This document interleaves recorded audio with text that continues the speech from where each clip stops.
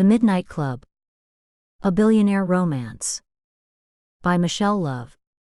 Narrated by Google Play Auto-Narrated Voice Michelle. Audio copyright 2023. BFA Publishing. Note: all of Michelle Love's books have happy ever afters and no cheating.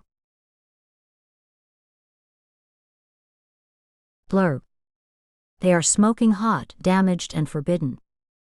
Meet the billionaires from the Midnight Club. These 5 naughty bad boys are attractive AF, and are ready to devour you completely. They are pleasure seekers, and they have one rule: to never let a woman come between them. This rule becomes harder and harder to keep when they meet the women who could change their lives. Despite the recent murder of Viola, Alex's fiancée, the friends don't know that any woman they meet from now on could also be in terrible danger. Now they have to look for the killer, who will do everything to keep the Midnight Club exclusive. Does the threat come from outside, or is one of the Midnight Club members the vicious and ruthless killer? Dusk. She was tied to the chair, shivering and terrified, but determined not to show him how scared she was. He'd stripped her down to her underwear now, and his hands roamed freely over her skin. So soft, he cooed in a sing-song voice almost tender. She could almost believe him to be that caring, if it wasn't for the crossbow in his other hand. He saw her looking at him and grinned. He brought it up and leveled it at her. Point blank. "Tell me you love me," he said tenderly, and she looked him straight in the eye. "No." Her voice was strong. Defiant. He smiled. "What a waste of such beauty," he said, and fired the bolt deep into her body. The pain was unimaginable. Venice, Italy, March 14th, a year previously. Alex Milland was the first to arrive in the floating city Galleria, and immediately he went to find Maceo. The art gallery may have been small, but its position overlooking the lagoon afforded wonderful views across the city. One whole wall was glass, the rest of the walls were painted a stark white. The effect was to make the works of art hanging on them stand out. It worked. Alex nodded to himself approvingly. He smiled to himself as he noticed a few harassed-looking but very attractive assistants scuttling around. He wondered how many of them Maceo was screwing. Dumb question, he said to himself. Maceo would have screwed them all at their first interview. Maceo himself was in his office on the 3rd floor. Alex knocked on the door and didn't wait for an answer. Maceo looked up and grinned. "Alex, how good to see you." He got up and the 2 men bear hugged. Maceo, his green eyes a contrast to his dark curls and swarthy skin, studied his friend. "How are you?" "Really?" Alex sighed inwardly. He would be getting this question a lot today. "I'm fine, Maceo. It's been months since Viola died, and not that I will ever get over it, but I have to try and function. So I need this. I need to celebrate something good. The place looks incredible." Maceo nodded, grinning. Humility wasn't in Maceo's playbook. "Thanks, Alex. I admit, it does look spectacular. And you should see who we have exhibiting at the moment." He rattled off a few names, and Alex was impressed. Some of the biggest names in modern art. He had to admire Maceo's work ethic. He doubted anyone said no to the young man in front of him. Young man. Alex shook his head, smiling. He and Maceo were the exact same age. Alex just felt like the granddad of their group. The club. The Midnight Club. In truth, he had always considered himself the oldest of them, except for maybe Seth. But then again, he and Seth were as close as twins. Maceo was the young puppy of the group, passionate, confident, a visionary. Maceo gathered up a pile of papers and yelled, "Lucia!"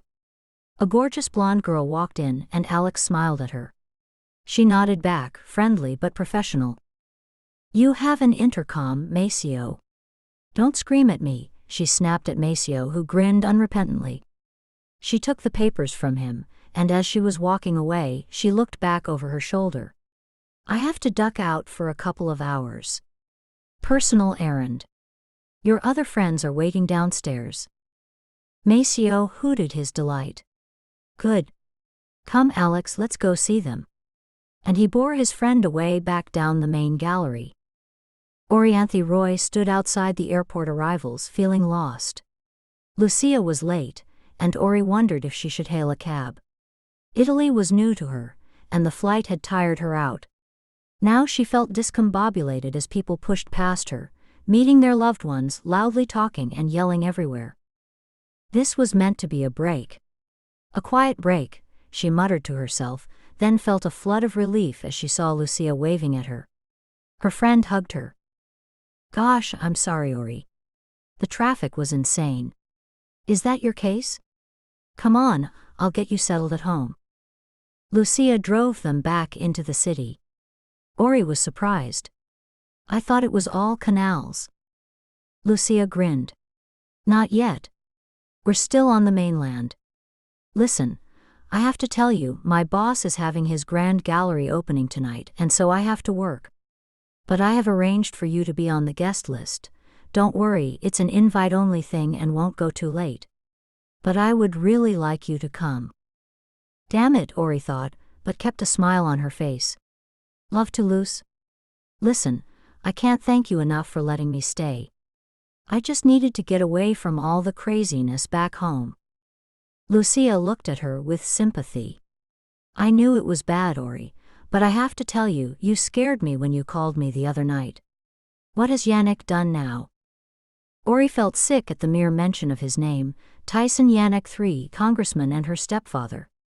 Recently outed by the mainstream press as screwing a lot of his colleagues' wives, he had been forced to step down, but even now was working to retake his position. The fact that he was doing it by calling in favors from people who were less than respectable didn't matter to Tyson Yannick. He didn't care who he stepped on or who he destroyed. When he had married Ori's mother, Ori had been 10 years old and in deep mourning for the father she had lost. Ori's mother, Catherine, after being disinherited from her father's newspaper fortune, had married the charming and handsome Tyson, and had given birth to Ori's younger half-brother, AJ, soon after. AJ was the best and only good thing about the marriage, as far as Ori was concerned. Almost as soon as Tyson had married her mother, he started to abuse Ori. At first it was insidious, the odd touch here and there that could be explained away. But on the night of her 12th birthday, her mother was asleep when Tyson came into Ori's room. That night he raped her for the first time. That night he threatened the life of her mother, her baby brother, and Ori herself for the first time. It didn't stop until Ori left for college. She never returned home. Tyson persuaded her mother to write Ori out of her will, leaving her penniless. Determined not to take a penny from Tyson or touch the small amount of money her mother had left AJ, Ori worked in retail stores, bars, restaurants, diners, all to make enough to pay her rent and keep food on the table. At college she excelled, and graduated from her arts program with honors. It was only when she started to be offered places in graduate programs that Tyson started to interfere again. Suddenly Ori would be turned down or rejected for places she had initially been offered unconditionally. Tyson broke into her apartment one night and told her that she would never be free of him, that she belonged to him. When her mother died 5 years ago, Ori had taken the still teenage AJ and moved away from New York, hiding out in Arizona and putting AJ through state school. Tyson had found them within weeks and, threatening Ori with arrest, had taken his son back to New York. Unwilling to leave AJ, Ori had reluctantly followed, knowing that as long as AJ was underage, Tyson had them. He raped her again on her 25th birthday, and this time he beat her too. Leaving her bleeding and bruised, he got dressed and grabbed her by the throat. Try and leave me, Ori. Just try. They won't be able to identify your body for weeks. But living in a world of terror can make the strongest person break. Ori quit her job and stayed at home for 3 months, not speaking to anyone. In the end, it took a concerned ex-coworker to come find her and pull her out of the mire. Lucia had been over from Italy to see her parents, Italian immigrants to New York, and had been horrified to see Ori so depressed. She had told her then to come to Italy to escape. 3 years after that final rape, when Tyson's scandal erupted and the press was all over their family, AJ checked himself into a facility for depression, and Ori called Lucia. It had been her one chance to escape Tyson. Now that she knew AJ was okay and that he was safe where he was, it was time for her to look out herself. "Hey, penny for them. We're here." Lucia nudged her, smiling. Lucia's apartment was huge. Her guest bedroom looked out over a canal, and had a little balcony where Ori could sit and sketch or just sit and watch the day. She looked around the bedroom. Huge bed, vanity, ensuite bathroom. A small table and chair for her to work at. Ori smiled at Lucia gratefully. "Luce, this is amazing, thank you." Lucia hugged her. "I hoped you'd like it. Now, everything is handled. I've even taken the liberty of getting you a few clothes. Now I know you hate dressing up, but believe me, try it just for an evening. I've bought you plenty of jeans and t-shirts too." Ori laughed. "I don't know how to thank you, Luce. I want you to relax.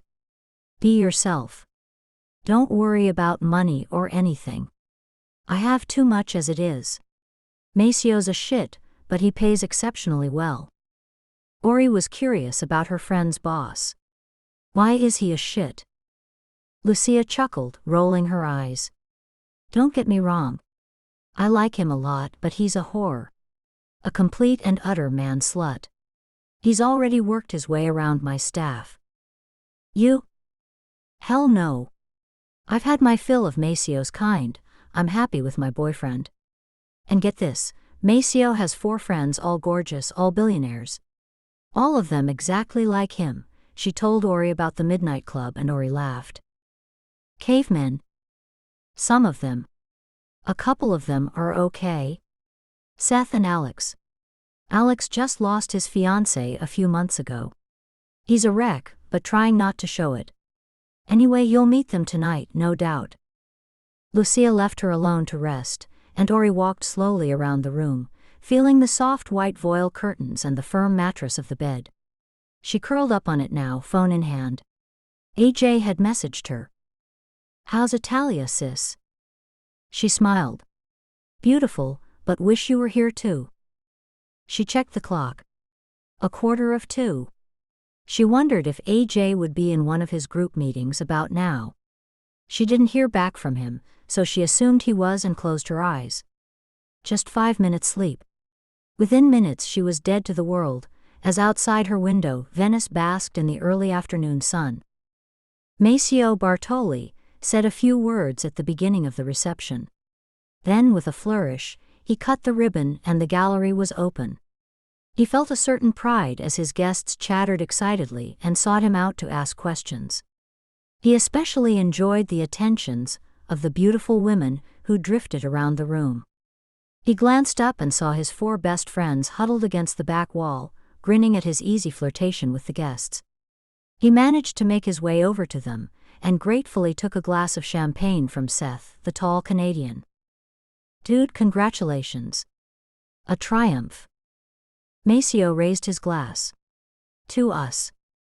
Lysander, the brooding Argentinian fashion designer, nodded at some of the exhibits. "Nice showing of South American art." "Thank you, Maceo." Maceo grinned. "If I could only persuade you to allow me to hang some your design sketches, Sander." Benoit, an elegant Frenchman, flicked his dark brown eyes across the room. An architect, he nodded approvingly at the gallery's design. "This is a good space, Maceo. A very good space." Maceo grinned at him, his green eyes shining. "Enough about that." He raised his glass. "Happy birthday, my brothers."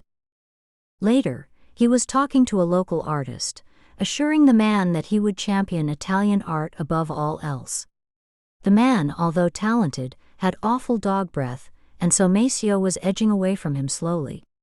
Finally, with a sigh of relief, he managed to escape to one of the balconies. He stepped out into the cool Venetian air and heaved a sigh of relief. He didn't see the young woman sitting on one of the stone plinths until she gave a small, embarrassed cough.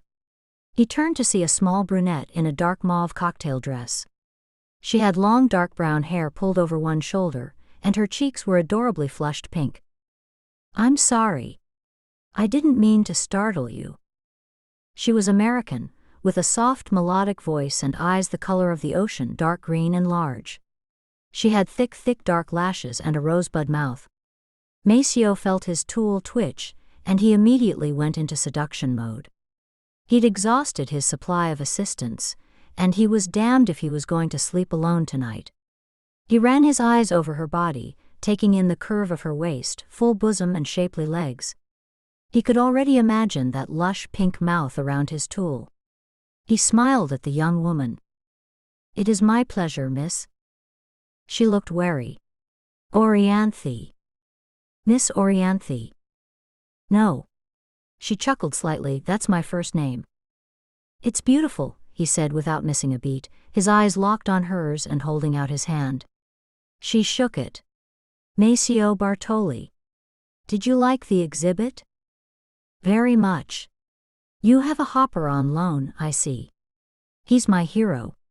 "I also liked the Mamani selection." Maceo's eyebrows shot up. "You know your paintings." Ori nodded. "I majored in art, and I worked for a while as a curator." Maceo was impressed, but he was still distracted by her body. He could smell her scent, perfume, soap, clean laundry, and fresh air. He wondered how her friend would taste and how it would feel. He shot a quick look in through the French windows. Could he take her here? Suddenly being inside this beautiful woman was all he could think about. He blinked, trying to concentrate on what she was saying. He smiled as she stammered to a halt, suddenly noticing his scrutiny. "Orianthe, would you care to have a late supper with me tonight?" She grinned, and her smile made his member thicken painfully. She really was gorgeous. But she shook her head. "Mr. Bartoli, I should tell you. I'm staying with Lucia Fernando. She and I are best friends, and let's just say, your reputation precedes you." "Thank you, but no." She nodded, half smiling, and went back inside, leaving Maceo staring after her. Remind me to fire Lucia, he thought to himself, knowing that he would do nothing of the sort. He couldn't function without Lucia running his business, and b, that whoever she was, the girl called Orianthe had just laid down the ultimate challenge to Maceo Bartoli. Get her into bed or die trying. Maceo grinned to himself, and went back into the gallery to rejoin his friends. They say the first time is the hardest. They say it gets easier the more you kill. Yes, he had found that to be true. Killing Viola had been life-changing, along with that surprise in her eyes as he shot the crossbow bolt into her at point-blank range, and the horror. Then there was her blood, carrying her lifeless body to the edge of the river and dumping her in, watching her blood mix with the water. He had never felt such peace. And now he knew he would do the same to any woman that the Midnight Club grew attached to or fell in love with. He would kill them all. He stared at the girl in the mauve dress. She looked like Viola too, dark, sensual, curvy. He hoped she would stay away from the club and away from them all. Otherwise, it would be her death sentence. Alex Milland rolled over onto his back and sighed. No sleep again. 3 a.m. He considered, then grabbed his phone. He knew one of his friends would still be up. Well, he knew Maceo would also be up and doing some hot girl he'd picked up at the opening. Alex grinned to himself. Maceo was a machine. He could turn his feelings off. Maceo was an expert at that, and Alex envied him for it.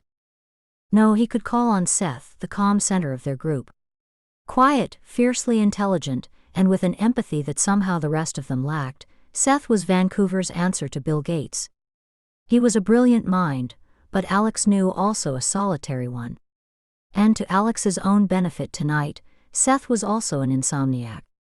He sent Seth a text message, and sure enough, a reply came back almost immediately. Bar is still open. He found Seth sitting at the bar, nursing a glass of scotch. He looked exhausted, but smiled at his friend, sliding a bottle of Johnny Walker Blue over to him. "How are you doing, Alex?" Alex shrugged. "Existing." Seth nodded in sympathy. "I'm sorry, man. I can't even imagine. They still haven't a clue who murdered Viola?" Alex sighed. "No. I can't get my head around it, Seth. I just don't get it. I just don't know what it would take for someone to do that to Viola, man. She was kind and loving to everyone. Such a freaking waste." "I hear you, brother." Alex took a slug of scotch. "I tell you, man, never again. No more long-term things.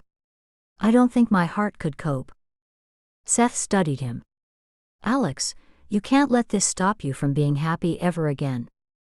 Alex gave a humorless laugh. "Look who's talking." "That's different," Seth said shortly. "Irina cheated on me. Not the same at all. I just haven't the time for relationships. I can get a quick bang whenever I need it, why bother with the rest?" "Cold. Not cold smart." Alex sighed. "Where are the others?" "Not being smart." Alex chortled. "Gosh, you really did get up on the wrong side of the bed today." Seth rubbed his face. "I just want some damn sleep, man." "I know how you feel." Seth put his arm around Alex's shoulders. "I'm sorry, buddy. You must miss her. We all do." An hour later, Alex was back in bed, listening to the rain fall outside. He closed his eyes, but he could only see Viola's pale gray face. Dead. Her body so still on the mortuary slab. The detective asking him to identify her. Alex pushed the thought away and finally rolled over at 6 a.m., falling asleep. Ori stood under the spray of the shower, trying to shake the dream she had just awoken from. Not that it was a nightmare, far from it, and it was a change to have such a pleasant dreams for once. "Ha," she thought. "Pleasant is hardly the word. Try hot. Try sensual. Try the sexiest, most erotic dream she'd ever had." And of course, it had to be about that damn Maceo Bartoli, didn't it? Ori closed her eyes, and the water poured over her body. For a second she indulged in the remembrance of the dream, the part where Maceo Bartoli ordered everyone out of his gallery except her, then made her stand without clothes in the middle of the floor while he circled her, watching, studying her, and describing everything he wanted to do to her. "Ori!" Lucia yelled through her bathroom door. Ori's eyes snapped open, and flushing guiltily, she shut off the water and stepped out of the shower. Wrapping a towel around herself, she opened her bedroom door. Lucia looked apologetic. "Hey sweetie, I'm sorry. Maceo's called me into work, so we'll have to postpone our shopping trip." Ori was disappointed. "Oh. Well, that's okay, I can just wander around and get to know the place. We can shop another day." Lucia smiled at her gratefully. "Thanks, darling, I am sorry. Look, I have a handy travel guidebook that I've left on the table. It was invaluable when I first moved here. Just be vigilant." "Oh, look what I'm saying. Is there a place in the world where we women don't have to be vigilant?" Ori laughed. "Can't think of anywhere, but yes, I will be. I'll keep to the tourist traps." After her friend had gone, Ori dressed in jeans and a loose flowing white shirt. She pulled her long dark hair into a messy ponytail. Sliding her feet into her old battered Chuck Taylors, she grabbed her bag, shoved the guidebook inside and headed out. This year Venice in March was unseasonably warm, and soon Ori had lost herself in exploring the place, taking water taxis, letting herself drift down small passages. She ended up on the island of Giudecca, and found a small bar trattoria to have lunch in. She ordered a small tuna salad and ate with pleasure, a glass of wine on the table, watching the people as they passed on the street. She got lost in daydreaming, so when the man who appeared by her side spoke, she started in her chair. Maceo Bartoli was smiling down at her, and gosh if a beat didn't start pulsing between her legs. He was gorgeous, all scruffy charm and confidence and very, very tempting, but Ori knew his type. Once he'd had her, she would be old news, and she didn't think her confidence could take that kind of hit right now. "I'm sorry," she said coolly, "I didn't hear what you said." Without being asked, Maceo sat down in the chair opposite her and signaled to the waiter.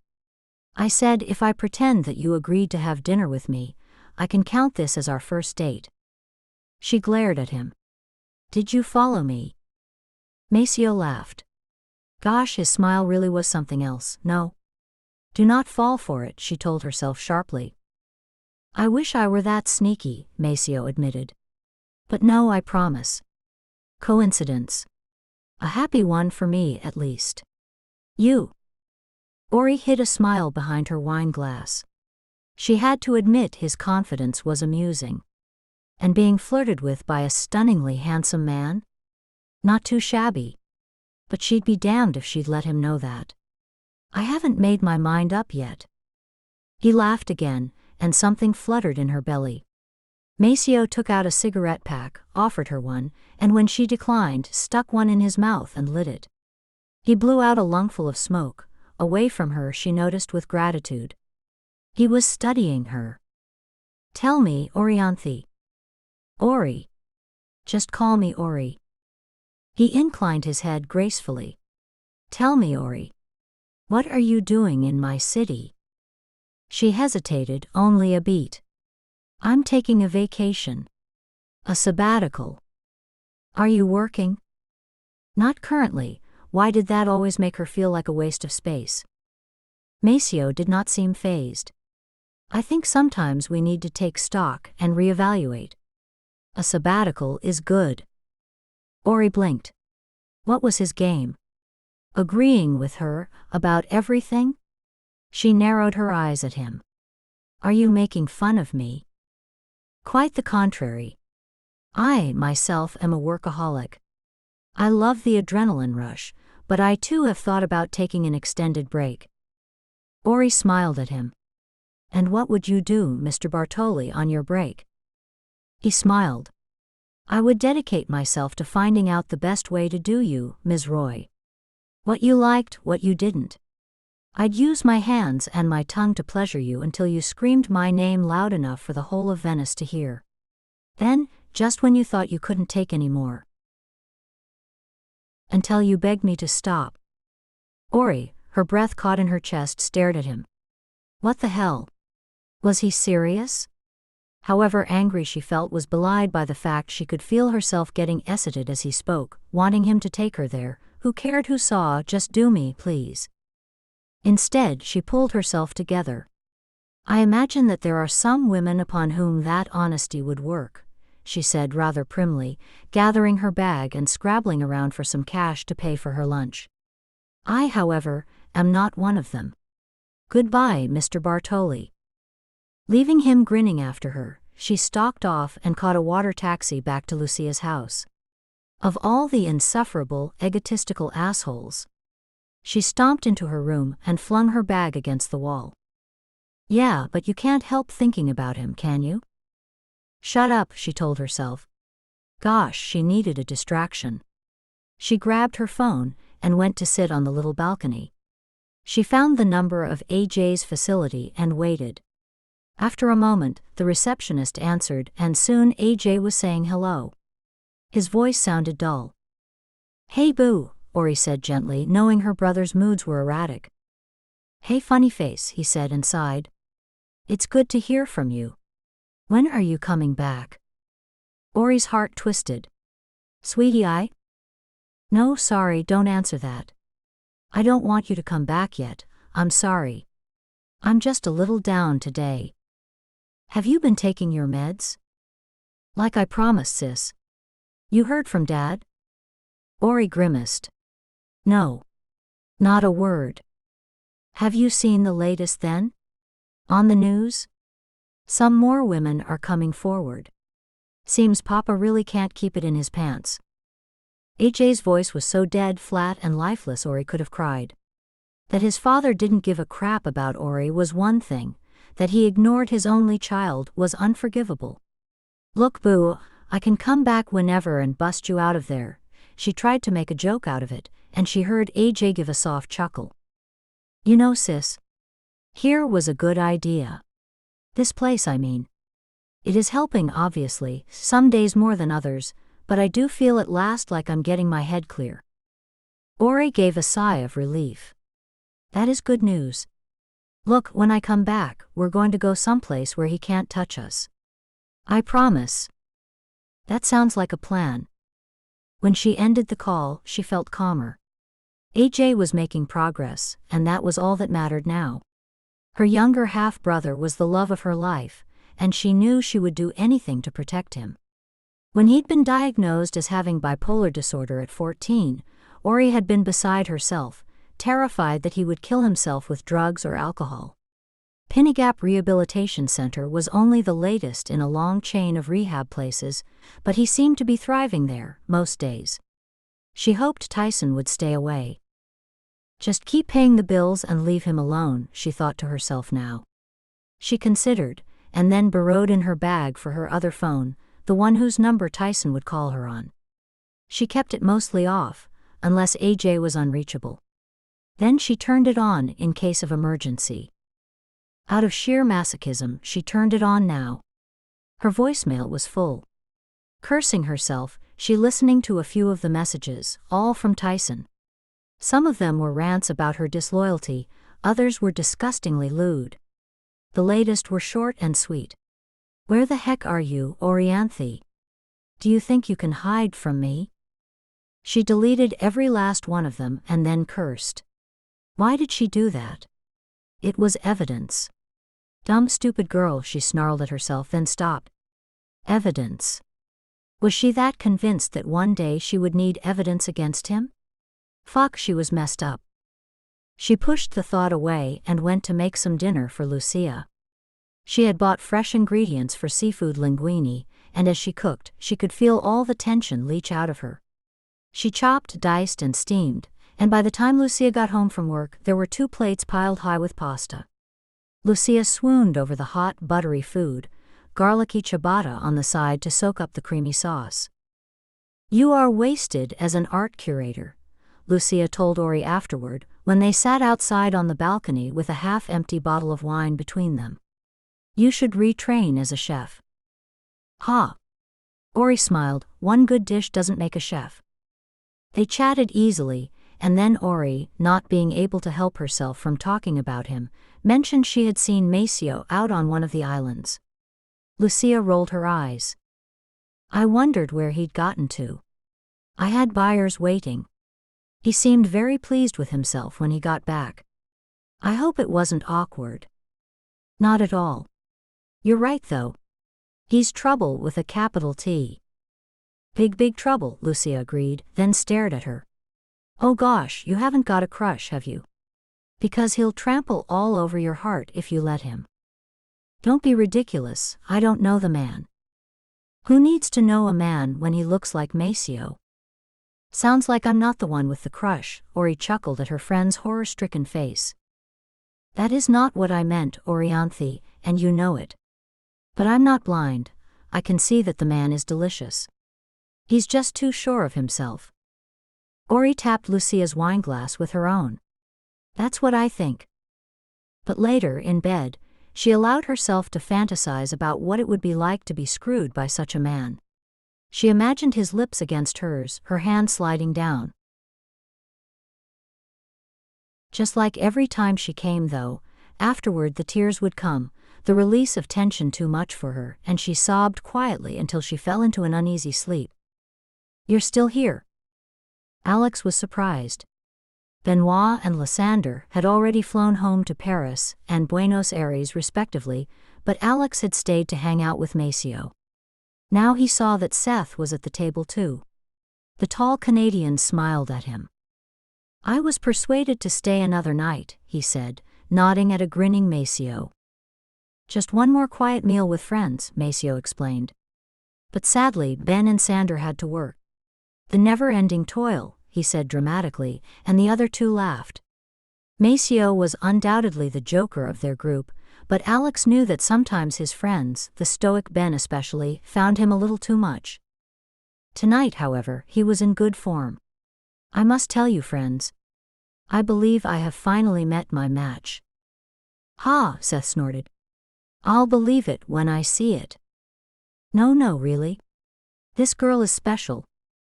They all are until you screw them, Alex said dryly. Maceo threw up his hands but laughed. You have a fair point, my friend, but no. This one, she has something else. She will not be so easily had. Oh, she is different, Seth nodded sagely. She has taste. Maceo laughed, taking the ribbing in good heart. All three friends enjoyed the meal, joking and laughing. It wasn't until they were leaving the restaurant that the conversation turned serious. Maceo looked at Alex steadily. Alex, my brother, will you be okay? Seth told me this morning that the Figlio di Puttana, who killed Viola, is still out there? Alex nodded, his eyes clouding over. A part of me wants to find him first, so I can end this the way Viola deserves. He gathered himself, as his two friends looked at him sympathetically. I'm sorry, guys. I'll get to the bottom of it, I swear I will. Later, Maceo himself drove both Alex and Seth to the airport. Hugging them goodbye, he made them a promise. We will meet soon again, yes? As he made his way back to the car, his attention was caught by a man in a long dark coat and sunglasses, getting into a long black limousine. Sunglasses at night? Maceo grinned to himself. What are you hiding from? He soon forgot about the man, channeling his thoughts more pleasurably into his latest project. Orianthe Roy. He could not stop thinking about her, to the point where he had actually called Lucia into his office earlier that day and asked her about her friend. You leave that girl alone, Lucia had said immediately. She is not one of your conquests. Maceo grinned now. No. Not yet. But he hadn't said that to Lucia. Out of all his colleagues, she was the one he was actually wary of, probably because she was amazing at her job and had turned him down flat when he tried his usual shtick on her first day at the gallery. That, she had said bluntly, grabbing his member through his jeans, isn't going to get anywhere near me. It does not interest me. Now, she had released him. Can we get back to work? Maceo laughed out loud now. He honestly could not imagine his business without Lucia. So could he risk her friendship just for the sake of screwing Orianthe? For once, Maceo knew he would have to tread very, very carefully. If only he could stop thinking about Ori's lush curves or her pink warm mouth. Are you sure you're going to be okay? I can always tell Johnny I can't make it this weekend. Ori rolled her eyes at her friend. Lucia's boyfriend, a race car driver, had called at the last minute, asking Lucia to fly to Monaco to see him. Ori could tell she was excited. I'll be fine, as long as you don't mind me pretending that this amazing place is my own for a week. Lucia laughed. Not at all. I know you, Miss Homemaker. I'll come back to brand new drapes and exquisitely crafted baked goods like in college. Gosh, doesn't that seem a million years ago? It does. Ori followed Lucia into her bedroom and sat on the bed while she packed. I found this great little cafe today, overlooking the lagoon. It's quiet, and I can write there. Lucia, this city is growing on me, I have to say. As well as the obvious beauty of the place, I like the people and the serenity. Ha! Lucia snorted from the depths of her closet. Wait until it's Carnevale time. Then you'll change your mind. She dragged a huge suitcase out of her closet and opened it. Is that a mouse? Ori peered in.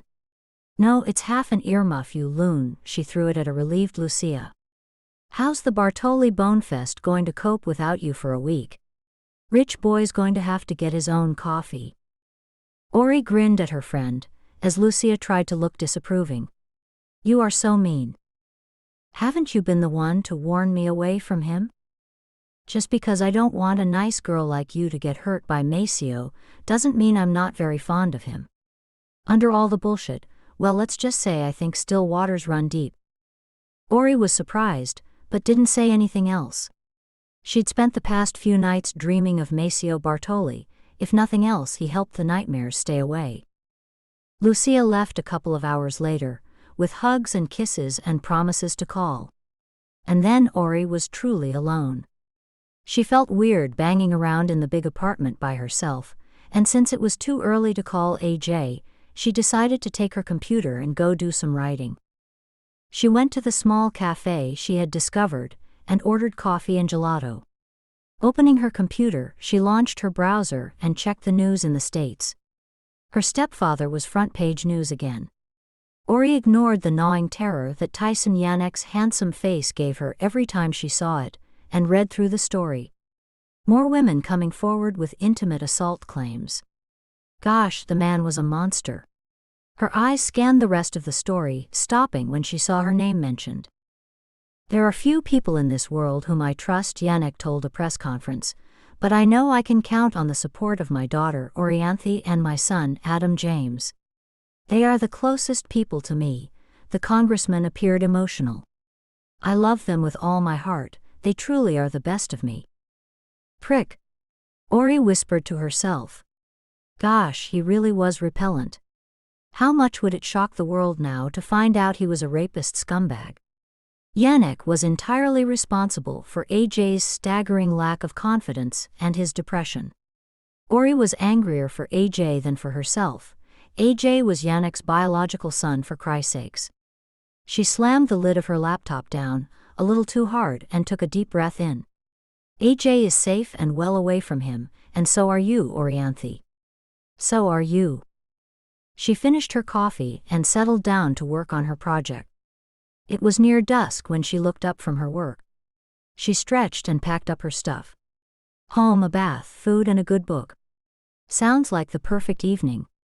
She was smiling to herself as she walked back slowly through the city. Her cell phone rang just as she reached the apartment. Lucia. Sweetie, I'm so sorry to ask you this, Lucia sounded panicked, but Maceo is having a meltdown. One of his customers is saying a painting Maceo sold him is fake. Is there any chance you could go to the gallery and help him out? Ori saw her perfect evening go up in smoke. Of course, honey. Don't panic. I'm not 100% sure what I can do, though. I'm not an expert. That's the thing.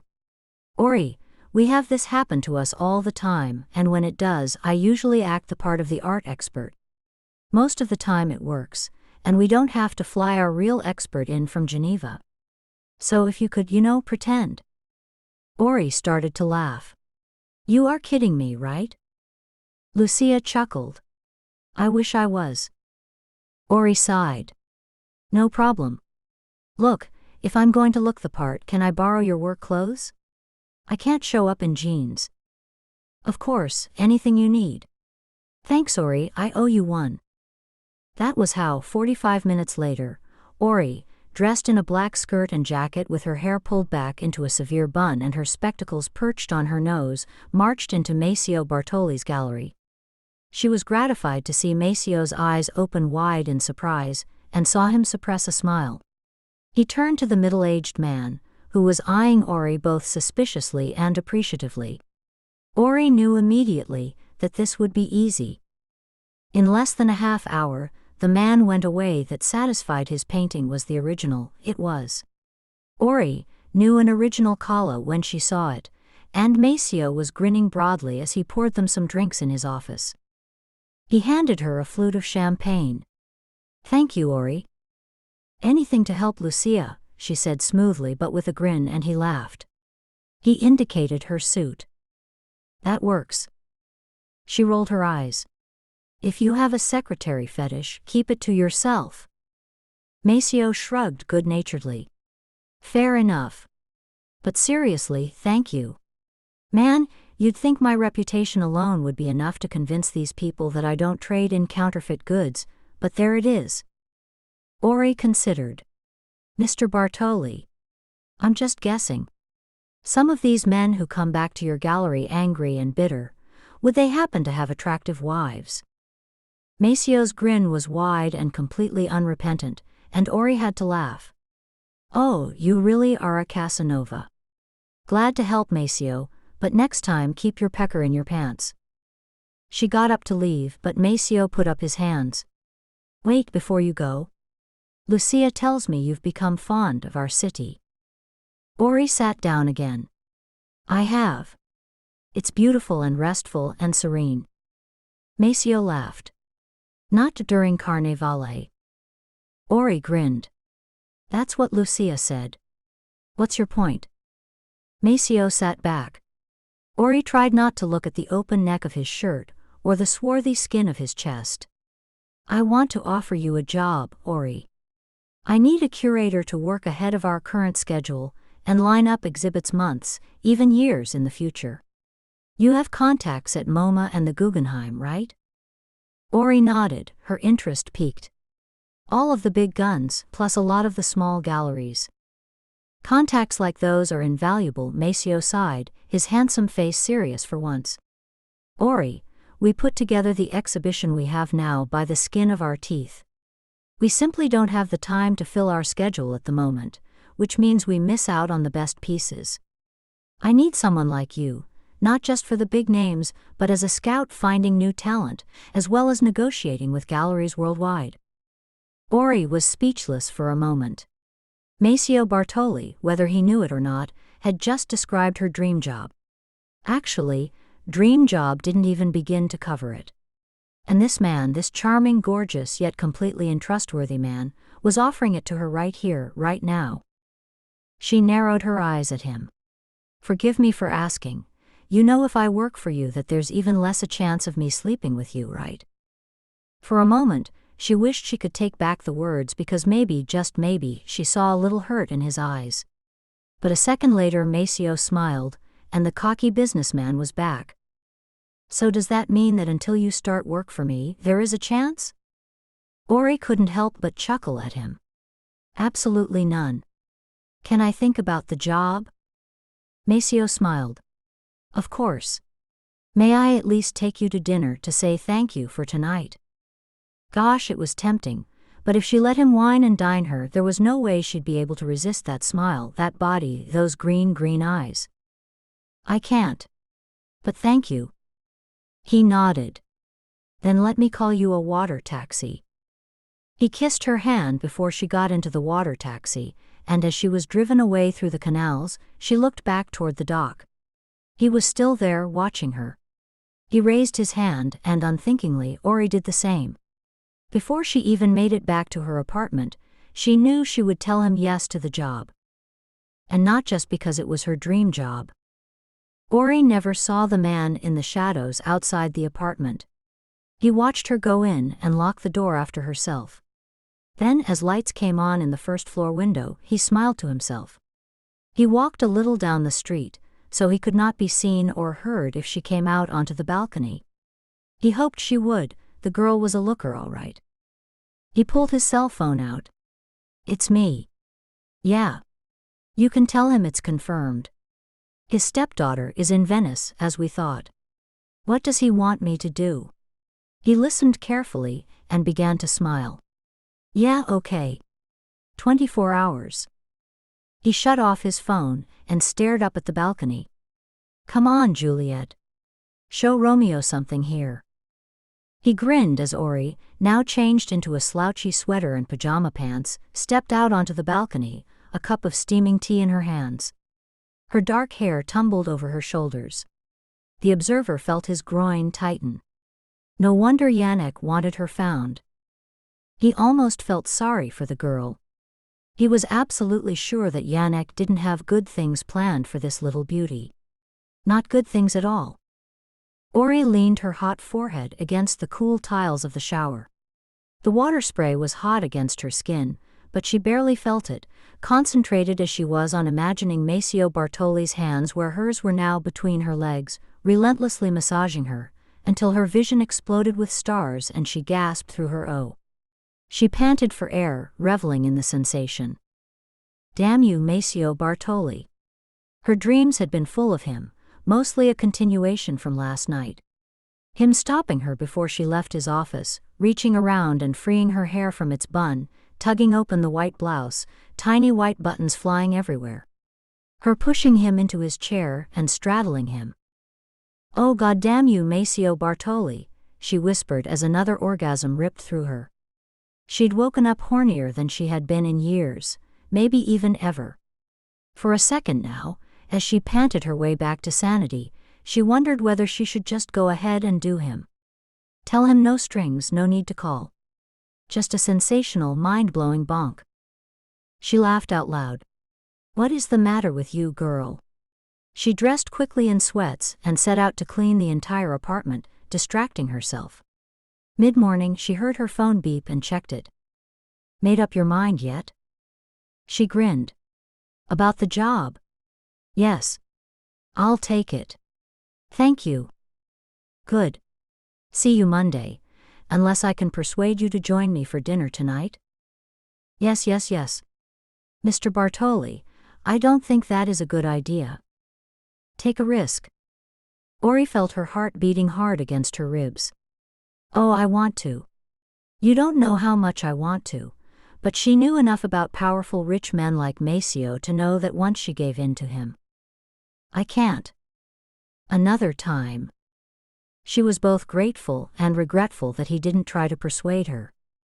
Later, after the apartment was clean and she was filthy, she took a long soak, reading her book, then went out to the market to buy fresh fish and vegetables for her supper.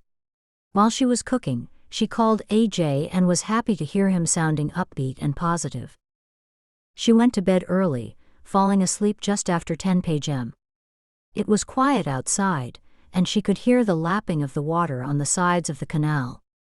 It lulled her to sleep, but at 11:15 she awoke with a start. Someone was in the apartment.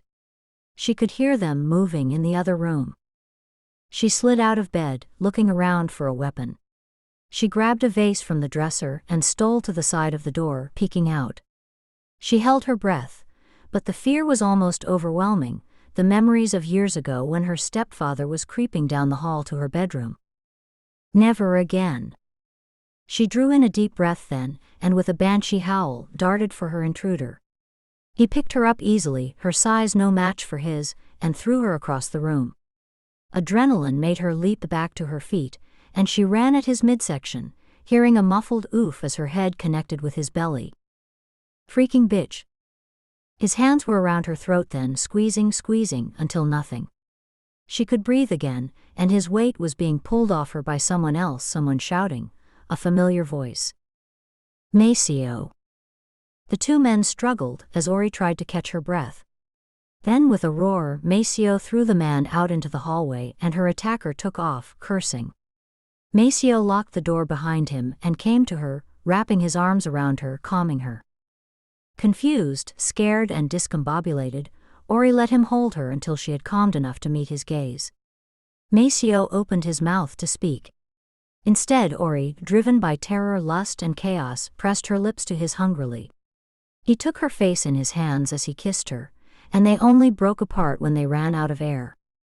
Maceo, his green eyes full of desire but at the same time questioning, spoke softly. Are you sure? Ori nodded, her body curving around his. In one easy motion, Maceo swept her into his arms and carried her to the bedroom. Ori didn't care that she was in her old ratty but comfortable t-shirt and shorts combo. All her attention was on the man above her. Maceo pulled his t-shirt off in one easy motion, and Ori saw the finely honed planes of his body and his thickly muscled arms. Maceo pushed her t-shirt up, pulling it over her head. And then his mouth was on her until she was moaning, his hands slipping inside the waistband of her shorts to stroke her. Oh gosh, it was even better than she had fantasized about, the rhythmic stroking of his long, strong fingers making her skin electrified by his touch. Her hands fumbled on his jeans. She could feel him hot and hard against the denim, and when she finally managed to make her trembling fingers free it from his underwear, she stroked the length of it, feeling it shudder and thicken under her touch. Ori. His eyes were fixed on hers, the desire in them making her head swim. Ori stroked his face. Don't wait, Maceo, please. He ripped her shorts from her and hitched her legs around his waist. Ori felt him nudge at her then, as he plunged into her. She gasped at the sensation of their bodies rocking in perfect symmetry, his lips against hers. Right this minute, she didn't care about anything else but being with this glorious, glorious man. He drove himself into her, both of them delirious with desire, until they both finished, crying out, his hands pinning hers to the bed. He barely let her recover before his tongue was lashing around, driving her crazy. Maceo Bartoli made Ori come 4 times before he finally let her catch her breath. Panting, she smiled up at him. "That was just a thank you, Mr. Bartoli, for, saving my life." He grinned down at her. "Well then, thank you back." They rested for a while, Maceo's arm around her, her head nestled on his shoulder. Then he moved away, propped himself up on his elbow and looked down at her. "Ori, who was that man?" She shook her head, her smile fading. "I honestly don't know. I woke up, and he was in the apartment. I attacked him first, so I could argue that he wasn't violent until I was." She sighed and sat up, rubbing her eyes, totally at ease with being naked with this man. She smiled at him and touched his cheek. "Thank you, Maceo, really, but can I ask? Why were you here?" Maceo looked sheepish. "Call me old-fashioned, but knowing you were here alone, it bothered me. So I just took a late-night boat ride. I've been alone for a couple of days. Did you do that last night too?" He nodded, looking up at her from beneath his thick dark eyelashes in a way that made her belly quiver with desire. "Forgive me." Ori wasn't sure how she felt about his vigilance, but she couldn't deny that tonight it had saved her life. Maceo sat up now and kissed her shoulder. "I'm not sure this is the safest place for you," he murmured, his lips against her skin. His long fingers stroked her belly, making it vibrate with desire.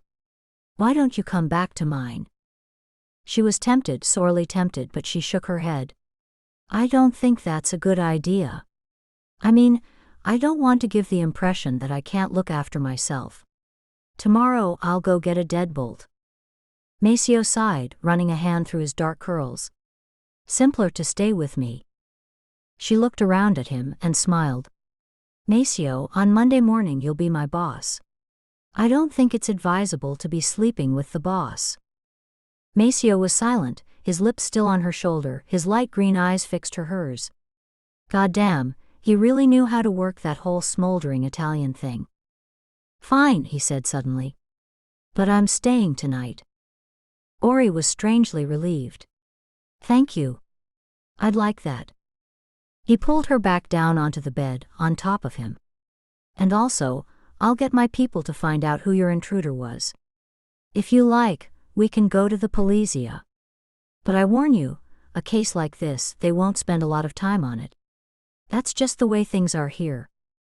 He was trailing his fingers up and down her spine, which was distracting Ori so much that she agreed without even listening, and soon his mouth was on hers, and he was rolling her onto her back. They made love long into the night, and Maceo was both tender and rough, attending to every part of her body, challenging her to do things she had never dreamed of. Ori knew in her heart that she'd probably never have another night like this, with a man who awoke in her a primal need and a feral desire such as this. Maceo Bartoli deserved his legendary swordsman status. Making her crazy, and she gave herself up to him entirely for the rest of the night. Ori's attacker, humbled and bleeding, knocked on the hotel suite's door.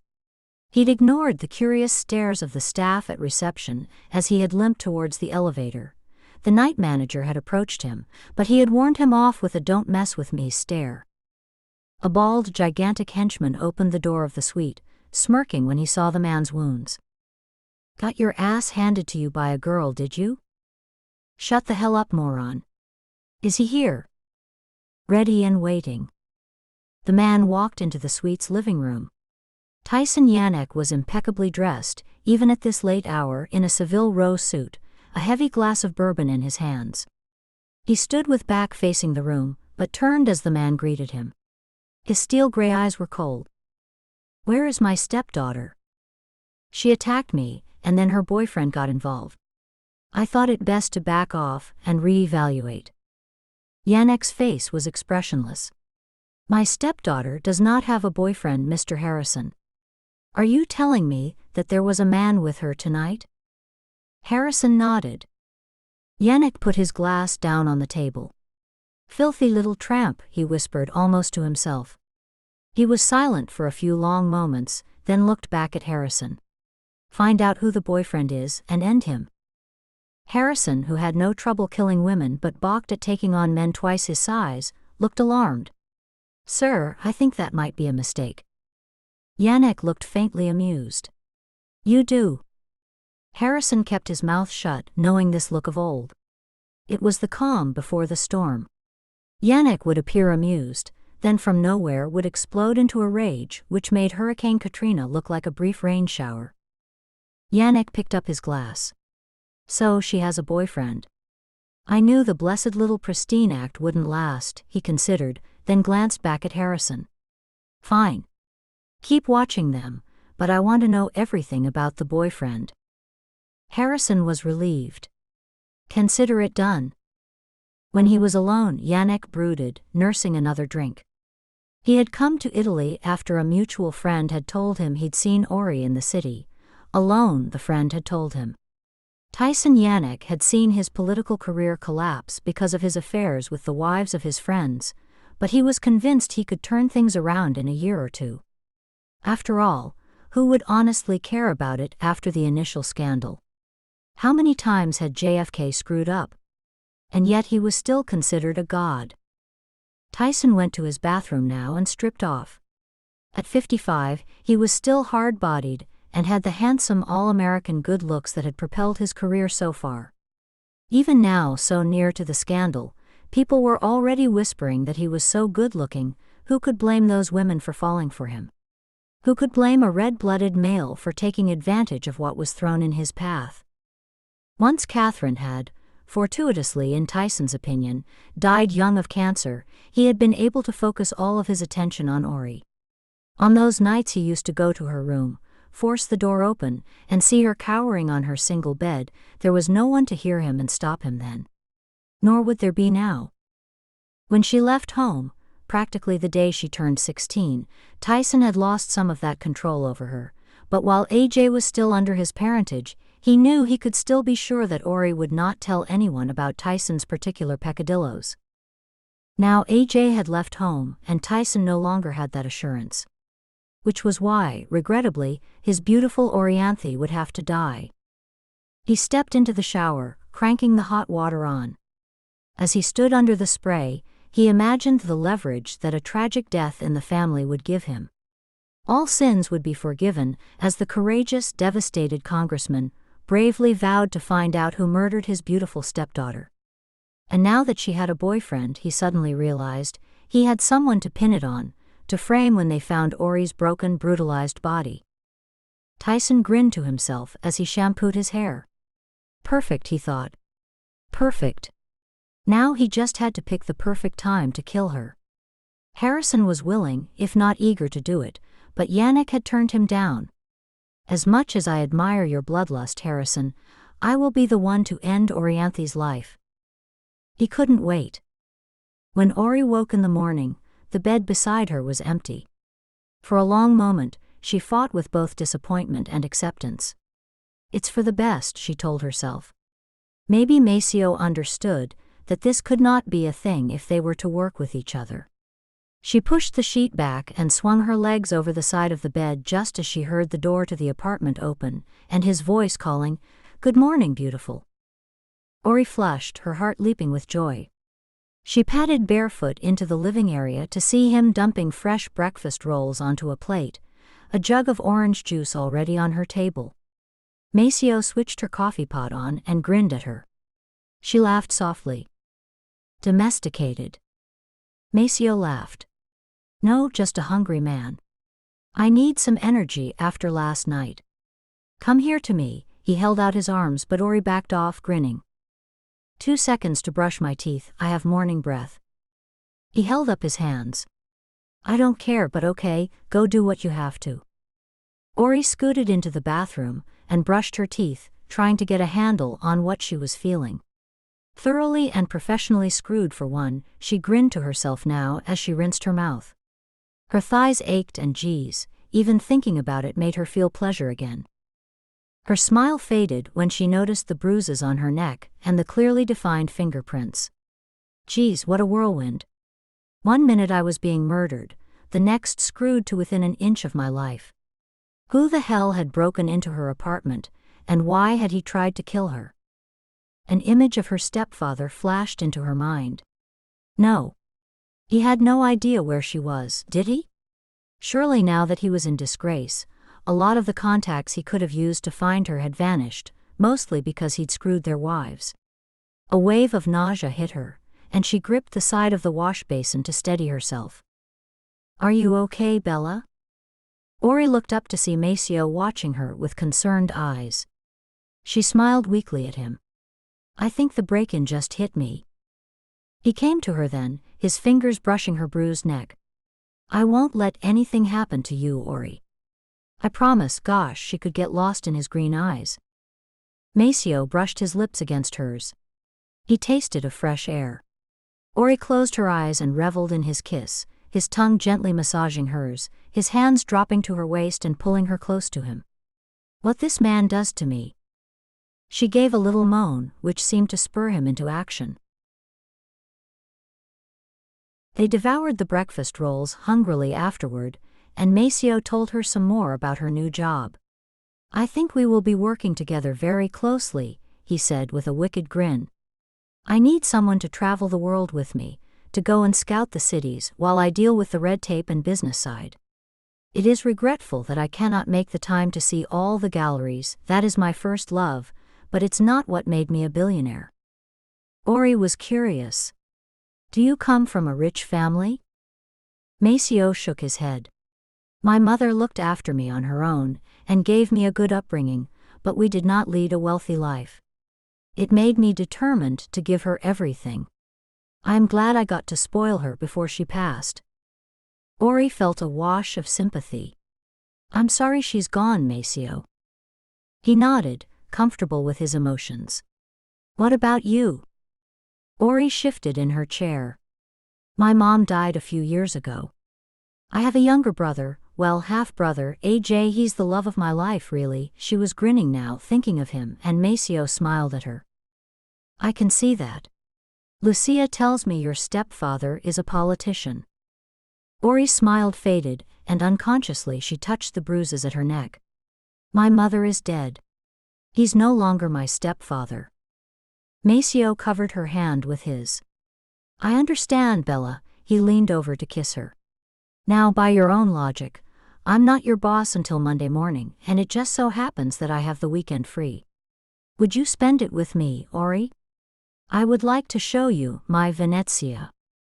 Ori smiled at him, grateful for the change of subject. "Yes, Maceo, I would like that very much." A little while later, when Ori had excused herself to use the bathroom, Maceo pulled out his cell phone. In a low voice, he instructed his private detective to find out everything he could on Tyson Yannick. "I want to know where he is, what he wants, and what the hell he's been doing to his stepdaughter. Mr. Milland, would you come this way?"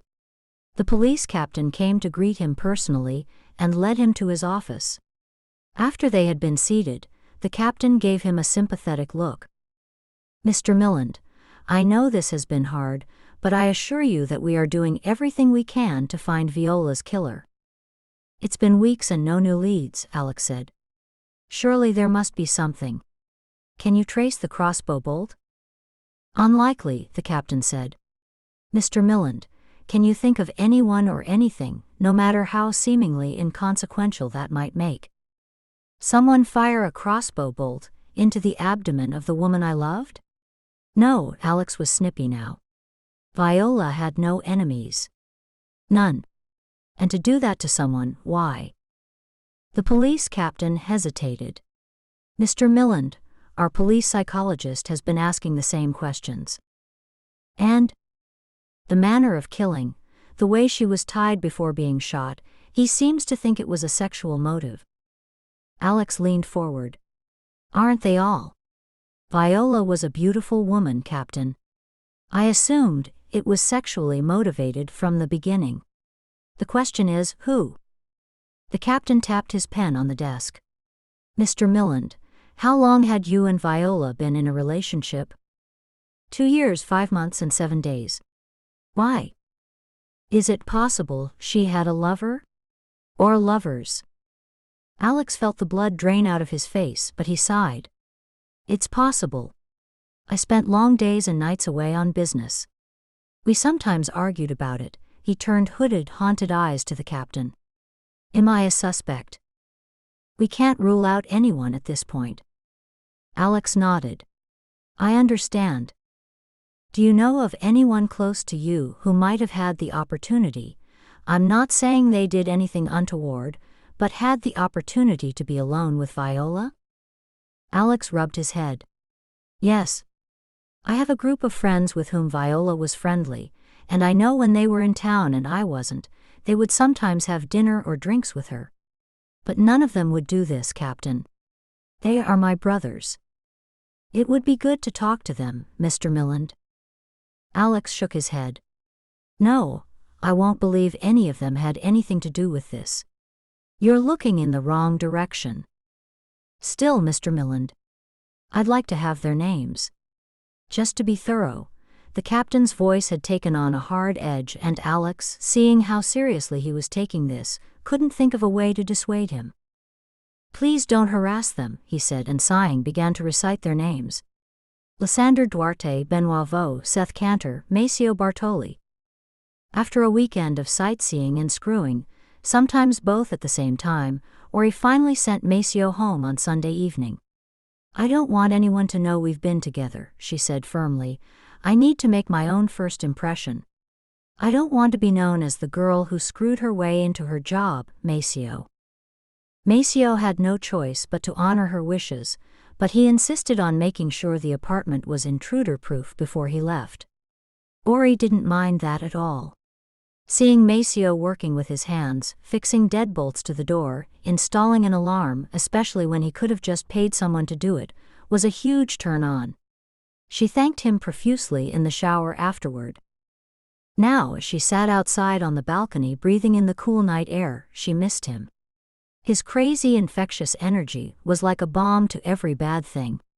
Yes, she knew that she was unlikely to ever be able to trust him completely, but when had she trusted anyone anyway?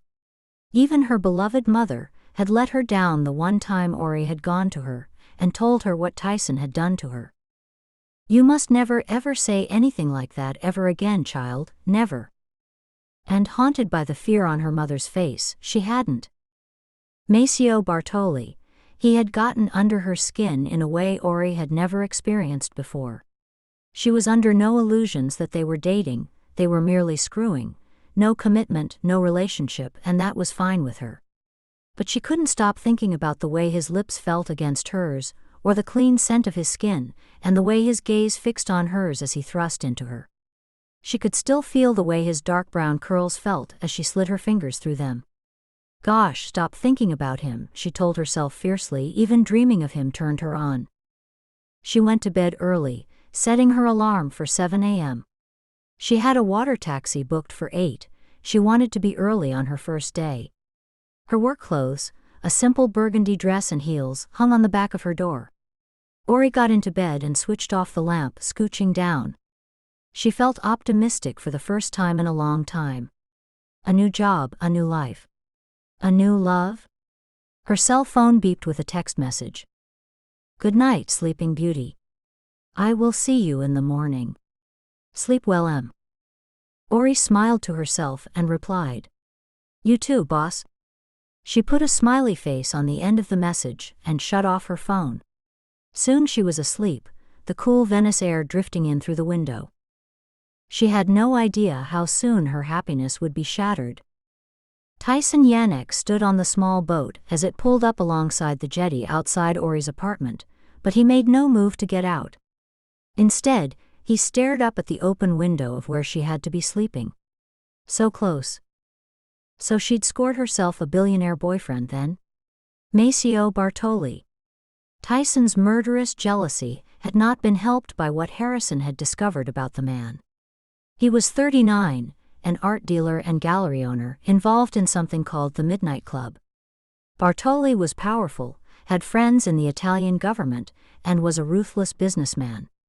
But all that was nothing compared to Bartoli's almost legendary status with women. If he wanted them, he could have them. His devastating good looks made sure that the world's most beautiful women hung on his every word. And now he had Ori. My Ori, Tyson seethed, but he did not show it on his face. He wondered if Bartoli would be unhappy when Ori died, or if she was just another random screw for him. No.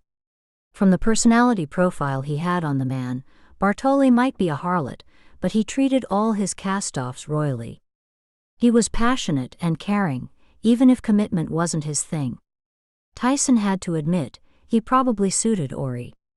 Ori had always hated being tied down. Tyson smirked to himself, and literally too. He nodded to the boat captain, who backed the small boat away from the jetty and out into the lagoon. No, Maceo Bartoli would mourn Ori, Tyson was sure. But he'll mourn her from the confines of a jail cell. Ori walked into the gallery at 9:15, nervous but excited. She saw Maceo already there, talking to a group of people gathered around one of the paintings. Clients, she guessed, and hovered in the background, not sure of what to do. She watched Maceo charm them, making them laugh, the women all tucking their hair behind their ears and standing a little straighter. Ori hid a smile. Man pro in everything, she thought without malice. She could see the danger of him, so easy to fall for, so difficult to let go. Maceo noticed her, and a huge smile spread across his face. He excused himself politely and came to her. And early too. That's always a plus. He kissed her cheeks, his green eyes twinkling at her. Come meet some people, and then we'll get to organizing you. The morning flew by, as Ori didn't have the time to worry as Maceo steered her through meeting clients and getting to know the staff. He introduced her as a friend of Lucia's. She was glad, it saved her a lot of nervousness. Maceo, his hand on the small of her back, was professional all the way, and most of the young women greeted her as an old friend. Ori wasn't stupid. She knew Maceo had probably screwed half if not more of them, but to his credit, they all seemed to be on friendly terms with their boss. Only one woman, Cassie, the other American, Maceo had chuckled, a blonde with a sweet face, was cooler to Ori, her eyes searching her face, then resting on Maceo. A small smirk hitched up at the side of her mouth. Ori flushed, but Maceo didn't notice anything. Saz, can I get you to show Ori somewhere she can dump her things? She'll be hot desking mostly for now. Ori, please excuse me for a few more moments while I show my clients out. Of course. Cassie took Ori up a flight of glass stairs. A large open-plan office lay on the second floor, but Ori was amused to see huge tables filled with art materials as well as the usual desks. It was messy and colorful, and Ori loved it. A few of the women working up there looked at her curiously. Cassie showed her a desk in the corner, a view out to the lagoon, a welcome sight to the cramped space. You can use this one, Cassie told her. Maceo doesn't care how you personalize it as long as you're happy, but it doesn't sound like you'll be using it a lot. I hear you're to be our new scout? Ori detected an undertone to her words, but decided to ignore it. She didn't want to fall out with anyone on her first day. Apparently so. I'm excited to start. Cassie took her through the computer and phone system, then showed her the bathrooms and kitchen, making them both a rather weak coffee. Ori sipped it, grateful despite the taste. Her nerves had only gotten worse since she got to the gallery. Cassie left her alone at her desk, and Ori took the chance to catch her breath and survey her surroundings. A small dark girl waved at her from across the room, and Ori smiled at her. The girl came over and sat on Ori's desk.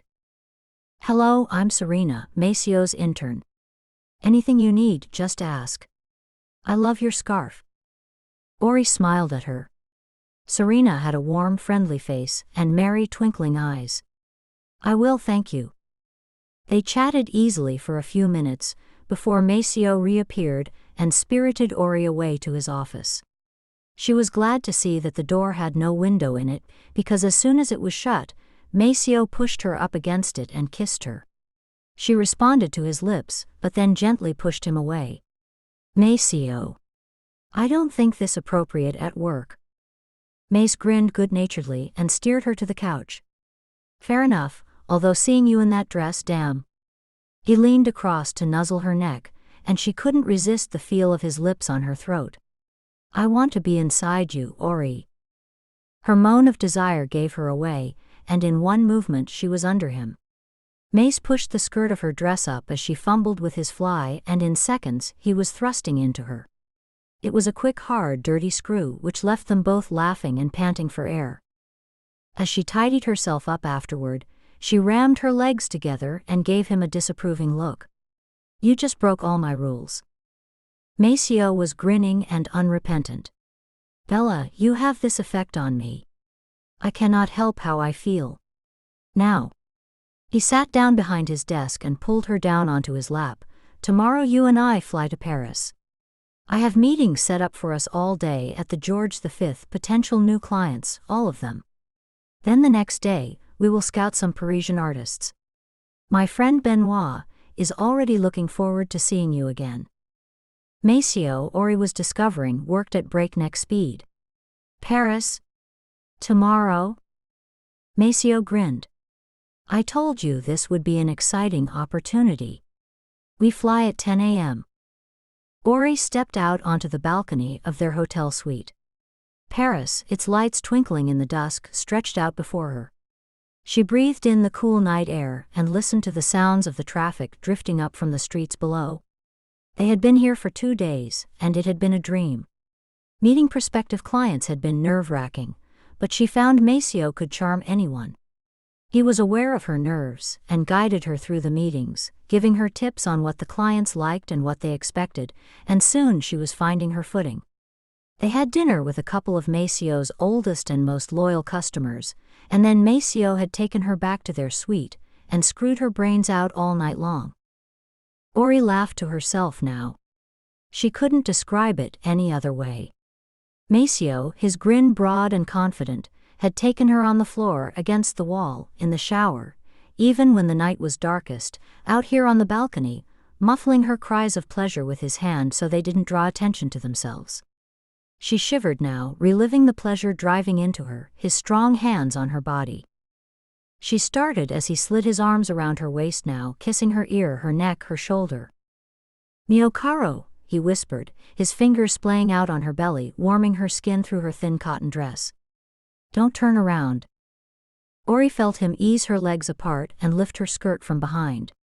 She gazed out at the night as he slid gently into her, and then she sighed as he began to move, one hand cupping her throat, his lips on her neck, the other hand finding her and kneading and rubbing until she was shuddering. She knew instinctively that this was not the time for screaming, but a slow, sensual journey to ecstasy. She shivered through 1, 2, 3 happy endings as he murmured what he'd like to do to her, and she felt him stiffen before hot semen pumped into her belly. She leaned back into his big strong frame, breathing hard. Maceo kissed her cheek. Are you okay? Ori laughed. Gosh, Maceo, how can you even ask? You're amazing. As are you, mio caro. Come, let's sit a while, we still have time before we have to change for dinner. They were going out to eat with Maceo's friend Benoit, and a date, and Ori was nervous and excited to finally see another part of Maceo's life. Maceo lit a cigarette and gazed at her. Caro, would you do something for me? Of course. He leaned forward. Would you strip for me? Ori was taken aback but smiled. If you'd like. She stood and slowly peeled her dress off, followed by her bra and panties, and stood before him. Maceo ran his eyes slowly over her body. You are perfect. Do you know that? Ori laughed, embarrassed at the compliment but not about her nakedness. She could not feel shy with this man, he made her feel like a goddess. Your eyesight may be failing you, old man, she joked, and Maceo grinned. If anything, it's improved. Come here to me. He held his arms out and she slid onto his lap, curling up in his arms, totally vulnerable. How is it no one has snapped you up, taken you to their castle and hidden you away? Ori felt a jolt. An image of her stepfather flashed across her vision, binding her, holding her down, imprisoning her, and she suddenly felt exposed and ridiculous. She extracted herself from Maceo's arms and slipped her dress back on. Caro, did I say something to upset you? His eyes were curious and concerned. She shook her head. It's not you, Maceo. She tried to smile at him, but he leaned forward. What is it? She shook her head. Please, Maceo, let's not spoil our evening by talking about my past. Another long pause. As you wish. After they had changed for dinner, mostly in thoughtful silence, Maceo took her hand. I hope you will get to know Benoit better, he said. He is one of my oldest friends. Ori asked him about his and Ben's friendship. We met in college, he and I and our other friends, Lysander, Seth, and Alex. All 5 of us were driven and knew what we wanted. And by and large, 20-odd years later, we all have it. The press calls us the Midnight Club because we all share a birthday, same time of day as well as date and year. Ori's eyes opened wide. That's an incredible coincidence. Isn't it? We were obviously meant to be friends. When is your birthday, mio caro? November 13th. I shall remember. Start thinking about where you would like to go. Ori stopped him. Maceo. I know how the game is played. You don't have to say such things. I'm not looking for a commitment here, and I know you're not. There was an expression she couldn't read in his eyes. I'm not. She kissed him. It's okay, Maceo. It really is. I'm not naive to the world, especially the world of a drop-dead gorgeous, extremely eligible billionaire like you. Why would you commit when you could have anyone? All I ask is that you're honest with me. The elevator door opened as she finished speaking, and Maceo, all humor gone from his face, was silent as they walked to their waiting cab. In the car on the way to the restaurant they didn't speak, but Maceo held her hand, his fingers knotted between hers. Ori glanced over at him as he stared out of the window. Maybe he'd never had a woman say that to him, and that's what was throwing him. Ori knew she had made the right decision to say what she had. It was a way of protecting her heart, because God knew, Maceo had been battering down the walls that she'd spent years building around it. She could not risk falling in love with him. She would not risk that. At the restaurant, Benoit and his date were already waiting, and Maceo, his mood seeming to lighten, introduced her. Ori was touched by the note of pride she heard in his voice as he introduced her. Benoit was in the same league as Maceo, she decided, charming, ruthless, and devastatingly handsome.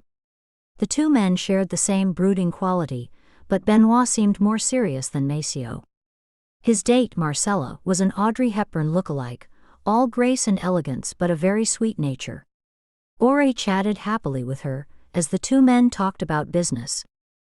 You have certainly made an impression on Maceo. Marcella told her, smiling, I can't remember the last time he introduced us to a date. Ori was surprised but kept her counsel. How long have you and Benoit been together? Marcella smiled. Oh, we're not together in that sense. I mean, we do spend time together, shall we say, but we're not a couple. Just very good friends. Benoit does not have the time to commit to a full relationship. Ori frowned. Like Maceo. Marcella looked taken aback. No, I don't think so. Anyway, my dear, to answer your question, Benoit pays very well for my company. Not that I wouldn't do it for free, you understand, but he insists. An escort. This glamorous, elegant, intelligent woman. Marcella chuckled. The expression on your face is why I love to tell Americans the truth about Benoit and me, about what I do. He's quite open about it, you see? We're consenting adults. Ori grinned. Hey, no judgment here. As long as it's consensual, have at it. Being an escort is my choice, Ori, but it is not my occupation. I do it because I enjoy sex with handsome men. At the same time, I prefer to live alone. They chatted a little while longer, then Ori remembered something. Do you know anything about someone called Viola? I believe she was one of Maceo's friends? The smile faded from Marcella's face and she sighed. Poor girl. She was murdered horribly too, shot with a crossbow. Ori felt sick. Gosh, who would do that? They haven't found anyone responsible yet. Benoit broke into their conversation, and Ori realized the two men had been listening to them. Alex is a mess, until he knows why he can't move past it.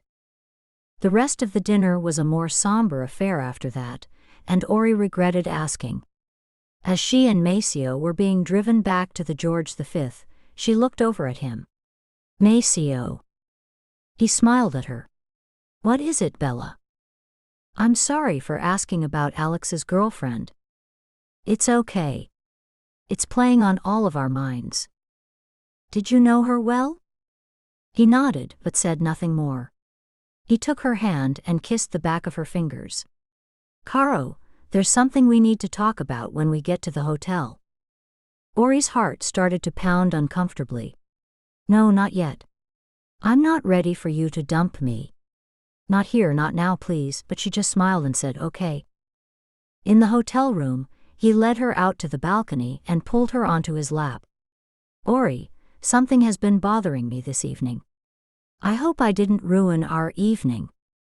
Of course not, Maceo, but what's wrong? Maceo sighed. I know how people see me, and a lot of it has to do with my past behavior. With the opposite sex, I mean. I'm sure Lucia warned you away from me. Ori grinned, hoping to lighten the atmosphere by teasing him. Warn doesn't really cover it. Maceo gave a small chuckle. You see? What chance do I stand? But Ori, these last few days with you, I feel so differently that I'm having trouble reconciling it. You make me want to see if I could do it, if I could commit. Ori stared at him, shocked. What? He rolled his eyes. I'm telling you I'm crazy about you, Orianthe Roy. Every emotion that flooded her body left her speechless. No. No, this was a line, surely. This was what men like him did, made you fall for them and then dumped you. It was a game. Maceo was a world-class player. I don't believe you, she said flatly and slid from his arms, pacing the room. Maceo watched her, his eyes never leaving her face. Why is it so hard to believe that someone might love you, Ori? She didn't answer him, just turned hurt eyes on him. Don't. Please, Maceo. It's your stepfather, isn't it? Ori felt all the air being pushed out of her lungs. Maceo saw through her to the frightened little girl that she was. She stared at him but saw no malice in his looks. He stood and came to her, but she backed away. Don't touch me or I'll break. Her back hit the wall, but Maceo wouldn't let her run, trapping her in the cage of his arms. Bella. Mio amata. His voice was soft and tender. What the hell did he do to you? Ori stared back at him, her eyes filling with tears. Maceo, please don't do this. I can't. He stroked her face. I can see it in your eyes, my love. Whatever that man has done to you, I'll make him pay for it. She pushed her way out of his arms. Don't promise things you can't deliver. Maceo sighed. Why are you so afraid of sharing your life with me? I'm not ready, she exclaimed, pain shooting through her. If I tell you, it'll make it real and... Tears came now and she choked on her words. Her cell phone beeped and, grateful for the distraction, she picked up the phone. Voicemail. She listened to it, her face pale. Maceo watched the different emotions running across her face, and waited until she ended the call. It's AJ, she said in a dull voice. He's in a rehab facility in New York. That was his physician. He's had a relapse in his depression. He needs me. Maceo, I'm sorry. I have to go to him. Maceo nodded. Of course, we will fly out immediately. We. Ori closed her eyes. No, Maceo, I can't let you get involved. It's too much to ask. But Maceo would not be shut out, and a couple of hours later, they were on a plane to the States. Ori was in turmoil.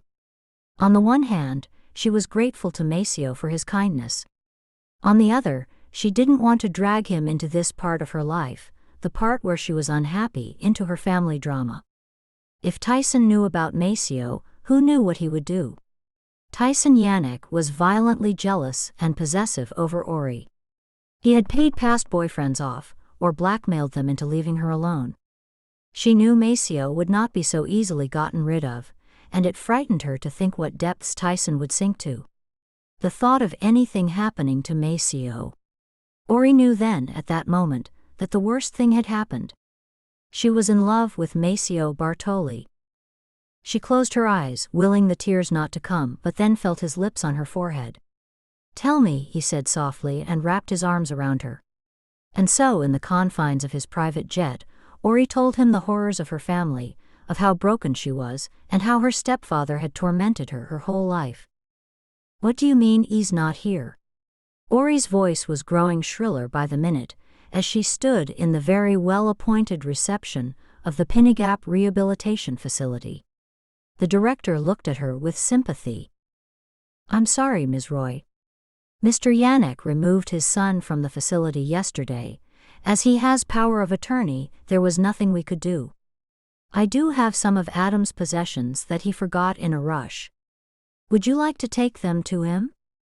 Ori nodded, feeling bleak. Tyson had done this on purpose, to show her he was still in control. She guessed he would not easily give up where AJ was. Maceo stood beside her silently, his hand on the small of her back protectively. She looked at him and shook her head, and he nodded. She wanted to scream and rant, but she was damned if she would do it here. The director came back with a plastic bag. "Just a few items, but he may want them in the future." Ori thanked the director, and she and Maceo returned to Maceo's town car. Ori opened the bag and took out an empty money clip, a copy of The Sun Also Rises, Ajay's favorite book, and the burner phone she had gotten him. "Screw that bastard," she hissed and showed Maceo the phone. "He knew AJ and I would talk. He's cutting us off from each other." Maceo looked angry. "Bella, I will help you find him. I have a fleet of private investigators here in New York that I can put on the case right now if you'd like. Yannick won't be able to hide AJ forever." Ori smiled at him gratefully. "That would be wonderful, Maceo. I can't thank you enough. I'm sorry you had to get involved in this bullshit." "Don't be sorry, just be ready to fight." Maceo nodded grimly. "Because one way or another, Yannick is going down." AJ Yannick sat on the bunk of his new cell. It was luxurious, he had to give his dad that, but cold and sterile. The reason he had chosen Pinnegap was because it had outside space and places he could spend time sketching or watching the birds in the trees. Tyson had arrived yesterday, and had barely given AJ the time to acknowledge his presence before he was whisked away in Tyson's bulletproof car to this place. AJ put his head in his hands. He didn't even have his phone to call Ori now. Tyson had forbidden calls, and the staff here was obviously under strict instructions not to help AJ at all. AJ wondered if this was even a hospital, or just one of Yannick's businesses that he used to launder cash. "Yeah, Dad. I know all about the illegal activities. And you know that too, don't you? It's why you destroyed my peace of mind, and undermined my confidence so much so I couldn't function. And what you did to me and Ori? What would the good people of the United States think of the congressman if they knew the real truth?" Despair flooded through him, and he slumped back on his bed. "What the hell am I going to do now?" He hoped that when Ori discovered he was gone from Pinnegap that she would come for him, but he knew without a doubt that Tyson would try to stop her, and AJ was under no illusions of the grotesque ways in which his father would try to stop her. Ori had insisted on going to see Tyson, demanding to know where her brother was. "I don't want him to even think for a moment he has won," she raged to Maceo. "I'm going to go in there, to his office, in front of his staff, and demand he tells me." Maceo wasn't enamored of the idea, but knew he wouldn't be able to stop her. "At least let me come with you." Ori shook her head. "No, not this time, Maceo. Don't get me wrong. I'm so grateful that you're helping me, but I want to keep you as my secret weapon. So far, no one knows we are together. Tyson will threaten me and tell me I'm powerless, that I have no one. I want to see his face when I drop you on him. Maceo nodded slowly. Okay, I can get on board with that. I worry about your safety. Which is why I'll make sure I confront him in front of people. She kissed Maceo gently. I will be fine. Take a recording device or keep your phone on. Record every word he says. It might turn out to be useful. So when Ori walked into Tyson Yannick's office the next day, she was wearing a wire. Downstairs, Maceo and one of his private detectives sat in his car, listening. Ori marched straight to Maceo's secretary, a thin-lipped blonde who had never liked her. Janine, please tell my stepfather I would like to see him. Do you have an appointment? Janine shot back spitefully. Ori gave her a wintry smile and fixed her with a stare. Now Janine. Ori's voice was low but full of threat, and Janine sighed, pushing back her chair and getting up. Wait here, please. Oh, I will. Ori gritted her teeth. Janine disappeared into Yannick's office for a moment, and Ori could hear her nasal whine through the open door. Orianthe, come in, please. Oh no. I'd like to speak to you out here, Congressman. I'm very busy, Orianthe. Please come in and stop wasting time. Sighing, Ori pushed past a smirking Janine, who closed the door behind her. Ori was alone with Tyson. He didn't look up for a second, scrawling on a pad in front of him. Sit down, Ori. She stayed standing, and when he finally looked up, he smirked. Still playing childish games, I see. Where's AJ? Ori was clenching her fists into balls, trying not to lose her temper. Tyson leaned back in his chair. He's safe. In a much better place than that 2-bit facility he chose. Or did you choose it for him? Ori gritted her teeth. He's an adult, Tyson. A legal adult. And even if he weren't? Even if he weren't, he would still be my son, Orianthe. My son, my blood. Do you think you have rights over my son? He's my brother. Half-brother. Screw you, Tyson. I'll find him on my own. Tyson laughed. Such a potty mouth on such a pretty girl. And my, you do look ravishing. Perhaps you have been away. Italy, perhaps? Ori stopped. What? Tyson's smile dropped, and he suddenly stood and darted toward her. He gripped her hands and yanked her toward him. Ori gave a small cry of alarm. Tyson smiled. I know where you've been, Orianthe. I know who you've been fucking. He buried his face in her neck and breathed deeply. You stink of your Italian billionaire, do you know that?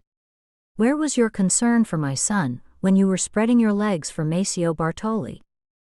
Tyson slipped his hand between her legs, grabbing at her crotch. His other hand snaked around her waist tightly. Ori struggled to free herself. Get off me, you bastard. Tyson laughed, running his hands up and down her body. This was mine well before he touched it, he growled. It belongs to me. He stopped suddenly and ripped open her blouse. The wire she was wearing was pinned to her bra. Snarling, he grabbed it and yanked it free. Ori felt pure terror. Tyson grabbed his letter opener and held it to her skin. Freaking little bitch. Think you can win against me? Let me tell you something, little girl. I can end you whenever I want, and they wouldn't even find your body. No one would care. What would happen if I drove this into you right now? Would your bastard Italian come for me? Let him try. Ori rammed her knee hard into Tyson's groin and he buckled. Furious instead of scared now, Ori pulled her blouse together, fingers fumbling at the buttons. That's the last time you will ever touch me, she said, her voice shaking. Now, where is my brother? She knew Maceo had heard Tyson attack her, along with her wire being destroyed, and was on his way even now. It gave her strength she never knew she had. Tyson was recovering now, and he gazed at her with absolute malevolence. I'll tell you, Ori. I'll tell you at the exact same time my knife sinks into your gut, you little bitch. When your blood is on my hands, that's when you'll know you will never be able to escape me. You'll never see AJ again. At that moment the door burst open and Maceo, all terrible beauty and rage, flew into the room and knocked Tyson Yannick across the room. Ori grabbed Maceo before he could launch another attack on her stepfather. Maceo, stop. I'm okay. Let's go. This pathetic piece of shit isn't worth it. We'll find AJ on our own. Maceo looked like he would like to pound Tyson into the ground, but instead, he let Ori lead him out of the office. It was only when they reached the car that Ori started to tremble, as all the adrenaline left her body. As they drove back to the hotel, Ori told him everything. He threatened to kill you? Maceo was beyond livid. Ori gave a humorless laugh. Not for the first time, Maceo.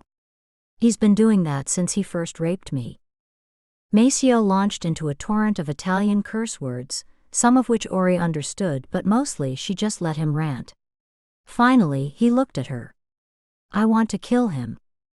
She touched his cheek. You and me both, baby, but it won't help AJ. He's the priority. They stayed in New York for a week before finally catching a break.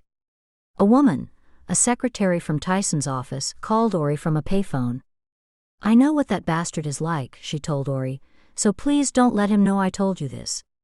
She told them where AJ was being held, as she described it. It's not even a real place, just one of your stepfather's tax wrangles. Ori and Maceo traveled up to the place near Westchester with an entourage of Maceo's staff. They outnumbered Tyson's weak security team easily, and then Ori was inside. She found AJ's cell, appalled that he was locked in. The half-siblings hugged each other. Ori saw how much weight AJ had lost and despaired. Her brother looked close to the edge. Come on. We're taking you out of here. Maceo had arranged for them all to go to his friend Alex Millen's place for a time, before deciding what to do next.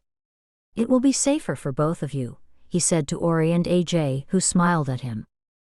I like him, AJ said with a grin, and Ori flushed with pleasure. Maceo immediately fell into the role of big brother with AJ, and Ori couldn't help but be overwhelmed with gratitude. One afternoon, Ori was taking a nap. Maceo watched her sleep for a while, studying every curve of her face, every line, and the way her dark, thick lashes fell onto her cheeks. In his 39 years, he had never felt like this about anyone. It was overwhelming. He pressed his lips to her forehead, then went to find AJ. He found him in Alex's study, hunkered down with a pile of books on the table next to him. AJ grinned at him. I hope Alex doesn't mind. He wouldn't. I'd hoped he'd be around more, but he's so tied up in the investigation to find Viola's killer. AJ nodded, his smile fading. Poor guy. Is that what the police came to see you about yesterday? Yeah, they wanted to interview everyone Viola was friends or acquaintances with. I knew her first, you see, before Alex. AJ looked at him with interest. I saw a photograph of her, she looks like my sister. Maceo nodded. The resemblance is uncanny, actually, not just physically but personality-wise. AJ looked bleak. Maceo, Ori told me that my father threatened to kill her. I don't doubt for a second that he's capable. Nothing is going to happen to Ori, AJ, Zero, I promise you that. AJ stared out of the window. I keep thinking. I'm Ori's only tie to Dad. If it weren't for me, she could be free. Maceo felt a jolt. Kiddo, don't think like that. Ori would take your dad's abuse again and again, as long as she had you. There was a long silence. He raped her. Yes? Do you think she was protecting me, by not telling anyone? The police? Maceo felt awkward. I don't know. Another long silence. Dad used to get in these rages after Ori left home. He would rant and rave and drink himself into oblivion while completely obsessing about her. Maceo got the feeling that AJ was trying to tell him something. AJ, whatever you need to get off your chest, if you need it to stay between you and me, that's okay. AJ nodded, and in a halting voice he began to tell Maceo just how much of a monster Tyson Yannick was. You're quiet, Ori said as they got into bed that night. Is everything okay? Maceo tried to smile. As long as you're with me, it is. He smoothed his hand down her side, feeling the dip of her waist and the curve of her hips. Orianthe Roy, it's been less than a month and look what you've done to me. Ori smiled and pressed her lips to his. Look what you've done for me. Thank you, Maceo. You've gone above and beyond for a girl you didn't know a few weeks ago. That's not possible, he joked, but then gathered her to him. Ms. Roy, you have changed my life. And you mine, she smiled, as he rolled her onto her back and wrapped her legs around him. Her body trembled at every silky touch of his hands, and when his mouth found her, she sighed and closed her eyes. Gosh, this man.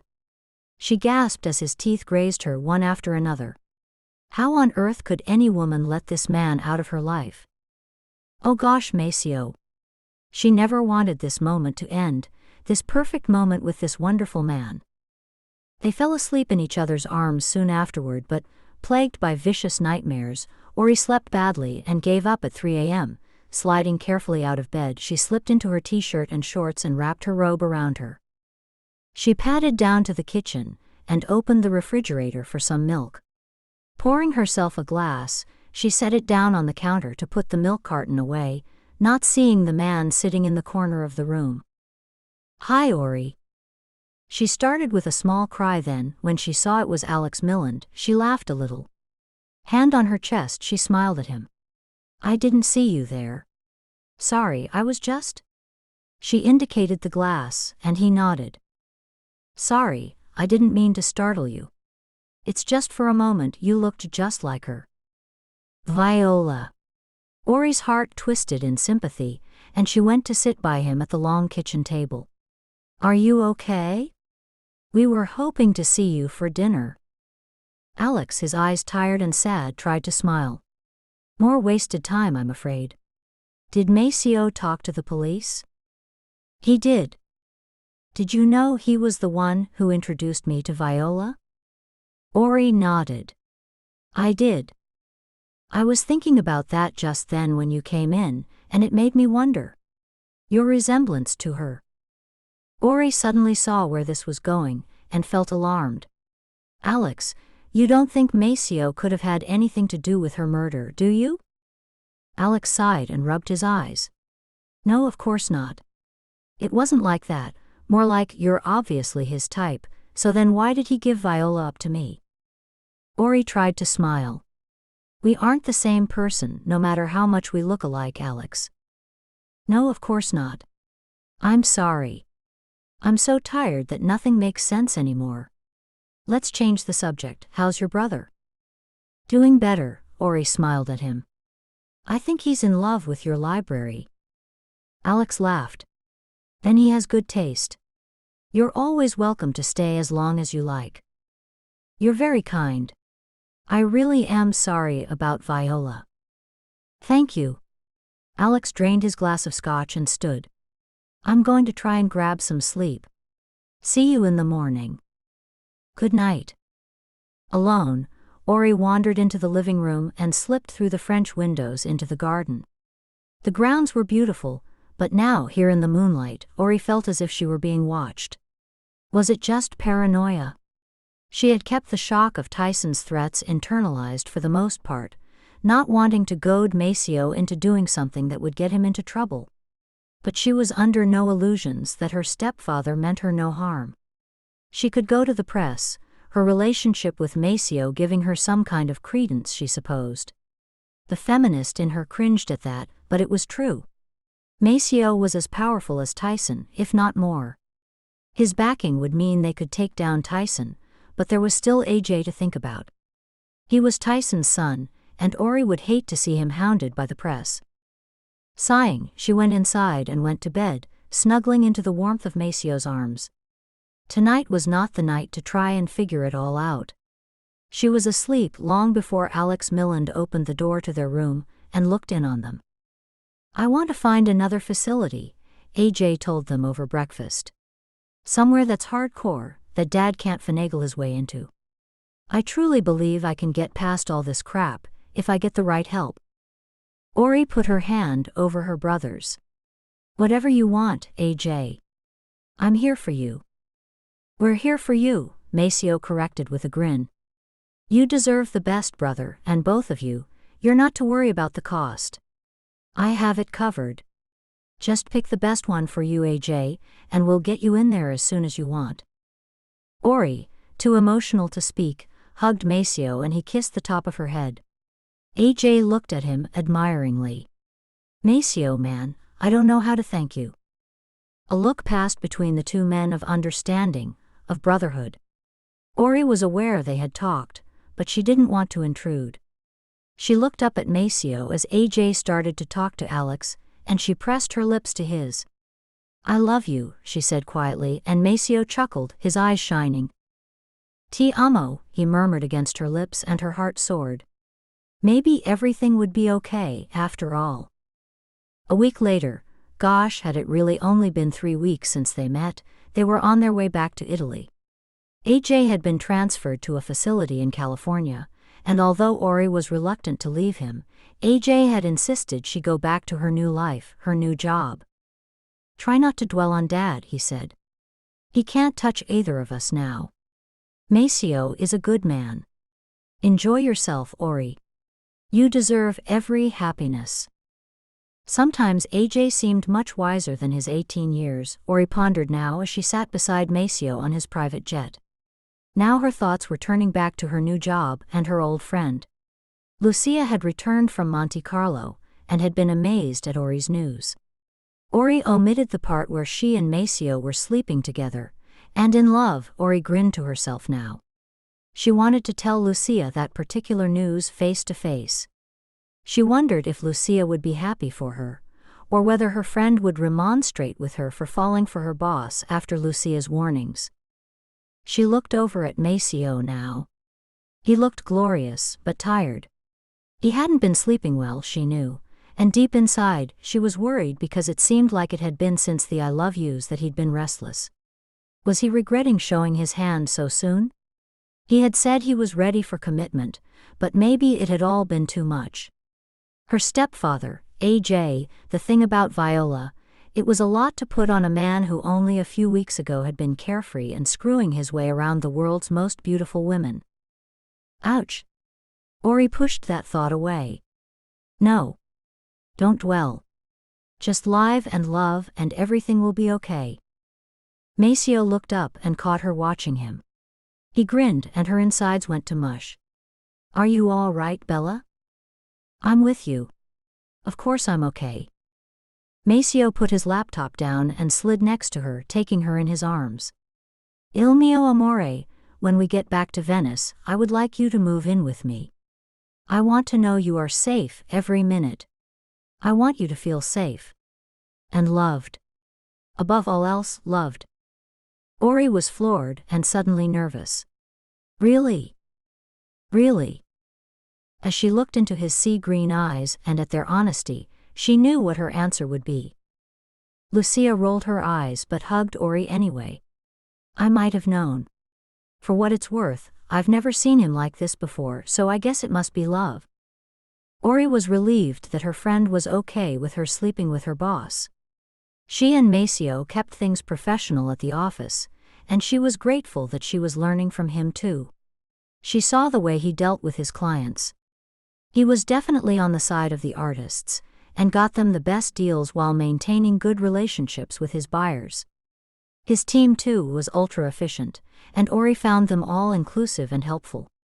Even Cassie had seemed to change her mind about Ori, and now she enjoyed the other woman's company. They would often go for lunch together, and talk about back home. Cassie was from Virginia, a Rhodes Scholar and art historian by education. I just wanted to come to Italy to travel, but then I met Maceo and that was that. Snap, said Ori, smiling, but inside wondered if Maceo had gotten all of his staff the way he'd hired her, by screwing them. Cassie was watching her carefully. No is the answer to the question you're not asking, she said with a wry grin. I had a boyfriend when I met Maceo, one that I loved very much. So no, Maceo and I didn't sleep together. Ori was scarlet-faced. Ori, let's be real. Everyone knows you and Maceo are together. We're cool with it, so relax. Cassie was grinning at her knowingly now, and Ori had to laugh. Ori rolled over in bed and stretched. It had been 2 months since she'd returned to Italy and moved in with Maceo, and it had been bliss. Utter complete heaven, she thought now. Her body ached pleasantly from making love most of the night, and now on this Saturday she and Maceo had plans to do nothing.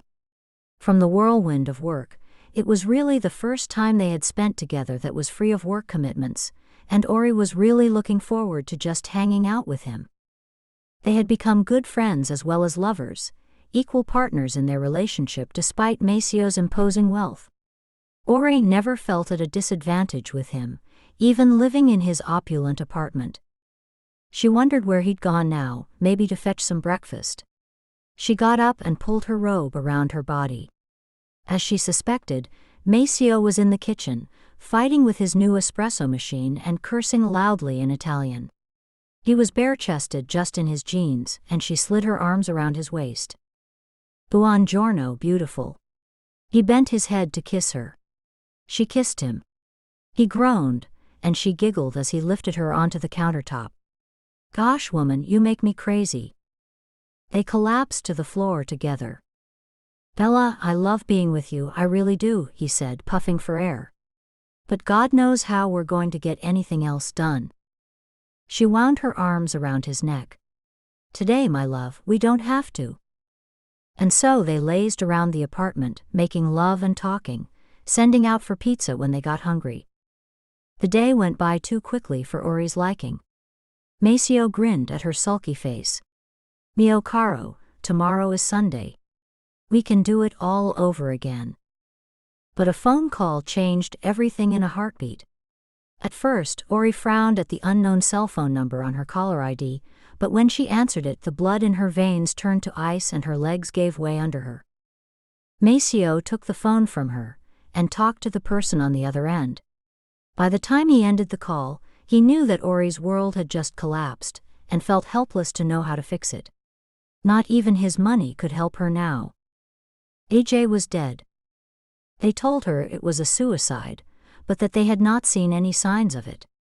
AJ had been doing well in his new program, and had even talked about getting an apartment away from the facility with a friend he'd met there. Everything had seemed good, and when Ori had talked to him, he had been upbeat and positive. Then, Friday afternoon, an orderly had found him on the concrete path outside the building. He had leapt from the roof. He was killed instantly, his brain smashed from his head by the impact. A numb Ori let Maceo make all the arrangements for her, and they flew to California to claim his body and arrange the funeral. But Tyson Yannick had gotten there first, and now, with the tragic suicide of his son, he was a media darling again, all past mistakes forgiven.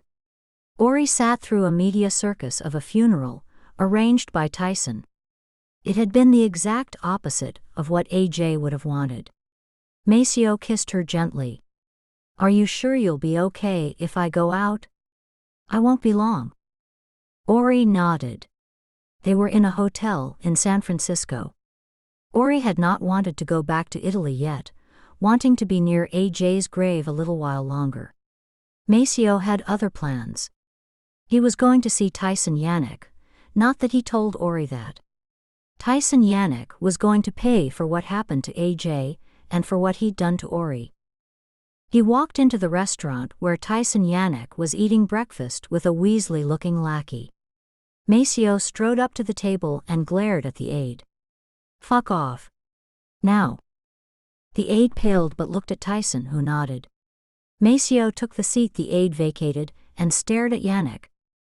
Tyson sipped his coffee slowly, seemingly unfazed in the face of Maceo's overwhelming anger. What do you want, Bartoli? Maceo gave him a chilly smile. Only to tell you that once Ori is ready, we will be going to the authorities about the sustained and continued abuse she suffered at your hands. Tyson shrugged. And who is going to believe her? Where's the proof? Maceo's smile dropped, and his eyes took on a dangerous gleam.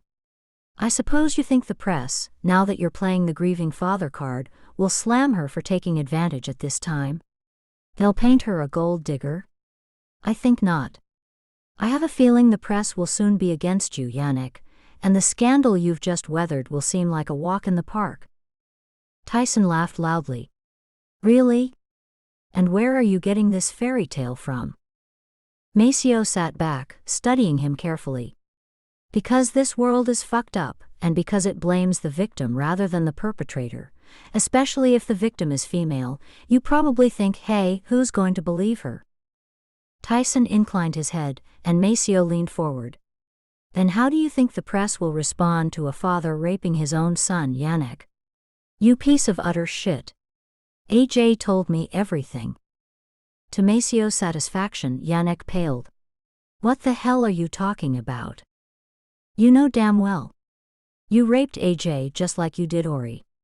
You're a monster, and believe me, I'm going to make sure the world knows it. Maceo got up and stalked out of the restaurant. Tyson stared after him, then plucked his cell phone out of his pocket. It's me. He's just left. Do it now. Ori had just gotten dressed when Maceo called her. I'm on my way back now, Bella.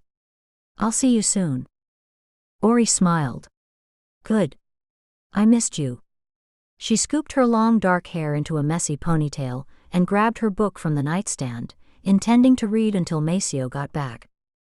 As she walked back into the main suite, a movement caught her eye. She turned and he was on her. A masked figure twice her size threw her to the ground. Ori, her mind panicked and confused, had no time to fight back as the attacker brandished a knife. Oh gosh. No, please. Ori had no time to scream. Eventide. Paris. Benoit Vox's eyebrows shot up. You're getting married? Marcella, his good friend and companion, laughed, throwing her dark hair back. Mon cher, there are other reasons for me to give up the escort life, not just for another man. No, Benoit, I'm not getting married. But I am leaving the country. You know I've always wanted to travel, and now is the right time. She touched his cheek. My sweet boy, there are a million women ready to take my place in your bed. Or maybe it's time you concentrated on finding her. Her. I think the young people call it the one. Marcella smiled and swung her long legs over the side of the bed. Benoit reached for her before she could move away. Marcella, have you ever thought that you might just be the only one for me? Marcella smiled down at him. Oh, you perfect man, I'm sorry to tell you this. There isn't any chance I might be your one. Go and seek her. I wish you all the happiness in the world. Benoit was still thinking about what she said the next day, as he sat through the first meeting of the week. His chief exec Delane always wanted these god-awful meetings. Team building, he called it. Benoit barely listened to what was being discussed. How had his life come to this? Stuck in meetings, barely ever getting to do the things he loved, designing, building, creating. No, at this point it was all deals and accounts and bullshit. He edged his chair around to gaze out of the window, while one of his accountants droned on. Outside his window, his city, his home, Paris, sprawled across his view. He had been to many places and many countries, but no city made his pulse race more than his birthplace. Being able to build here and giving people homes to build their families in, it had been his dream. He gradually tuned back into the conversation. Always about the bottom line, he thought now, listening to Delane remonstrate with the money men. Benoit cleared his throat. It made him smile, how that always made everyone in the room shut the hell up and pay attention. He leaned forward. Gentlemen, I want to move forward with the development on Le Boulevard Coutances. It's prime greenbelt land, and I'm not going to let it sit there any longer. We fought to acquire it, and God knows the 13th arrondissement is in need of it. So please, no more talk of budgets or waiting until we have the full budget. Let's begin. After the meeting, he headed gratefully back to his office where his PA, Genevieve, a striking woman in her late 50s, handed him a shot of thick, dark coffee and his mail. A woman from l'Institut des Préoccupations Environnementales has called 6 times this morning. She wants to set up a meeting. Which woman? Shiloh Hunt. Genevieve followed him into his office, her notepad in hand.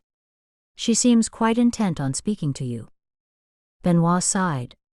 The French environmental lobby had become powerful over the last few years, and l'Institut des Préoccupations Environnementales had influence with the government's housing department. Major influence, he thought now. Fine. Find 15 minutes.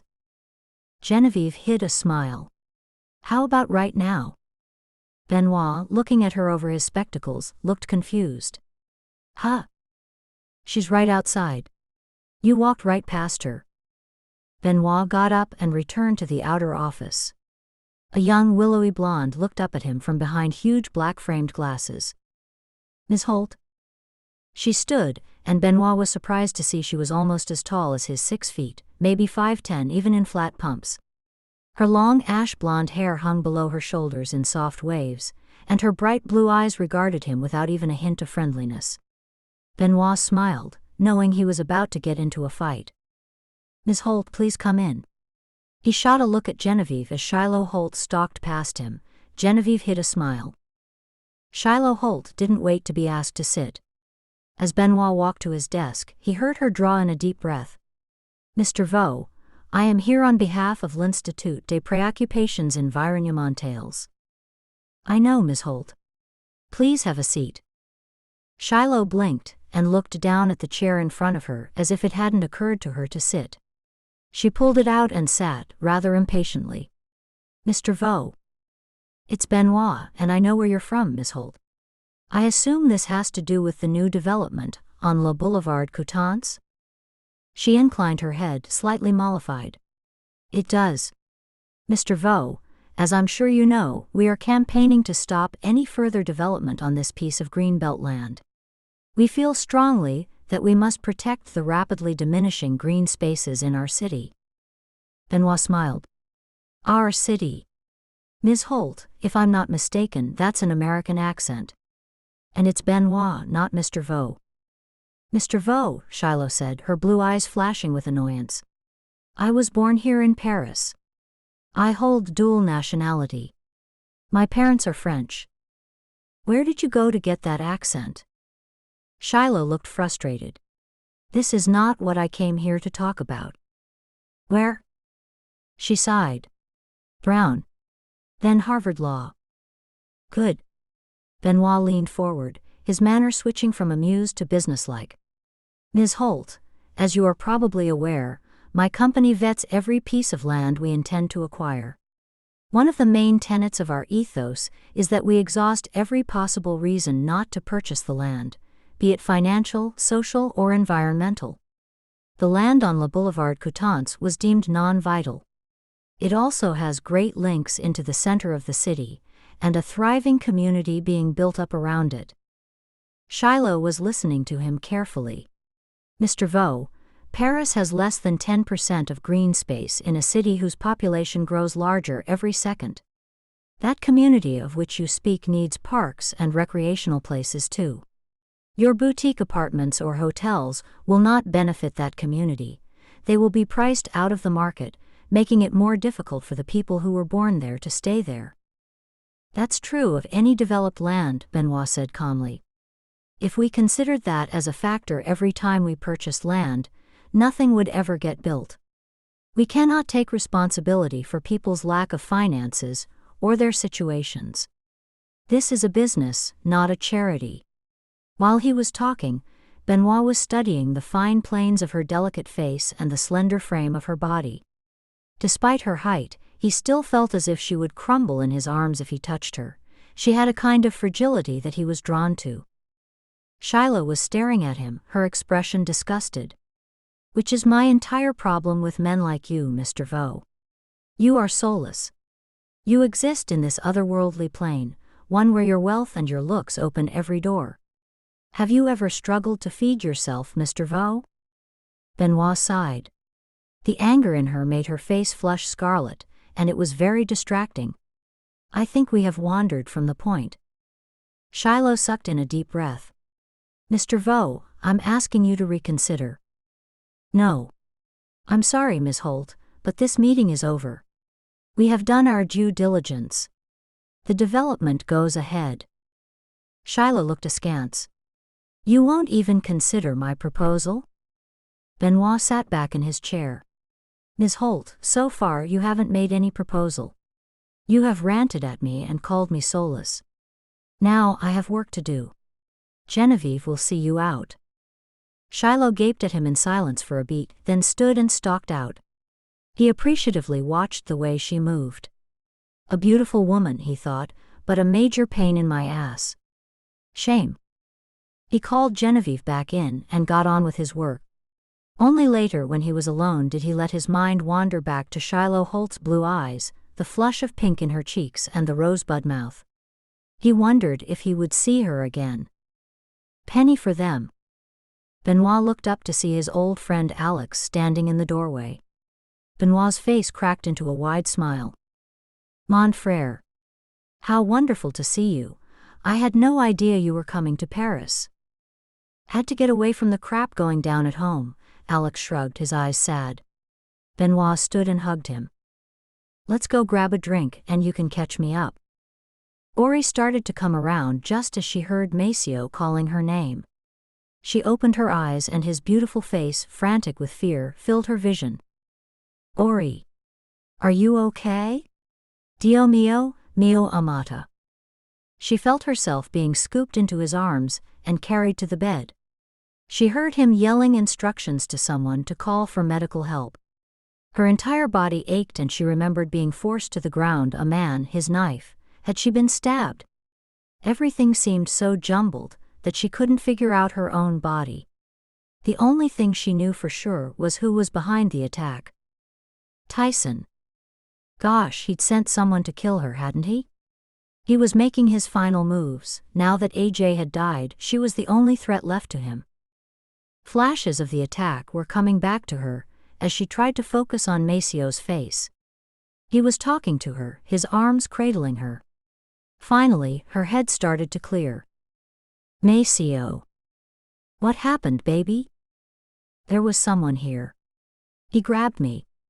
He had a knife. She heard Maceo's sharp intake of breath and felt his hands running over her body, trying to find any wounds. You have some cuts and scratches, baby, but I don't think you've been stabbed. Your head is bleeding. I must have fallen when he grabbed me. I hit my head. She tried to sit up, but Maceo locked his arms around her. Take it easy, Bella. We're going to get you checked out. Ori sighed, but relaxed back into his arms, gazing up at his face. His green eyes were full of concern and shock. I'm okay, I think, Maceo. I just don't know why I'm still alive. She saw him wince. Don't say that. It was Tyson. I know it. Or one of his men. I just don't know why he didn't kill me. Maceo frowned. It wasn't Tyson himself, Ori. I know that for sure. How? Because I was just with him. Ori did sit up now, her head pounding. You were with Tyson? There was no reproach in her voice. She trusted Maceo enough now that he would have only met with Tyson to benefit her. Maceo nodded. To warn him to stay away from you. I think he got the message. He must have had us followed and called someone to attack me while you were out of the way. Except... She trailed off, deep in thought. Absent-mindedly, she pressed the heel of her hand to her head, wincing when her skin touched the open wound there. Maceo was watching her. Except what, mio caro? Ori nodded her head. If it had been Tyson, I would be dead. He sent enough warnings. He would have taken the chance to end it, even if it meant not killing me with his own hands. That's his ultimate goal, I know it. Maceo moaned. Please stop talking like that. Ori tried to smile, taking his hand. It's been my reality for over a decade, Maceo. Why do you think I've kept moving? If I stand still, he's got me and I'll be dead. Maceo swore in Italian and got up, just as someone knocked at the door. The paramedics examined Ori. I think it's just a bad concussion, but we should still take you in for tests. Maceo shut down Ori's protests and rode with her in the ambulance. Once at the hospital, he arranged a private room for her and settled her in. Ori, despite her hatred of hospitals, felt some of the stress of the day falling away, and when the doctor had seen her and prescribed some strong painkillers, she felt herself drifting to sleep, Maceo holding her hand, ready to spend the night in the chair next to her bed. The nightmare hit her with full force. She was back in their hotel room, curled up on the bed asleep when he entered the room. Weirdly, she knew he was male even though he was entirely clad in black from head to toe. He forced her onto her back, and in the dream she complied, watching him dispassionately as he pushed her t-shirt up and raised the lethal-looking blade in the air. It was only when he pulled off his mask that she began to scream. Maceo. No, please, not you, my love. Maceo drove the knife into her over and over, as she screamed out her love for him, and she felt every inch of the cold, hard steel as it sliced into her tender flesh. She was begging him to stop, but he didn't listen, her blood soaking them both. As she died, she felt his lips against hers and heard him whisper to her, calling her by an unfamiliar name. Viola. For a few minutes when she woke, Ori did not open her eyes. The nightmare had been so vivid and so visceral that she did not want to see the man next to her, Maceo, and associate him with the monster who had slaughtered her in her dream. Gosh. She felt nauseous, tormented. She struggled with her senses, then opened her eyes. Maceo, his head on the bed, his chair pulled up close, looked 20 years younger when he slept, the furrows and lines of his face smoothed out. His fingers were interwoven with hers, and his dark lashes rested on his olive skin. A small scar at the corner of his right eye curved around like a half moon, and Ori reached out to stroke it, her body relaxing. Gosh, how I love you, she thought, and as he stirred, opened his eyes and gazed at her, she smiled at him. Good morning, handsome. Maceo blinked a couple of times, still looking like a young kid, then sat up, rubbing his head to try and wake up. He pressed his lips against hers. How do you feel? Ori nodded. Okay, actually. I had some weird dreams, but I feel good. Maceo sighed. Thank God. He moved next to her so he could take her in his arms. Ori snuggled into the warmth of his broad chest. Can we get out of here soon? I want to go home. His lips were against her temple. If the doctor says you're good, we can change hotels, I'll make the arrangements. No, I mean home. She looked up and smiled at his surprised expression. Home? Venice. I don't want to be in the same country as Tyson Yannick. Maceo grinned. You don't need to persuade me, Bella. 4 hours later, they were on a flight to Venice. As Ori slept beside him, Maceo was talking to his head of security back in San Francisco. I want to know who was behind the attack. If it's Yannick, we get the proof and go to the police and the press. I've already looked into it, boss, Greg, the calm security expert told him. From what I've found out, when you left your meeting with Yannick, he gave the order to follow you, but if it was one of his guys who attacked your lady, then it was a rogue operation. Yannick wants to kill her himself, not get some lackey to do it. The dude has a seriously fucked up obsession with his stepdaughter. I don't think this was him. Dread started to curl in Maceo's stomach. Then who? Greg sighed. We don't know yet. I'll call you when we've found something out.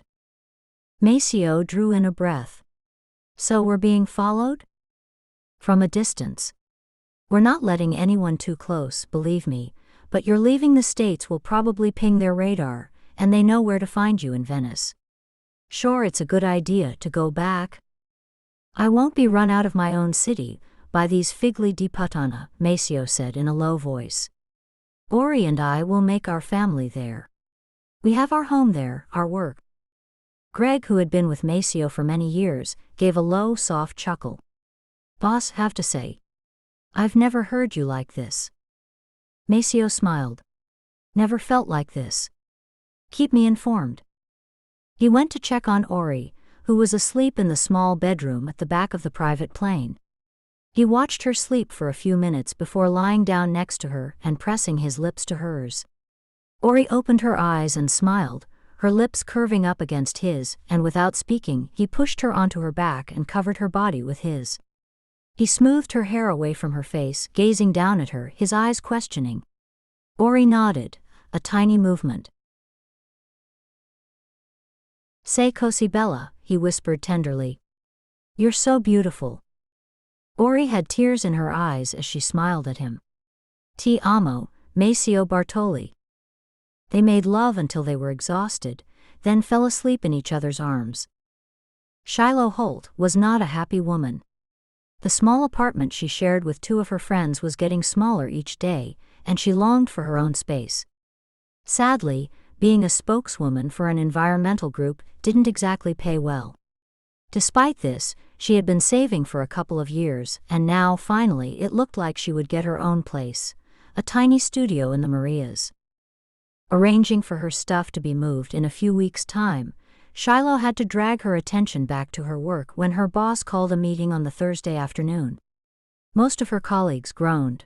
Miriam's meetings tended to run late, and they all had dinner plans or family to get home to. Shiloh didn't mind. Anything to prevent going back to the tiny cramped apartment where she lived with Heloise and Liv. She adored them both, as they did her, but all three were feeling the confinements of living so close together.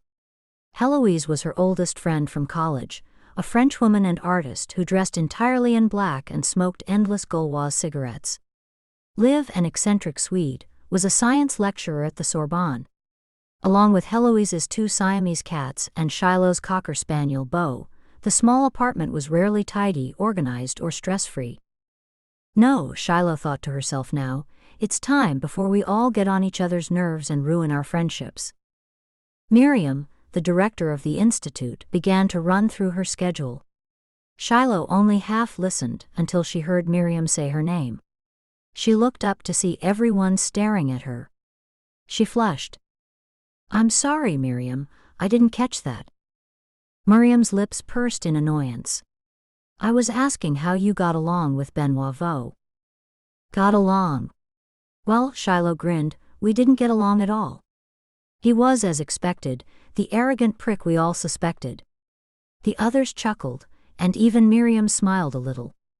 "But seriously," Shiloh continued, "I'm afraid to say that he shut me down. Wouldn't budge. Even a consultation into the suitability of the land is beyond his reasoning at this point." Miriam looked a little startled. "Oh." Shiloh tried to smile at her.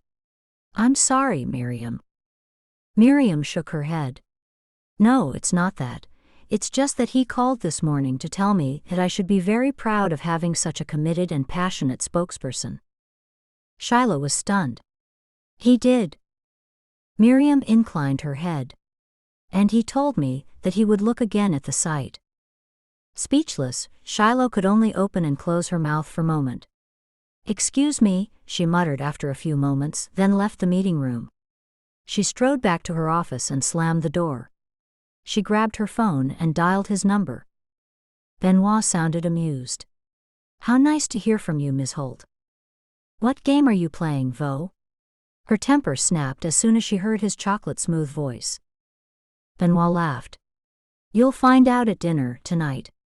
The car will pick you up at 8:30. The line went dead, and Shiloh was left mouthing dumbly at the phone. What the hell had just happened? Shiloh slammed the receiver down and let out a stream of curse words. There was no way she was going to dinner with this man, no effing way. At 8:30, when her doorbell rang, Shiloh was resolutely still in her jeans and old comfortable t-shirt, barefoot, her hair shoved messily into a ponytail. She opened the door, expecting to see an anonymous driver. Instead, Benoit Vaux stood leaning against her doorjamb, dressed in a dark red vintage t-shirt and jeans that hugged his slim hips. Shiloh had to admit, on looks alone, the man knocked it out of the park. He grinned at her. "Ready for dinner?" "Don't give in. Mr. Vaux, if you hadn't so rudely hung up on me, I would have saved you the trouble of coming here by telling you that I have no intention of going anywhere with you." His eyes were amused. So you don't want to find out what I've decided about the land on Boulevard's Coutance then? She crossed her arms. What say you tell me now? He shook his head. Really, his grin was maddening. No deal. I'm hungry. There's a place I'd like to take you. Shiloh's stomach rumbled and she sighed. Fine. But I'm not getting changed. Benoit shrugged. You look beautiful, he said casually before holding out his hand. Flushing at the compliment but ignoring his hand, Shiloh grabbed her purse and walked out in front of him. She heard his soft chuckle and gritted her teeth. Gosh, he was infuriating. But in the car, a hybrid, she was amazed to note she studied him while he drove. His dark hair was cut in a style which showed off his long neck and his muscled shoulders. The red t-shirt suited his swarthy skin color, his dark eyes sparkled with amusement. He wore a subtle, clean-smelling cologne which sent her senses reeling. He glanced over. Trying to make me out? Yes, she admitted. Why did you give me such a hard time then tell my boss all of that bullshit? Not bullshit. He shook his head, still smiling. You made me think about what you said. I called a few people and maybe, just maybe, we can work together to both our mutual satisfaction. It's not to my satisfaction, she said without rancor. It's the city's. I only act in Paris's best interest, Mr. Vaux. I'm not against business or progress, you see. Just, I feel that both evolution and the environment could be more simpatico, you know? He smiled over at her, and there wasn't a hint of arrogance on his face. I do know. Paris is in my blood too, Shiloh. And it's Benoit. Shiloh gave him her first genuine smile. Benoit. Over dinner she found him to be an attentive listener, and to her continued surprise, he knew more about her than she expected. She asked him about that. Half jokingly she asked him if he had her followed. I assure you, I would never invade your privacy like that, he said, not fazed by the question. Shiloh, everything I know about you I got from a very basic internet search and asking around. And what you told me on our first meeting, of course. She looked blank. Harvard and Brown, he reminded her with a laugh. Oh right. There's not much else to tell. Wait. A thought had come to her suddenly. How did you know where I lived? Benoit grinned. When I said I asked around, I meant I have friends at the utility company. Shiloh's eyebrows shot up, and for a moment she didn't know whether to yell at him or laugh. She chose the latter. Man, you really are something else. Benoit was unrepentant. I used what was available to me. Shiloh nodded. Fair enough. But I mean what I say, Benoit. Paris is suffocating. We need those green spaces more than ever now, if you could just consider the big picture. That's all I ask. I'm not naive, I know how the world works. I just don't think it should be at the expense of our planet. Benoit was listening to her, she could tell. His gaze never left hers, and now he nodded slowly. Shiloh, believe me. I understand your position, and yes, our company could do more. But we also have to consider that the population is growing every day, and these people need some place to live. But I have a proposition for you. Shiloh was intrigued. Which is?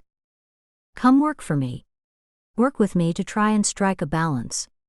I'm not saying give up your job, I can tell it's important to you, but work with us as a consultant. I promise you this now, if we go ahead on the Boulevard Coutance project, my company will invest an equal amount of money on creating new green spaces in the city. My only condition is that you are involved in making those decisions. Shiloh felt her heart racing, excited at the prospect of making a real difference. Still, she hesitated. Why me, Benoit? I'm not even on the board at l'Institut. Benoit leaned forward and she caught his scent, clean and woody. Her stomach did a little dance, and she felt her face burn. If he saw her blush, Benoit didn't say anything, for which she was grateful. Shiloh, in this world to find someone who is as passionate as you is a rare thing, sadly. When I see it, I can't help myself. I want to harness that passion to make things happen. Shiloh smiled shyly at him. I admit, you have surprised me this evening, Benoit. His dark eyes crinkled as he smiled. Not as soulless as you first thought? She laughed, her face going red again, but she nodded. I'm reserving judgment. Benoit laughed. I'll take that. He drove her home and kissed her hand at her door. That was a fun evening. We should do it again. Shiloh smiled. I'd like that. When he was gone, Liv stuck her head out of her bedroom. Was that Benoit Vaux? Her voice registered amazement, and Shiloh grinned. It was. You're dating the big bad wolf? Shiloh rolled her eyes. Not dating. We're working together. Liv looked skeptical. Yeah, right. Working together on what's in his pants. Shiloh sighed. Really not. Her mind flitted to his dark eyes, the sensual mouth, the tall, hard-bodied physique. No, stop it. She followed Liv into her room and sat cross-legged on her friend's bed. It's not like that. Liv was sitting at her vanity trying, and failing, to apply false lashes. She glanced at Shiloh in the mirror. Heloise dated him back in the day, you know. Shiloh ignored the jolt of jealousy that hit her.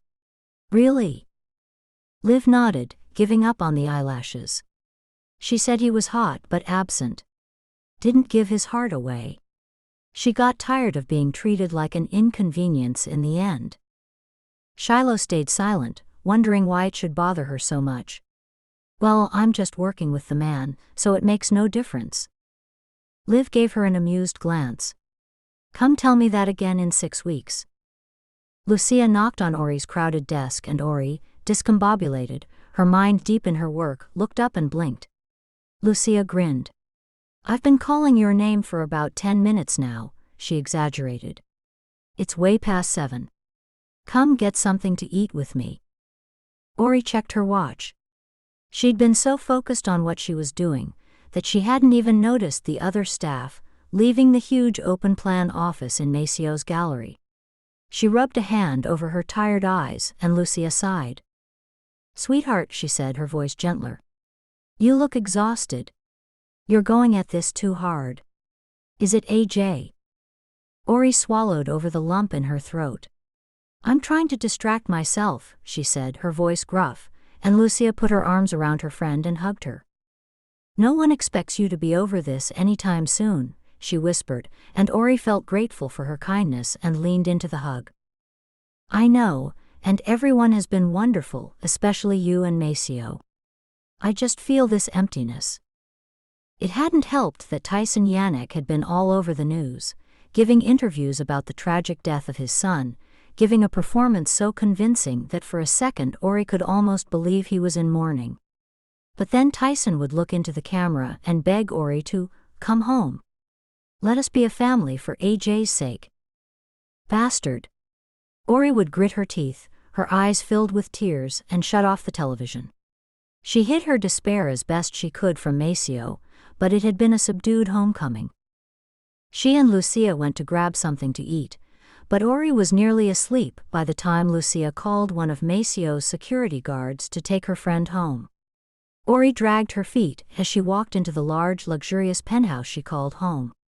Maceo had called her and told her he would be home later. He was meeting with some prospective buyers at an artist's studio across the city. So Ori drew a hot bath and soaked in it, her head resting against the cool tile of the bathroom. Her phone rang just as she was getting dressed. Pulling her robe on, she grabbed it, and without checking the caller ID, said hello. Hello, Orianthe. Ori frowned. She didn't recognize the voice. Who is this? You'll find out. Orianthe, would you do me a favor? Ori sighed. Look, whoever you are, I'm not in the mood, so. I thought you looked lovely tonight at the restaurant with your friend. The shock slammed into her. What? You heard me. I was close, Orianthe. Very close. But not as close as I was in San Francisco. Him. Ori's knees felt shaky and she sat down on the bed. What do you want? He laughed. You. Ori drew in a breath. You can't have me, whoever you are. I am not a possession for you to acquire, or whatever the hell it is you want. Get help, freak, and don't come near me again.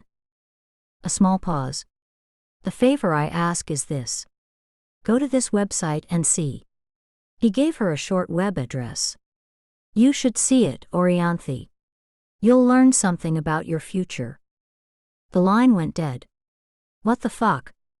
Ori closed her eyes and let out a shaky breath.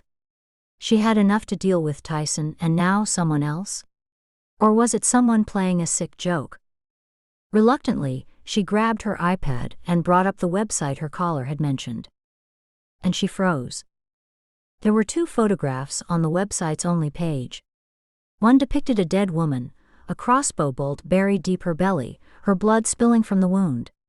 If Ori hadn't known for sure it wasn't herself, she would have sworn it was a picture of her. Viola. Under her photograph was one word, dusk. The other photo was of Ori herself in the hotel room in San Francisco, unconscious, her t-shirt pulled up and a knife placed on her stomach. Underneath it read, Eventide. The message was clear. Someone had murdered Viola, and now he was telling the world that Ori herself was next. Ori dropped her iPad and ran for the bathroom, only just making it before she threw up again and again, sobbing all her fear out.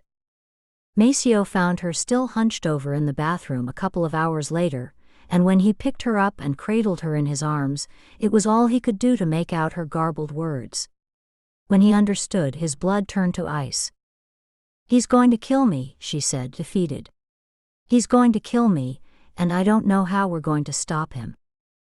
Tyson Yannick had expected the police to question him about the attack on Ori in San Francisco, but no one had contacted him. He was a little pissed. Whoever had attacked Ori hadn't been in his employ, but he wanted to have the opportunity to talk to the police so he could try and glean some clues to who it might have been and who was infringing on his territory. It was bad enough that that bastard Bartoli was screwing his angel. Now someone else wanted to kill her? No. This would not be borne. Despite this, he talked to every one of his staff, asking them if they had gone rogue and attacked Ori. They all denied it. Good. They were aware that only he, Tyson Yannick, would put his hands on her. The consequences of their disobedience, he told them, would be catastrophic. They got the message. He'd had Maceo Bartoli followed, and knew they were now back in Venice. Good. Being at home granted them some complacency, and at least Tyson knew where Ori would be. He would have to postpone his plan to kill her. Doing it now would only endanger the fragile platform he was building. He had the press's sympathy about AJ, best not risk that. Quietly, some of his party faithful were talking about bringing him back into the fold, and today he would fly to DC to have closed-door meetings with them. Yes, at last, his career was beginning to resurrect itself, and he would not risk that. Yet.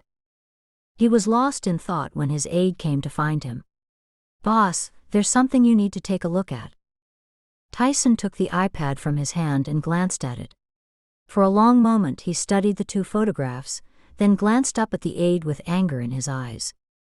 Call the media team. I want them here. Now. Despite herself, Shiloh was enjoying working with Benoit more than she wanted to admit. Yes, he was an arrogant SOB, but he was also a good listener. They would argue, but it was always about substantive things, never petty or small-minded. Shiloh would give her opinion, and then Benoit would pick it to pieces for good and bad points and vice versa. And from the ashes of their arguments, a solid ethos and ideal was created. Shiloh conceded that the apartment block on Boulevard Coutances was ideally placed, but she talked Benoit into making it low-price housing for the Parisians who needed to commute into the city center for work, rather than more luxury penthouses for the uber-rich. They spent days together planning new green spaces for the city, and even Shiloh's implacable boss, Miriam, was pleased. One particular Thursday, Shiloh had been working late when Benoit knocked at the door of the office he had loaned her. Come, let's go eat. Shiloh shook her head. I have to finish this, I'm not in tomorrow. Playing hooky? Shiloh grinned. Kind of. Moving house, I finally have my own place. Congrats. Look, what is it you're working on? She showed him and smiling, he shook his head. We won't even close on that land for 3 weeks. Come, let's go eat, and you can tell me about your new place. Shiloh realized she was actually starving. And so, 20 minutes later, they were seated at her favorite burger joint. Shiloh sipped her soda, feeling the cold wash of the liquid on her tongue and the sugary rush hitting her system. This was a good idea, Benoit. She studied him. He had pulled his tie down and opened his collar, and had shrugged out of his jacket. As Shiloh had gotten to know him, she had wondered how she had ever thought he could be soulless. She was ashamed now of accusing him of being something so generic. She had Googled him and found a wealth of information, not least that his band of brothers, the Midnight Club, were the most important people in his life. She had scrolled through pages of photographs, and never had he looked more animated or happier than with his friends. There were women, of course, of all types, but only one woman had cropped up on more than one occasion, a woman called Marcella. She had looked regal and intelligent, and Shiloh couldn't help but be a little envious. She seemed like an important person to Benoit. Her curiosity got the better of her now, and she smiled at him. Who is Marcella? She seems important to you. Benoit looked surprised and then, hiding a grin, he nodded. She is a good friend, a very good friend. She is traveling at the moment. So she and you? She let the question hanging. Her face was burning, but Benoit shook his head. No, it's not like that. Well, I mean it is, but we are not a couple, just friends. With benefits? Shut up, Shiloh told herself sharply. It's none of your business. If you like. There is no commitment between us, but she will always be important. How about you? Are you dating? Shiloh shook her head. No time. Come on now. Benoit leveled his gaze at her. You are a beautiful woman. You must have admirers. Shiloh shrugged. If I do, they're not known to me. There was a long silence. I can think of one right now. Shiloh's flush deepened, and to break the tension, she glanced at her watch. Hey, look, this has been fun, but I have a really busy day tomorrow. Benoit smiled. What time do you need me there? Shiloh blinked. I'm sorry. I'm offering my services. I've moved house more times than most. Benoit held up his big hands. Plus, you know, I have that buff thing going for me. In anyone else's mouth, it would have sounded arrogant and ridiculous, but the playful gleam in his eyes made her laugh. Then how can I refuse, Mr. Buff? I am strong like bull. And he flexed his biceps. Shiloh burst out laughing. See you at 8 a.m. then. The next morning when her doorbell rang, Shiloh felt a thrill go through her, and she yanked the door open to see Benoit waiting with a smile on his face. Good morning. The soft growl of his voice made her heart beat faster. Come on in, she said, covering her sudden shyness. His big frame seemed to fill the small apartment. Liv stuck her head out of her bedroom and said hi to him, while giving Shiloh a conspiratorial look, and Shiloh suddenly remembered what her friend had said about Heloise having dated Benoit back in the day. Shoot. She didn't have time to react though, as Heloise came out of the bathroom wrapped in a towel and stopped, gaping at Benoit. Benoit, what are you doing here? Benoit covered his shock well. Just helping out Shiloh with her move. Heloise turned unfriendly eyes on Shiloh. Really? Oh, damn it. Shiloh smiled brightly at her. He's a good friend. Heloise gave Benoit a long look which he returned coolly. Nice to see you again, Benoit. Shiloh felt like she was intruding, and moved away to give them some privacy. She could hear them talking quietly, from her position in the living room. You look good, Heloise. You too, Benoit, a little more gray than when I last saw you. Shiloh heard Benoit laugh. You're not wrong. How did you and Shiloh meet? Believe it or not, she came to my office to yell at me.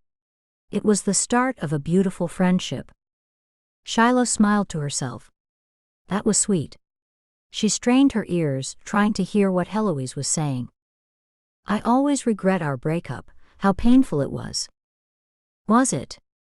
I seem to remember us both deciding that we weren't suited as lovers, just as friends. Heloise sighed. Still, it was a wrench. You're a beautiful woman, Helly. I'm sure you have no trouble finding lovers. Well, I'd better get dressed. Good to see you. Shiloh pretended to be absorbed in packing her stuff when Benoit came into the living room. She looked up and smiled nonchalantly. The movers will be here soon, so most of the stuff I need shifting is just some private items that I don't trust them with. Like this fella. She indicated her beloved dog, Beau, who was lying on top of a pile of boxes looking sulky. Benoit mussed his silky ears and Beau licked his hand. Beautiful animal, Benoit said admiringly, and was rewarded by Beau rolling onto his back and showing Benoit his furry belly. Shiloh laughed. My dog is a slut, she said with mock sadness. The move went off easily, and Shiloh was sure that Benoit had slipped the movers some extra money because all of her boxes reached her new apartment in record time and in pristine condition. Once there, she set Benoit to work unpacking her kitchen things while she dealt with her personal items. The apartment was tiny, her queen-sized bed seeming to take up a lot of the studio, but it was compact and homey. Beau dragged his dog bed to a corner of his choice, much to Benoit's amusement. I bet that dog is the most spoiled pooch in Paris, he said, and Shiloh laughed. Try in France, she said, but stroked Beau's silky head. He is the love of my life, though. Lucky dog, quipped Benoit, and she flushed. Look, shall I go grab us some takeout and bring it back? If we keep going, you could be settled in by tonight. Shiloh smiled at him gratefully. That would be wonderful, thank you. But are you sure I'm not keeping you from a gala or a benefit, or one of your concubines? Benoit grinned. Oh, definitely, but I still prefer to be here with you. Give me an hour and we can eat. While he was gone, Shiloh took advantage and grabbed a shower in her little bathroom, letting the hot water stream through her hair, feeling the dust and grubbiness wash away. A feeling of satisfaction had lodged in her stomach. She was home now. Benoit came back with fresh, warm bread and cheese, a bag of sweet, juicy peaches, and a bottle of cold white wine. They picnicked on the floor of her living area, leaning back against her bed and chatting. Shiloh was amazed that it seemed like the most natural thing in the world for this billionaire to be scooched down on the floor with her. By the time they had finished unpacking all her stuff, it was way after 1 a.m. Shiloh suddenly felt shy. Look, I feel bad that I can't offer you somewhere to sleep, she said, nodding at the couch which Beau had decided to sleep on. Benoit shook his head, grinning. Don't worry, my place isn't far. Thank you so much for today. I'd still be doing this next week if you hadn't helped. Benoit smiled at her. It was no problem. I had fun. Hey. He grinned as she looked at him askance. Better than sitting in money meetings all day. Shiloh had to concede that. Well, anyway, look, are you free for dinner tomorrow? I'd like to cook you a meal to say thank you. Benoit nodded. That sounds wonderful. She walked him to the door and he kissed her cheek, lingering only a beat too long. Get some sleep, Shiloh. You look exhausted.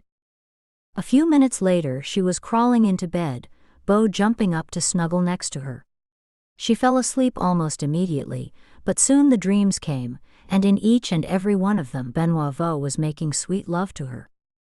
Alex had flown over from New York, as soon as Maceo had called him about the website. Maceo had already called in the police, who were working with their American counterparts.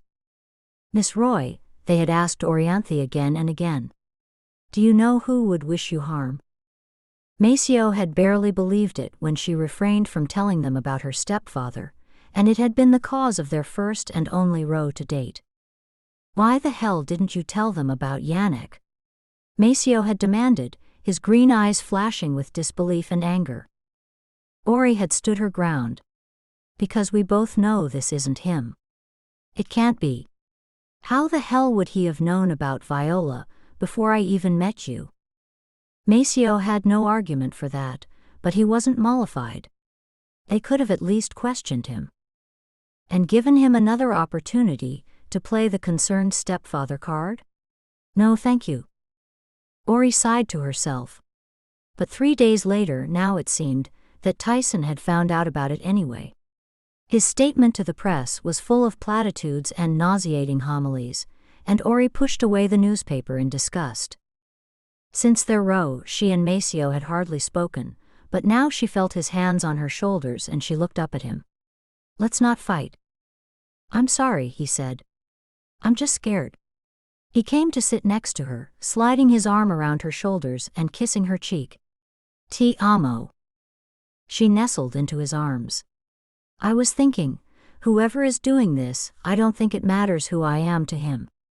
It's not really me who is the target. You are. Or at least you and the others. The club. It's too obvious." "I agree. So does Alex, so do the police. The thing is, we've all obviously made bad decisions at one time or another or had enemies. None of us think we've collectively screwed anyone over. So why target us?" Ori sighed. "Jealousy? The Midnight Club is a well-oiled machine. The Midnight Club is 5 friends who thought, back in their 20s, that they could rule the world. Some of us still think like that, some of us are happy with what we have." Maceo smiled at her. "The club isn't a club, Ori. It's just us 5 brothers. There's nothing to be envious of." He kissed her gently. "But I can understand someone being jealous of what I have." Ori smiled, but her mind was still racing. "Is it because I look like Viola?" Maceo's smile faded. "I don't know, Bella. But I'm not her," she said quietly. "Anyone who spent 5 minutes with me could tell." "Yes? I don't get it." "Me neither. Hey look, let's go meet Alex for dinner and forget all this bullshit. Are we going to let one asshole ruin our happiness? I'll tell you a secret, mio caro." Ori chuckled at his cheeky grin. "And what's that, Mr. Bartoli?" "I have a lot of money. A lot. Which means the best protection in the world. No one's getting near you or us. So we can go on, live our lives and enjoy what we have." Ori kissed him. "I wouldn't change a thing about what we have, Maceo. I only wish I had thought to bring AJ back here with us." Maceo nodded, his eyes sad. "I know." His arms tightened around her. "The police will find out who did this, mio caro. Alex is like a dog with a bone with the investigation. In the meantime, we won't let it affect our happiness." "Agreed." She pressed her mouth to his. "I love you, Maceo. Take me to bed." Grinning he did as she asked, and as they made love, Ori knew that together, they would be able to defeat any problems that came their way. Alex Milland sat in countless meetings with police both in Italy and New York, but none of them could find out who was behind the website and who was threatening Maceo's new love. Alex was frustrated. Maceo could hire more and more protection, but it was still too easy to get to Ori, Alex thought. When he returned to New York, he went to see his half-sister, Netta. Much younger than Alex, she was an undergrad at Columbia, and the offspring of Alex's late father and a Mexican artist from the Bronx. Netta had a fractious relationship with the Milland half of the family. From a young age she had been fiercely feminist, much to Alex's father's disgust. She and Alex also had times where they didn't communicate for long periods, the difference being that Netta adored Alex and he adored her, but they shared a common trait of not needing to be around people all of the time. His sister greeted him now at the doorway of her dormitory. Netta was damned if she would join a sorority. Vapid narcissists, she had declared the students who joined them. Netta got away with her strident opinions because of her beauty, her spirit, and her incredible brain, which made sure she was top of the class of every subject she took. Her dark eyes flashed with defiance, her smooth café au lait skin, full red lips and curvy physique made her popular too, with men and women. Alex kissed her on the cheek. "You hungry, sis?" Always. They went to a local burger joint and stuffed their faces with patties laden with grilled onions and Swiss cheese. Netta moaned with delight at the taste, and Alex had to laugh. Netta always made his heart lift. "So how goes things, bro?" Netta wiped her mouth on the back of her hand. So, Alex said honestly. Still no progress on the case, and now it looks like Maceo's girlfriend is being targeted. Maceo has a girlfriend? Netta looked astonished. He's made an actual commitment? Alex grinned. He has, as amazing as it seems. Maceo and Netta, out of all of his friends, got along famously, kidding around with each other constantly. She's lovely too. Here. He handed her his phone, showing her a photo he had taken of Maceo and Ori. He watched his sister as she studied the picture, wondering if she too would pick up on Ori's resemblance to Viola. From Netta's expression, he guessed she did. Whoa. He nodded. Yep. Netta handed his phone back. That's some freaky shit. And she's being threatened too. Alex nodded. It's a freaking mess. Anyway, distract me please. What's up with you? Netta rolled her eyes. My life is classes followed by classes with food in between. Alex grinned. No hookups? None worth mentioning. Bummer. Word. I'm the proverbial dulljack, all work no play. Hey, when is the club getting together again? If they're bringing girlfriends, I could be your date and finally discover what you get up to together. Alex laughed. I can assure you, Netta, when you reach 39, the most exciting thing you can think of to do is sit around with a bottle of scotch, talking about nothing much and still getting an early night. Party animals, she said mockingly, and Alex shrugged good-naturedly. That's us. Look, I have to get back. You okay for money? Netta rolled her eyes. Their father might have cut her out of his will, but Alex had still given her half of everything he inherited. She hugged her half-brother now. You're the best, you know? I know. You're a lucky girl. Alex chuckled and Netta joined in. She thumped him playfully. Get out of here. He had almost reached the door when she caught up with him. Alex, wait. He looked down at her, his eyes curious. Her expression was serious for once. Alex, you know I loved Viola, right? Like, she was the perfect person for you and she was like my sister? I do, he said softly, nodding. I do. Netta nodded. She would want you to be happy, Alex. Try and find her again. Viola would want that. Alex smiled, but there was no happiness in his face. I can't, Netta. Not until I know. Not until I know who did this to her. I can't. Alex made it back to his car before he broke. He pummeled the steering wheel and screamed out his pain, knowing that in the underground parking garage where he was, no one could see it. He wouldn't be able to do as Netta asked until he got Viola out of his head. An idea had been forming in his mind for the past few weeks, but it was so crazy, so out of character, so wrong, that he had kept shoving it away. Viola. Ori. She looked so much like his lost love that he could not stop thinking about her, and yet he could see that Maceo, playful, boyish, good-hearted Maceo, was deeply in love with the young woman. Could he really break his brother's heart by going after Ori? By trying to seduce her? He had no doubt that Ori loved Maceo as much as he did her. Gosh, what a freaking mess.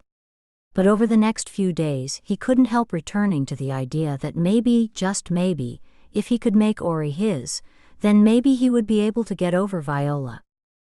Am I cracking up? One morning, a week after his lunch with Netta, he gazed in the mirror and paused mid-shave. You're obsessing over your friend's lover. Stop this. He told himself over and over to stop thinking about her. When he got into the office that day, he nodded to his assistant who had brought him coffee when she asked him if he need anything. Yes, he said, and his voice was steady. I need an open-ended plane ticket. His PA took out her notepad. Where to, boss? He hesitated only for a beat. Venice. As soon as possible. When Maceo had suggested a week in the south of the country, Ori had readily agreed. A secluded villa on the cliffs overlooking Naples had been their base for the past 2 days, and now, in the late afternoon heat. "You want me," he said softly, and she nodded. It was nighttime by the time they finally rested. Ori, catching her breath, grinned over at Maceo. "You drive me crazy, Maceo Bartoli." He laughed. "Caro, voglio essere sempre dentro di te. I always want to be with you." He rolled onto his side, propped himself up on his elbow and looked down at her. "Ori, marriage is never something I have aspired to, nor perhaps even believed in, until now. I'm not asking yet, I don't want to frighten you off or rush things. But is it something you desire?" Ori was taken aback. "Maceo, the only way I can think to answer that is to tell you that I want you. A piece of paper or a ceremony won't change how I feel about you or us. I love you. That is all I need." He bent his head to kiss her. "Then I am happy." "Still," he said, "I would like to make a commitment to you, just a gesture to tell you that I belong to you." Ori smiled. "Just your words are enough for me." Maceo laughed but shook his head slightly. "You are not like other women, Orianthe Roy." "I hope not." But it was later, when Maceo was asleep next to her, that she began to wonder what he really meant.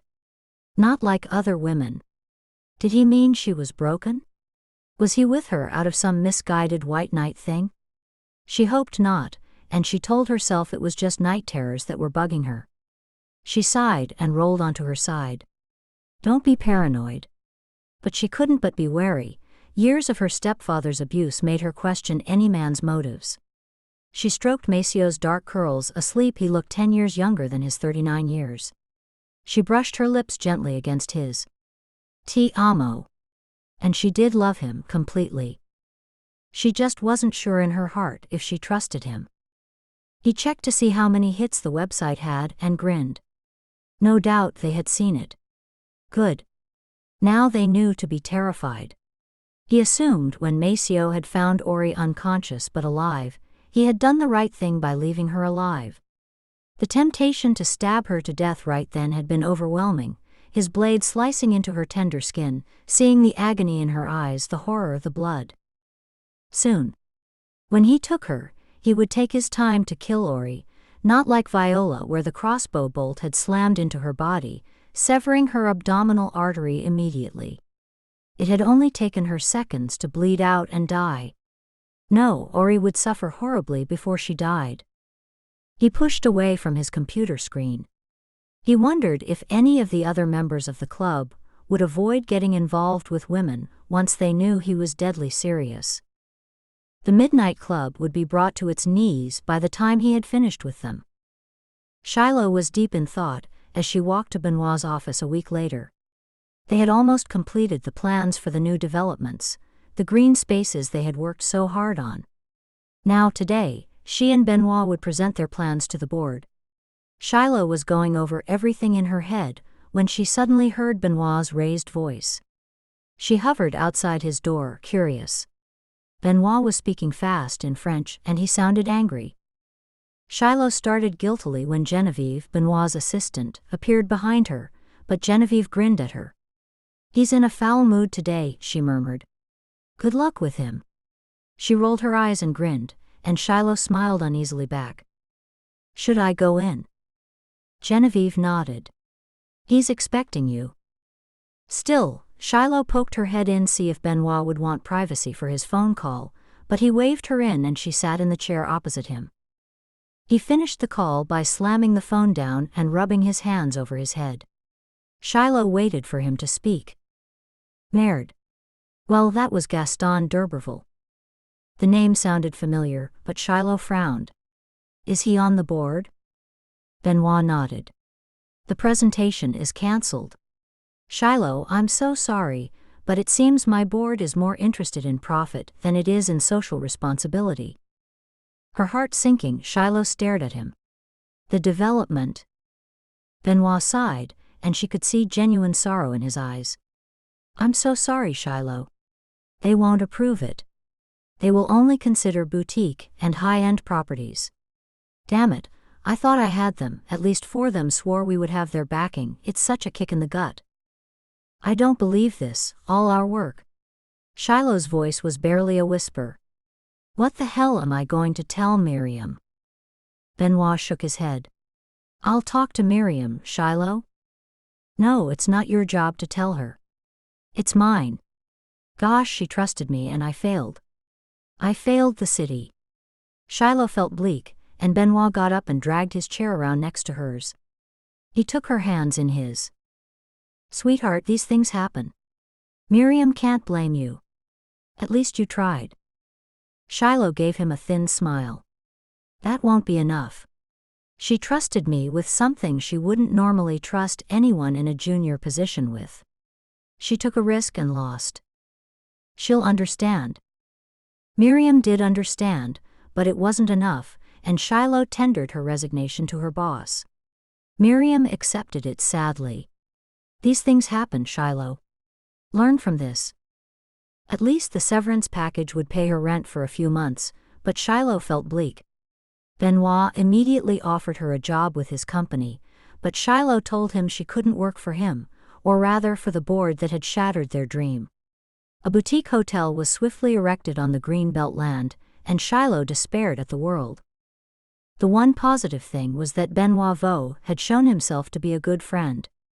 He called her almost every day and came over, bringing takeout or even cooking in her tiny kitchenette. They took to walking Beau in the parks Paris still had left, chatting about everything and anything. Benoit would take Shiloh's arm sometimes as they strolled, but he never made a pass at her or made her feel uncomfortable. Uncomfortable. Ha, she thought now. The fact was that she was attracted to him. His machismo and his arrogance were tempered by his wit, his intelligence and his unexpected kindness. His dark brown eyes would settle on her blue ones, and she would feel as if she were sinking into them. On a rainy Saturday night in late spring, he asked if she would like to join him for dinner, and she accepted. The city was busy as they dined in a small but exclusive restaurant. Shiloh was telling Benoit about the freelance work she was doing. It's mainly writing articles, blog posts and doing research, but it keeps me busy. She was being distracted by his fingers, which were stroking the back of her hand as it rested on the table. That sounds positive. It is. Benoit slowly took her hand and brought it to his lips. I'm glad things are working out, but you know there's always a job waiting for you at my company. She was mesmerized by his mouth against her hand. Thank you. Shiloh. I can't tell you how sorry I am that our project didn't work out. I'm not sorry that we spent all that time together, and I think you know why. His words made her stomach warm and her sex quiver. She met his gaze, desire sweeping through her. She felt tongue-tied. Benoit leaned over and brushed her lips with his. You can't deny this thing between us, he murmured. It's in everything we talk about, everything we do. I want you, Shiloh, and I think you want me too. This doesn't have to be complicated. But it is complicated, she wanted to say, but couldn't form the words. And before she knew it, they were in his car, racing to his penthouse. Everything in her was telling her to stop it, that having sex with this man would not be a good idea. But gosh, she wanted him. As he drove, his hand was on her stockinged thigh, his fingers stroking her gently, and all she wanted to do was to grab that hand and push it between her. Feel how much I want you, Benoit. By the time they had reached his penthouse, Shiloh was quivering with excitement, and Benoit, grinning almost triumphantly, pulled her into his arms, his mouth seeking hers hungrily. Gosh, that kiss. Shiloh felt light-headed and almost delirious as he swept her into his arms and carried her into his bedroom. She tugged impatiently at his tie, discarding it and using her frantic fingers to unbutton his shirt. As she pushed the fabric apart, she sighed happily. His chest, broad and well-muscled with a fine scattering of dark hair, was solid and masculine, not waxed and buffed like so many of her ex-boyfriends had been. Benoit noted her admiration with a grin. She was still awake when finally, Benoit fell asleep in her arms. Shiloh's mind was reeling, her body sated. It had been a night she had never expected or dreamed of, but what surprised her more than anything was Benoit. He was a masterful lover, yes, but just now he had fallen asleep in her arms, totally vulnerable and totally unafraid to be that comfortable with her. She could barely reconcile those two sides of him. She stroked his hair back from his face. He looked almost boyish in the moonlight. If he was like this with her, how come he kept his guard up with other women? How come he hadn't sent her back home after they'd had intimacy? Every preconception she had about this man was being blown out of the water. She just hoped the other shoe wasn't about to drop. Maceo was surprised to see Alex at the gallery when he and Ori returned after their vacation. Alex was chatting to Lucia when the couple arrived, and Alex hugged them both. Maceo bore him off to his office, while Ori stayed behind to talk to her friend. "You look wonderful," Lucia said admiringly. "Naples and Maceo obviously agree with you." Ori chuckled. "I can't argue with that." She lowered her voice. "Why's Alex here again?" Lucia shrugged. "I think he feels lost and wants to be around his friends." "Doesn't he have a job?" Lucia smiled. "When you're as rich as Alex, other people do your work for you. Besides," she studied her friend, "don't you like him?" "Of course I do," Ori rolled her eyes, flushing slightly. "It's just when he looks at me, I feel as if he's not seeing me, you know." Lucia rubbed her back. "Hardly surprising, but don't worry about it. Alex is one of the good guys." Ori nodded, sitting down at her desk and hesitating before calling up a website on her laptop. "Have you seen this?" She showed Lucia the news story. Her stepfather was really milking the death of his son. Now Tyson was publicly accusing the facility where AJ had died of neglect and wrongful death. "My son's death won't be in vain if I can stop these jokers from telling vulnerable people that they can help them. Where's the regulation? Where's the training?" "Oh gosh," Lucia groaned. "Is it possible that your stepfather could become more of an asshole, or has he reached his limit?" "Oh, there's no limit on it," Ori said through gritted teeth. "Look, I'm going to say something. I'm tired of Tyson blaming everyone else for his own failures." Lucia looked worried. "Ori, are you ready to go up against him? I mean, really ready? Because he'll try to destroy you." "Let him try," said Ori defiantly, lifting her chin. "Both he and I know I could bring him down once and for all. I won't play my whole card, just enough to irk him. Give him enough rope, etc. It won't be hard."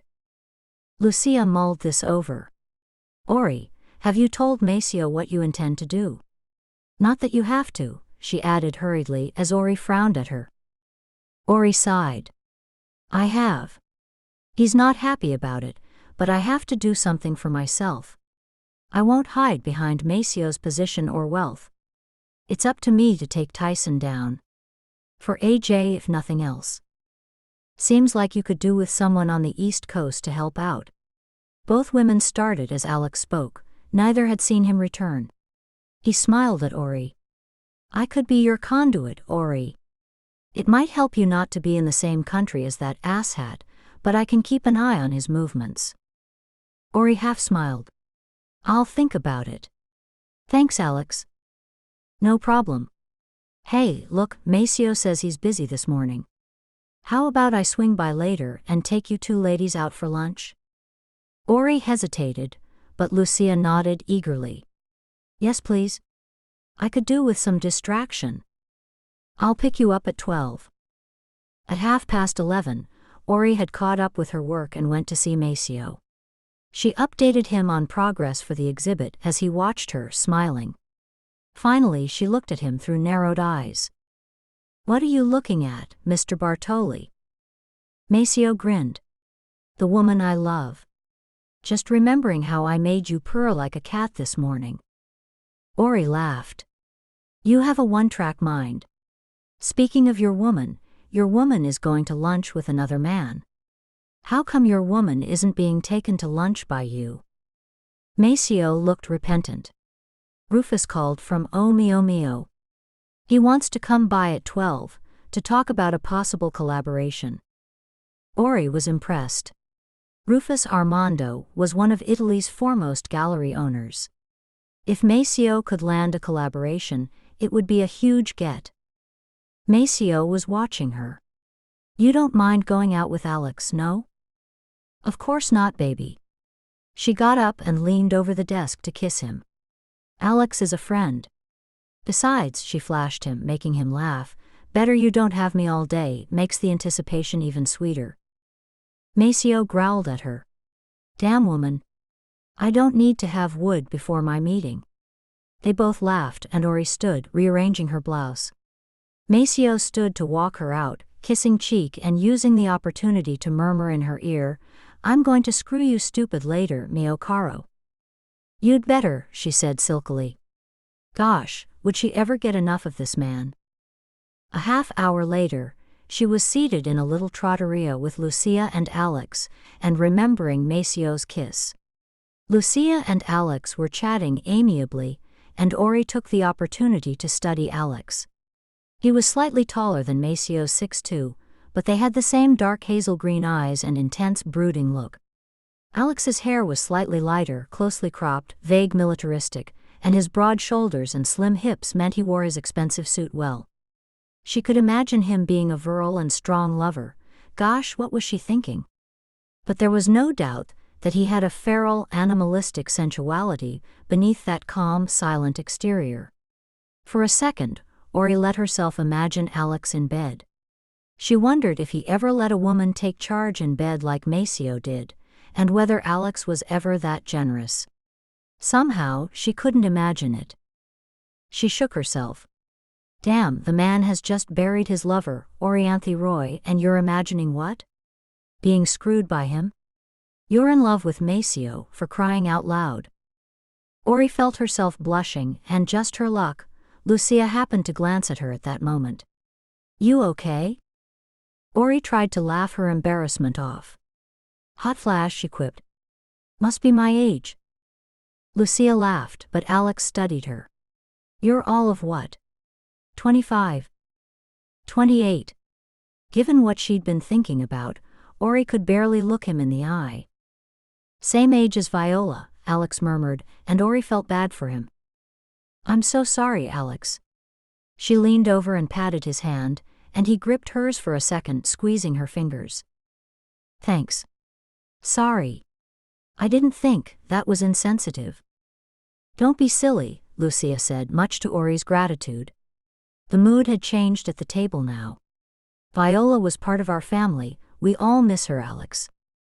Ori smiled at him. I wish I had known her. Me too, you would have liked each other. Alex cleared his throat. I'm waiting for the day when talking about her isn't painful, or no longer causes people to feel weird around me. I don't know about the pain part, Ori said gently, but I think we should talk about her for your benefit and to honor her. Why should the mention of her name be a cause of embarrassment or awkwardness? That's not the sum of her life. Talk to me, Alex. Talk to us about your life together. Celebrate it. I certainly won't talk about AJ just in terms of his death. She hadn't meant to go on a rant, but at that moment Ori felt it was the right thing to say, and she believed it too. We may not have known each other long, she said to him now, but I would like us to be friends, Alex. Alex smiled at her. Same here, Ori. Thank you. And you're right, we should celebrate them. Lucia watched as her two friends talked, glad they had found common ground. There was only a very slight concern that sat in her chest as she watched them. The way he looks at her. Lucia had no doubt that Ori was totally and irrevocably in love with Maceo, and despite her initial misgivings, she seemed now to be trying to bond with Alex. But Alex was in mourning, deep mourning, for a woman who resembled Ori more than a little. Viola had been sweet, kind, and loving, and still someone had murdered her. Did the person who had killed her want some kind of revenge on Alex? Would being his friend put Ori in more danger than she already was?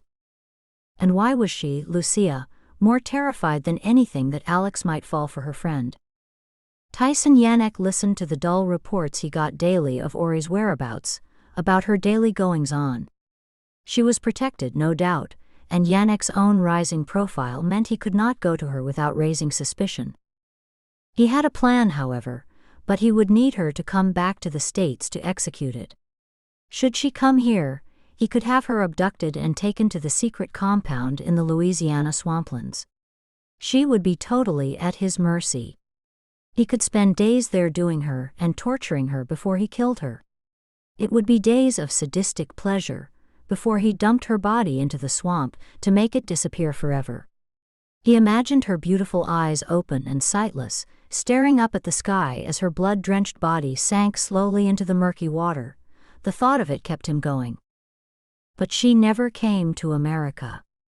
Oh, she traveled, mostly to Paris or other European cities, and always with Maceo Bartoli and his huge and highly trained security team. Untouchable. Not forever, my darling Ori, not forever. The minute she stepped foot on American soil, she was a dead woman walking. He would see to that. His party had recalled him to the front seats again, AJ's death having absolved him, it seemed, of all his indiscretions. There were even whispers of the VP slot on the next ticket, whispers he intended to make rallying calls. But Ori could bring that all down. Even if her claims of his abuse were dismissed, just the mere mention of them would lead to his downfall. Tyson wondered if Bartoli had told Ori about his abuse of AJ. From how aggressive Maceo had been with him the day Ori was attacked, Tyson thought not. But maybe he should have. If Ori knew that Tyson had raped his own son, she would go ballistic and become reckless. Maybe she would come after him here in the States. Tyson began to smile. It was risky, yes, but maybe, just maybe, Maceo Bartoli could deliver Ori right into Tyson's hands. A month after they had begun to sleep together, Shiloh was still waiting for the punchline. How was it that the untamable Benoit Vaux would be happy with a woman like her? It didn't help that the newspapers had gotten hold of the story, and now she was followed by paparazzi everywhere. She had been offered a new position at a human rights law firm, a junior assistant, and grateful for the job, she had taken to the job at once. Her first love would always be the environment and her city, but she found a new love here, working to keep asylum seekers in the country, helping them to save their families. At night she would meet Benoit, and over dinner, they would share their day, then go to his penthouse or her studio and make love. Shiloh found it wonderfully relaxing to be in his company, except she wondered if this life was as exciting as he needed. They had settled into a pattern, and Shiloh was constantly worried he would get bored of her. When he asked her to fly to Venice with him, however, she was thrilled. "I'd like you to meet my friends," he told her. Ah, the elusive Midnight Club. She had heard about them from Benoit, and from his tone, she knew they were his brothers in arms, his family. Benoit, knowing she would frown upon him using his private jet, flew them using Standard Airlines, but business class, of course. When Shiloh looked disapproving, he shrugged unrepentantly. "The plane would be flying whether we were here or in coach," he said, and she couldn't argue with him. Venice was a revelation to her, and she fell in love with the city almost as soon as she saw it. Benoit had booked an incredible suite at a luxury hotel, and arranged for a local designer to bring Shiloh some spectacular gowns. He was watching her change now, grinning lazily as she poked her tongue out at him. "Come zip me up," she said, shrugging into a midnight blue dress. But instead of zipping her up, he let the dress fall to the floor and tumbled her onto the bed. Shiloh giggled at his mischievous smile as he removed first her bra, then her panties, and hitched her legs around his waist. "You are insatiable." They were late to the restaurant, and by Maceo's Bartoli's grin, their friends had all guessed why. Shiloh flushed as she was introduced to Maceo, Ori, and Alex. "My date is also late," Alex said, then looked over to the door. "But there she is." He waved at another young woman. "That's Lucia," Ori said to Shiloh. "She's being Alex's friend date for this evening." She and I have known each other since college. Shiloh warmed to both of the young women immediately. Benoit had warned her about Alex's recent bereavement, but he seemed steady enough. Maceo was a joker, she thought to herself, but he was clearly head over heels for Ori. The meal passed quickly, and Shiloh could not have imagined a more pleasant bunch of people to be around. The food was exquisite, and when they all moved to the lounge for drinks afterward, she found herself relaxing in the opulence around her.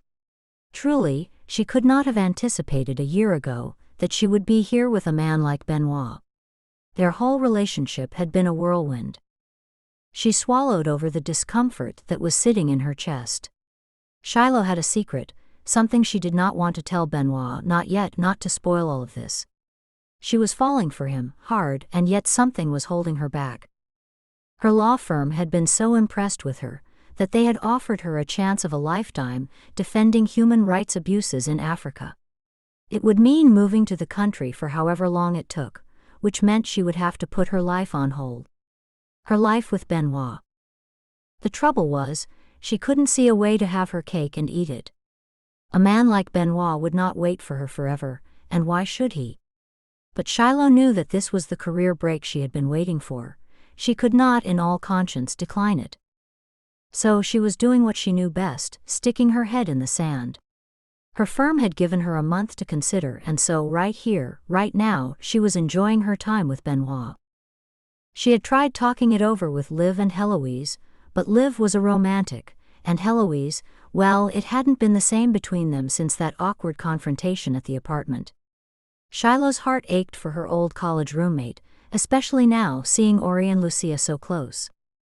When Benoit was deep in conversation with Maceo and Alex, Ori leaned over to Shiloh. "Are you okay? You seem distracted. Tell me to mind my own business if you like, but if you need to talk." Shiloh smiled gratefully. "Thank you, but not here." Ori squeezed her hand. "During the week then. We'll go for lunch?" "That sounds perfect." Ori typed her number into Shiloh's phone. "Anytime," she told her and smiled. Later, when Shiloh and Benoit had returned to their suite, they sat out on the balcony that looked over Venice's lagoon. "This really is a magical place," Shiloh sighed, and Benoit nodded. "It is. Did you have a good time tonight, monsieur?" Shiloh grinned at him. "Oui, monsieur. Your friends are wonderful. I liked Ori very much. Lucia too." Benoit nodded. "Maceo is a lucky man. I think Alex has a little crush on Ori." "I saw that too. What's his story?" Benoit told her about Viola, and she was appalled. "That's too awful." "Isn't it? Now it looks like the killer is targeting Ori." "Gosh." "Quite. Look, let's change the subject. Why don't you tell me what's on your mind?" Shiloh smiled at him. "Nothing much. Just wondering how Beau is doing. Liv spoils him when she looks after him. I'll come home to a rounded pooch." It was weak, but Benoit seemed to accept that, and Shiloh sighed gratefully. There was no way she was going to ruin their vacation by telling him about the job. Benoit stood and pulled her into his arms. "Come to bed," he murmured, his rich deep voice sending thrills through her. As they made love, Shiloh could not imagine giving this up for anything or for anyone. Benoit made love to her slowly, carefully, but as he drove her relentlessly towards orgasm, she suddenly felt like crying. Why does life always come down to choices and compromise, she thought. She hid her tears until she was sure he was asleep, then let them fall unchecked. "I'm in love with you, damn it. And I have no idea how to let you go." It wasn't often that Ori caught Maceo in a serious mood, but lately he had been more pensive than she had ever seen him. It made her nervous. Was he tiring of her? She hoped beyond hope that he wasn't, and in her heart she knew that wasn't it. But sometimes she awoke at night to find him at the window staring out unseeing, lost in thought. She was determined to find out and help him get past it. So she had come up with a plan. Shock him into giving it up. A few nights after the dinner with the friends, They were sitting on his couch watching an old movie when she spoke up. Maceo. I know something is wrong, and if it's that there's another woman, I'd rather you just tell me. Even it's just that you're tired of me. Maceo sat up and stared at her with wide eyes. What the hell are you talking about? Ori smiled at him. I'm just worried, there's something bothering you and it's driving me crazy not knowing. Maceo sighed and ran his hands over his face. Bella, it's not another woman, I swear, and believe me when I say I will never ever get tired of you. Ever. Ori moved next to him. Then what is it, my love? Maceo took her hands in his. Mio caro, it's about AJ and something he told me before he died. I have kept it from you because he told me in confidence and because I didn't want to cause you further pain. Ori's heart was thumping now. Please don't say the words. Maceo. Her voice was barely a whisper. If it's what I think you're going to say, that my stepfather. She trailed off when she saw the truth in his eyes. Oh gosh. His own son. His own son. Ori stood and darted to the bathroom where she threw up until she was dry heaving. Maceo held her hair back and cradled her as she sobbed. When her sobs faded, she turned heartbroken eyes to him. I think I knew. I suspected. Once I even started to say something to AJ, but he shut me down. I should have made him tell me. I should have protected him. Sweetheart, AJ knew that if he told you that you would have attacked Yannick. AJ was positive that Yannick would have killed you to silence you. Ori grabbed a bath towel and wiped her eyes. Not if I killed him first, she said in a low voice, shocking Maceo. She looked at him, anger burning in her eyes. I should have. I had the chance once. He raped me on my 25th birthday. He was drunk and fell asleep on top of me. On my nightstand there was a photo frame, a metal one. It had these flowers, and one had this really sharp edge. I'd cut my finger on it lots of times. I lay there with this monster on top of me, asleep, watching the blood pulsing in his neck vein. All I had to do was reach out and grab the frame and... She mimed slitting his throat. I could have done it. I should have done it, even if it meant spending my life in prison. She buried her head in her hands. Then maybe AJ would still be alive. Maceo wrapped his arms around her, not knowing what to say to comfort her. We can't know that, baby, and AJ would not have wanted you locked away for murder. They sat in the bathroom for hours, it seemed, before Maceo carried her to bed. For once they did not make love, they just lay facing each other. I want to destroy him, Ori said simply, and Maceo nodded. I know. I will help you. She touched his face. I need to go back to the States. Maceo didn't look happy, but he agreed. But with the utmost protection, he insisted. Little did either of them know then, that it would not be enough. A week before her decision had to be made, Shiloh discovered something else, and it changed everything. Everything. In her tiny bathroom, she stared at the plastic stick in her hand and wondered how in this day and age she could have been so stupid. She knew she couldn't tell Benoit. Either she would look like a gold digger or an idiot. No, she thought, there's only one course to take. Which was why, in his opulent kitchen, she cooked a leg of lamb for Benoit, and over a bottle of Merlot she told him about Africa. He listened carefully, then was silent for a long time. Eventually she grew crazy waiting. Benoit? His dark brown eyes were serious as he gazed at her. Well, you have to go, obviously. Shiloh swallowed the lump in her throat. You think so? Benoit reached for her hand. Shiloh, it's an amazing opportunity, you'd be a fool to turn it down. This could make your reputation internationally. Shiloh nodded, not trusting herself to speak. Do not cry in front of him. Do not. And for the love of God, woman, grow up. It is, she said softly. Probably the best opportunity of my career. She realized she was parroting him, but her throat felt choked and she looked away from his gaze. Shiloh, he said softly. I'm assuming it's not forever. It's open-ended. But you're not tied into a specific time length. You can go or stay as long as you want. She nodded and he got up, moving his chair next to hers. Sweetheart, I won't be the man who stops you from reaching your potential. I will not be that. Eventually it will lead to you resenting me. So I'm saying you need to do this, and you have my full support. But what about us? She desperately wanted to ask him the question, but something in his expression was stopping her. Suddenly she felt the 15-year age difference between them. This man would not be tied down, that much was obvious. If anybody defined eternal bachelor, it was Benoit Vaux. Only an incredibly stupid woman would fall in love with such a man, Shiloh thought now sadly. Only a very, very silly woman. She suddenly couldn't wait to get away from him. I'm so tired tonight, Benoit. She softened her words with a smile. Do you mind taking me back to my apartment? Benoit's face registered surprise for a beat, then he nodded. Of course. Alone, Shiloh sat on her favorite armchair, Beau asleep on her lap, her fingers stroking his silky ears. She looked out onto the Paris street lamps reflected in the rain-slicked streets, and sighed. Come on now, she told herself. You were never the type to postpone your life for love. And to do it for a man like Benoit.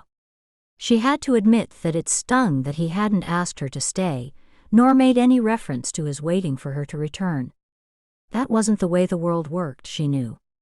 Only in fairy tales did the white knight keep himself chaste for the princess. No. Africa it was, and she would focus on that, and the tremendous opportunity it was for her. She would book an appointment tomorrow, to deal with the other problem. Her fling with Benoit was just that, a fling. She just didn't think she would ever forget him. Maceo looked at Ori, his green eyes serious. Are you sure about this? They had come to New York, and for the last week, had been watching Tyson Yannick on the campaign trail rebuilding his sullied reputation, glad-handing the public, kissing babies and holding press conferences. His most important speech was today at New York City Hall. A speech about domestic abuse, Ori had told Maceo incredulously, and that disbelief had fueled her determination. Alex had helped them shape their own speech, one which Ori would deliver to Tyson's face in front of his public, the press, and his political colleagues. His career would be in tatters, and Ori could not wait. She smiled at Maceo now. 100%. They were riding in the car with Alex, making their way through the New York traffic. Ori was wearing an elegant but classy navy dress, a string of pearls at her throat. Again, Alex had advised her on looking the part, and Ori was grateful to Maceo's friend. They will try and paint you as a nut job, he had said the previous evening when they were finalizing her plan, a hysteric, a bitter attention seeker. Forgive me, Ori. I'm giving you both the worst-case scenario here. That's not the worst-case scenario, Maceo had argued, his handsome face lined with concern. The worst case, my darling, is Tyson coming after you, hurting you, killing you. Alex shook his head. Will not happen, Maceo. We have the security team in place. Maceo did not look happy, but Ori put her arms around her lover and kissed him. I'll be fine. Once the police and the press have all the information and evidence we have, he won't be able to touch me. He may think he will have nothing left to lose, Maceo said, not convinced, but Ori would not be talked down. It's time, she said firmly, for AJ. For myself. So now, as they edged closer to City Hall, Ori was nervous but ready. At the reception area, she could see the press and Tyson's security team gathering. Alex had contacts, however, and they were soon being ushered backstage and into a small dressing room where they would stay until Yannick was already speaking. I must warn you, the aide said in a low voice, that Congressman Yannick is in the next room, so keep your voices low. Ori thanked the man. He smiled at her. Really, it's my pleasure. About time someone brought that asshole down. He left them alone, promising to come back when the time was right. Maceo had his arm locked around Oro's waist. "So proud of you right now," he murmured, his mouth next to her ear. She turned to meet his gaze, and a rush of love swept through her. She could not imagine her life without this glorious man. It barely seemed possible that there was a time when she hadn't known him. Alex hovered slightly awkwardly on the opposite side of the room. The aide returned, nodding at them. "It's time." As they walked to the press room, the aide ran through what Tyson was talking about. "I've primed a journalist to ask a leading question, something to throw him off so that you can start to speak. Mr. Bartoli and Mr. Millen's men will hold back Yannick's security if it's required, but my guess is that he won't want to make extra drama." Ori nodded, her heart hammering in her chest. Alex waited outside of the room. As they reached the back of the room, Maceo stayed back so Tyson wouldn't see him over the crowd. Ori, as petite as she was, easily slid behind a tall pressman. The aide nodded to her when she heard a female journalist ask a question. "Congressman Yannick, why the timing of this bill? Isn't it just a sop to the women who abandoned you in droves during your recent scandal?" "Not at all," Tyson said smoothly. "Domestic abuse and women's rights have long been at the top of my agenda." "Really?" "I had heard different," the journalist said, her voice hard. Ori drew in a deep breath. Tyson chuckled patronizingly. "And what had you heard, my dear?" Ori stepped out from behind the other journalist and started to walk towards Tyson. "She's heard about the many, many times you raped me, Yannick, your own stepdaughter, the first time when I was 13 years old." She spoke in a clear voice which to her amazement didn't shake. A gasp went up in the room, and Tyson Yannick went white when he saw her. Ori walked steadily to the podium and took the mic from Tyson. "For those of you who don't know, my name is Orianthe Roy, and until my mother's death, this man was my stepfather. Over the years, until I finally broke free, he subjected me to rape, physical, emotional, and intimate abuse. He has, on many occasions, threatened to kill me. I imagine he's thinking about doing that to me right now, aren't you, Tyson?" Tyson's mouth was flapping open and shut, his shock almost rendering him numb. Out of the corner of Ori's eye, she could see his security men edging forward, but Maceo and Alex were stepping into the room, and their security teams were at the ready. The journalists in the room were silent. Ori dragged a shaky breath into her lungs. "But believe it or not, that's not the worst thing this man has done. Not by a long shot. Many of you might know that he had a son, Adam James. AJ." She turned her dark eyes onto Tyson's pale face and saw murder in his eyes. Murder and desperation. "AJ was my brother," Ori said, her voice cracking. "My brother and your son. And you raped him. Continuously. Brutally. From the time he was 5 years old, until the day he committed himself to the mental health facility." The room exploded, journalists jumping up and screaming questions. Tyson's security team rushed the stage, and Maceo and Alex's men tackled them as Maceo darted to get to Ori. Tyson lunged for her, tackling her to the floor before anyone could stop him. His lips at her ear he growled, "You're dead, Ori. I swear to God I will kill you for this." Maceo hauled him from Ori, who scrambled away from her stepfather. Maceo punched Tyson hard, the older man dropping like a stone, and it took both Ori and Alex to pull Maceo from him. "Let's go," Alex said urgently, and in moments they were back into his town car racing away from the scene. Alex switched the radio on, and they heard the news breaking. Ori, breathless and shaken, looked at Maceo. "Phase 1 complete," she said. Maceo half smiled. "The journalist is meeting us back at the hotel." "She did a good job," Ori said gratefully and looked at Alex. "You chose well." Alex smiled at her. "Thanks. Well, we're in it now, so let's hope it pays off." Tyson Yannick kicked his way back into his hotel room, cursing and yelling, his aides and security team cowering under his rage. "Find what hotel she's in now. I want a way to get to Ori without her bodyguards being there. That bitch isn't going to draw another breath when I'm done with her." The aides exchanged glances. "Congressman, if anything were to happen to Ms. Roy now, you would be the first suspect." Tyson tried to rein in his temper. He knew they were right, but gosh, on that podium, if he'd had his knife, he would have stabbed Ori to death right there in front of the world's media. Fucking bitch. He never honestly thought she would have the guts to do what she did today. Fuck. This was it. Even if he denied the claims, he was never coming back from this. It was over. His suspicions were confirmed a few minutes later, when the chairman of his party called. It was a brief, tense conversation, but it was made very clear to Tyson that he no longer had the support of the party. His resignation would be expected the next morning. Tyson didn't even challenge it. Screw this. If he was going to hell, then he would take Ori with him. If the police were going to investigate and charge him, then he might as well go down for her murder as well. He dismissed everybody, except his most trusted bodyguard. When they were alone, he eyed the man. He'd hired him because of the cold lack of empathy he had seen in him, and now he was grateful for it. She has to die. The bodyguard nodded. Do you want me to do it, boss? I'm happy to. That was the other thing he liked. The man simply enjoyed killing as much as Tyson, but he shook his head. No, I want to do it. I just need you to bring her to me. Unmarked car.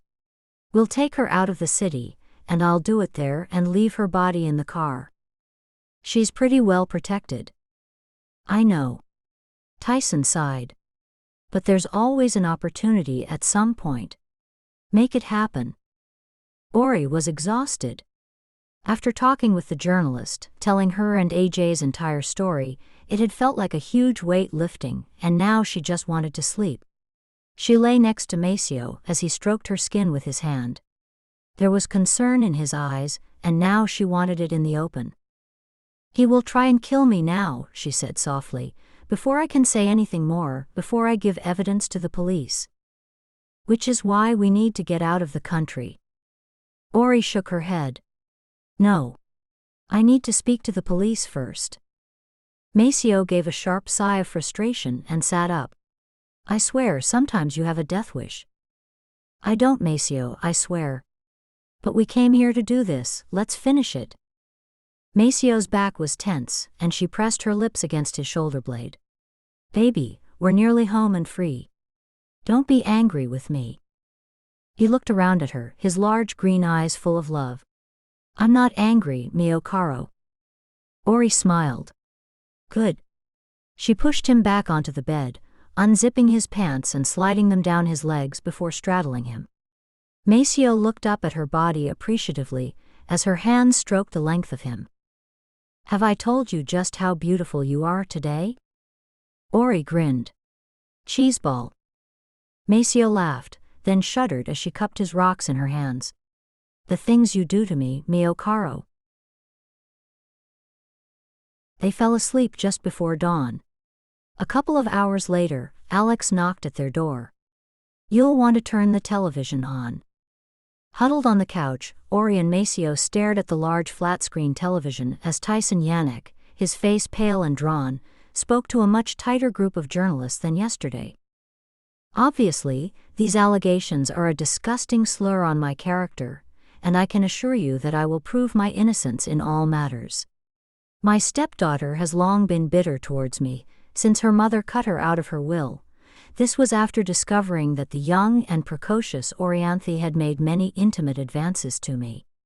I knew that one day, our relaxed method of parenting would return to haunt me, and so it seems that day has come. If you're listening, Ori, please, darling, get the help we all so desperately want you to have. AJ wanted you to have that help too, and your reluctance to do so, well, let's just say, there were reasons why he decided to end his life the way he did. Ori drew in a sharp breath, and Maceo cursed loudly. Figlio di puttana.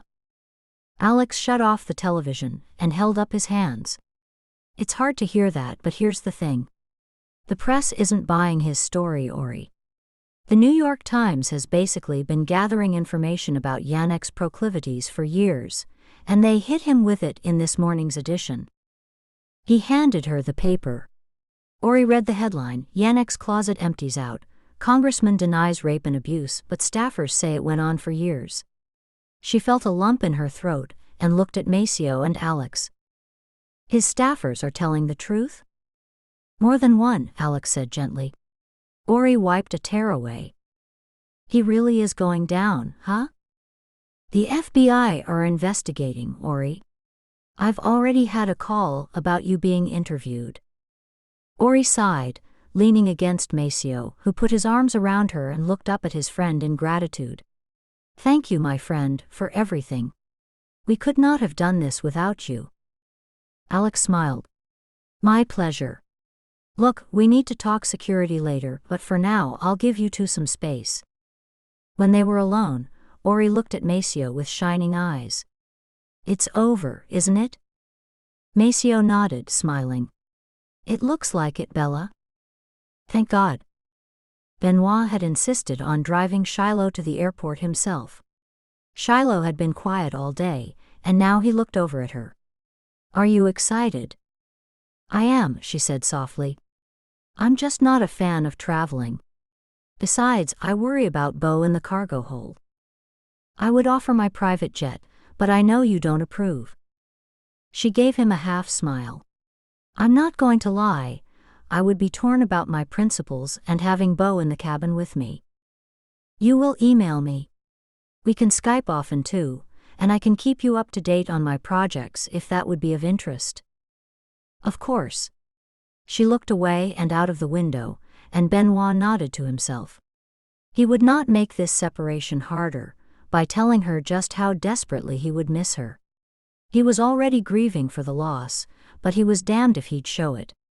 This was the best opportunity Shiloh had been offered. Benoit knew how rare these things were. Over the past 2 weeks, Shiloh had seemed to have drifted away from him emotionally and physically, and he knew she was absorbed in her work. That was good. That was how he had become a self-made billionaire. Work was the key. At the gate, he kissed Shiloh's soft pink mouth, and felt the silky strands of her light blonde hair drift through his fingers. Shiloh Holt, he said. You are a magical woman. You will go on and change the world, I have no doubt about that. I am lucky to call you a friend. There was a little flinch, he noticed, but she smiled at him. And the same to you, Benoit. Thank you for changing my mind about your kind. Look, I have to go, but I will email you. As soon as you're settled, he said, and kissed her again. He leaned his forehead against hers and closed his eyes. C'est avec vous que j'ai commencé à dire oui au monde. It is with you that I started to say yes to the world. Paul allured, Shiloh breathed, touched beyond comprehension. I know that saying. It's beautiful. Benoit nodded and opened his eyes. And very appropriate. Shiloh stared at him, and he thought he saw a flash of tears there, but she smiled brightly at him. I must go. Goodbye, Shiloh. We will see each other again. She nodded but said nothing, as if not trusting herself to speak. She walked through the gate, only looking back once more to see him waving. Benoit watched her disappear, his heart sinking. If I had known 1 year ago what an effect this woman would have on me. Love, he decided, was a distraction. Love was the willowy blonde walking away from him right now. He drove back into the city through the cool Paris night, and went to a bar near his home. He ordered a scotch and nursed it for a while before walking back to his apartment. Knowing Shiloh was in the air made him feel the emptiness of his home keenly. He snagged his phone and dialed a number he knew by heart. Marcella answered, her smoky voice purring down the phone at him. Benoit, darling, it's been too long. How was your trip, Marcella? Too much sun, too much drink, too many young lovers. I adored it. She gave a throaty laugh. Benoit grinned. Marcella, what say we get together for a drink? I need a beautiful distraction. 20 minutes later, he was in a cab to her apartment, and when she opened the door wearing nothing but a long silk robe, Benoit only hesitated for a moment before walking into the room. Marcella studied him. Monsieur, she said without criticism, you have changed. Benoit nodded. I have. Someone changed me. But now, Marcella, I need to forget her. Will you help me with that? Marcella smiled and held out her hand, letting her robe fall open to reveal her lithe, athletic body. But of course, my dear, but of course? Already flying high above the city, Shiloh looked out of the window at the lights of Paris beneath her and let a few tears drip down her face. Goodbye. She squeezed her eyes shut and put her hand over her belly. She'd lain in her bed the morning of her appointment at the clinic and listened to them calling her voicemail, asking her where she was. She couldn't do it. Not Benoit's child. Not her child. Whatever physical changes had come over her were nothing to the emotional bond she already felt with the tiny embryo inside her. She couldn't get rid of it, and now that she would be alone in Africa, screw it, she had thought. I want this child, I want it so badly. She sighed and leaned her head against the window. Even if its father doesn't want me. Tyson Yannick was tired of waiting. His career had been shot to smithereens, and now he had nothing left. Well, not nothing, there was still his private fortune, he would never have to work again. But Tyson wanted fame above everything, and if he couldn't get it through politics. He found out where she and Bartoli were staying, and put together a reasonably sloppy disguise to throw her bodyguards off the scent. He figured if he went all out on prosthetics, it would be seen through in a moment. Instead, he shaved his head and wore his frameless glasses. His glossy, well-coiffed head of hair had been his standout insignia, along with his blandly handsome face. Without it, someone wouldn't be completely sure if it was him or not. It was ridiculously easy to gain entrance to her hotel, even easier to bribe some staff into helping him. He used one of his staff's credit cards to book into a suite. He had to be careful. His bodyguard had reported back to him that the FBI was talking to Ori. They might be with her. They might on the lookout for him. So he let himself into the suite opposite Ori and Macio's and waited. She would be unprotected at some point. The Ori he knew hated to be cooped up. She would skip out for some ice from the machine in the hallway, or down to the lobby for some air, and then he would take her. No elaborate plan, just grab her and stick the knife into her as many times as he could before her security came running. Easy. Ha, Tyson thought now, setting up a chair near the door so he could hear her door opening and shutting, along snippets of conversations. Easy wasn't the word I'd choose. Ori would die in agony, bleeding out before her bastard lover could summon the help she needed. Tyson didn't much care about himself after that. They could put him in jail. As long as Ori was dead, he would be satisfied. His chance came 3 days later. He was listening to her talking to Maceo at their doorway, before kissing him goodbye and telling him to hurry back home. Tyson watched through the peephole as Maceo Bartoli took off. The other guy, the American, seemed to be in the room with her, but when Tyson heard him leave too, he risked going across to the door and trying it. He couldn't believe it. It was open. His heart pounding, he darted back to his room and grabbed the knife he kept ready. It was long, thin, and lethal. Tyson crept slowly over to Ori's room and went inside. He walked silently through the apartment until he saw her. She was napping on the couch, stretched along the wide cushions. In her sleep, her t-shirt had ridden up, and Tyson was distracted by the long expanse of silky brown midriff. He gripped the knife and stepped forward, crouching down to her level. Gosh, she was beautiful. He placed the tip of the knife against her skin, anticipating how it would split and gush blood, how her eyes would open in shock and terror, her moans of agony. Goodbye, Ori. A hand clamped over his mouth and jerked him away from Ori's sleeping body. He dropped the knife as he realized he could smell chemicals, and then the room was fading around him. As he lost consciousness, he heard a voice next to his ear say, "Your death will be more merciful than you deserve, you piece of scum, more merciful than the one you were about to give Ori. You'll never touch her again." Tyson Yannick knew then he was a dead man, and that Ori, his Ori, had finally won. When Ori woke, it was already dark. She blinked. She'd only meant to sleep for an hour or so. Someone was banging on the door. "Miss Roy. Miss Roy." She pushed herself off the couch and stumbled, still half asleep, to the door. Yanking it open, she was amazed to see her bodyguard almost frantic. "Gosh, are you okay? Jesus, please sit down, I'll call 911. Ori was completely discombobulated and let him lead her to the couch. "David, I don't need 911. I'm fine, what are you?" She trailed off as she placed a hand on her belly to quell the rising panic, and her hand came away wet. She looked down. Blood. Ice flooded her veins. What the hell? She pulled up her t-shirt to find a shallow but definite stab wound just right of her navel. What the hell was going on? She suddenly felt lightheaded, and she must have paled as David, who was always professional with her, stuck his arm around her to steady her. He was talking rapidly into his phone, only pausing when she turned frightened eyes towards him. "I've been stabbed," she said in disbelief, and he nodded, grim-faced, relaying that news to whomever was on the other end of the phone. A second later she discovered it was Maceo, also frantic. As David handed the phone to her, she could hear him yelling her name. "Ori, mio Dio, are you okay?"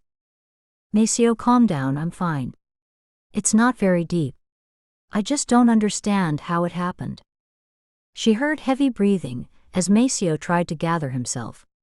"Maceo, why was David pounding on the door? Has something happened?" "Gosh, Ori, it's Yannick. He's been found dead." Shock rippled through her, shock but not sadness. "That's not important to us anymore." Maceo sighed. "Look, David is going to take you to the emergency room and I'll meet you there." "Where the hell was Alex all day?" "Sweetheart, he has a job. I told him I'd be fine." Jesus, she had no idea what was going on, and she suddenly felt exhausted. "Okay, look, I'll go with David. You'll be there?" "Of course." Maceo, his handsome face lined with fear, wrapped his arms around her. The doctor smiled at him. "She's fine. It's just a little cut. I'm more concerned about the sedative." Maceo was confused. "What?" Ori touched his face. "They think I was drugged with some kind of sedative. That's how come I didn't feel it when I was stabbed." She looked to the doctor, who nodded. "We've called the police, obviously. Look, you have your antibiotics. I'd like you to stay in one night for observation." "Oh, that's not necessary." "Yes, it is," Maceo interrupted her protest in a tone that she'd never heard before. Hard, angry, shocked. She nodded at him, squeezing his hand. "Calm down." "Fine. Thanks, doctor." Maceo pressed his lips to hers. "I'm so sorry, baby. I should have protected you." She clung to him, needing to feel his solid, strong body against hers. She felt chilled to the core. Maceo buried his face in her hair, and she suddenly remembered what he had told her. "Tyson's dead?" She felt him nod. "They think he may have fallen from the roof of his building." "Fallen or jumped?" "They don't know exactly." They sat in silence for a long moment. Maceo stroked his finger down her cheek, and she leaned into his touch. "Ti amo. Let's go home, Ori. It's time." "Agreed." She sighed and kissed him again. Knock knock. The doctor reappeared, looking uncomfortable. "Ori, the police are here." Ori noticed the doctor didn't look at Maceo, and wondered at his attitude, but gave her permission for the men to enter. 2 police detectives entered the room, nodding at her. "Are you here about the stabbing?" Maceo stood and offered his hand. The police officer ignored it. "No, it's about the death of Tyson Yannick." With a sympathetic glance at Ori, the officer reached into his pockets and drew out a pair of handcuffs. Suddenly Ori realized what was happening. No, please, not that." Maceo looked at her, his handsome face even more confused as the police officer reached for his wrist. "Maceo Bartoli, I'm arresting you on suspicion of the murder of Tyson Yannick." Nightfall.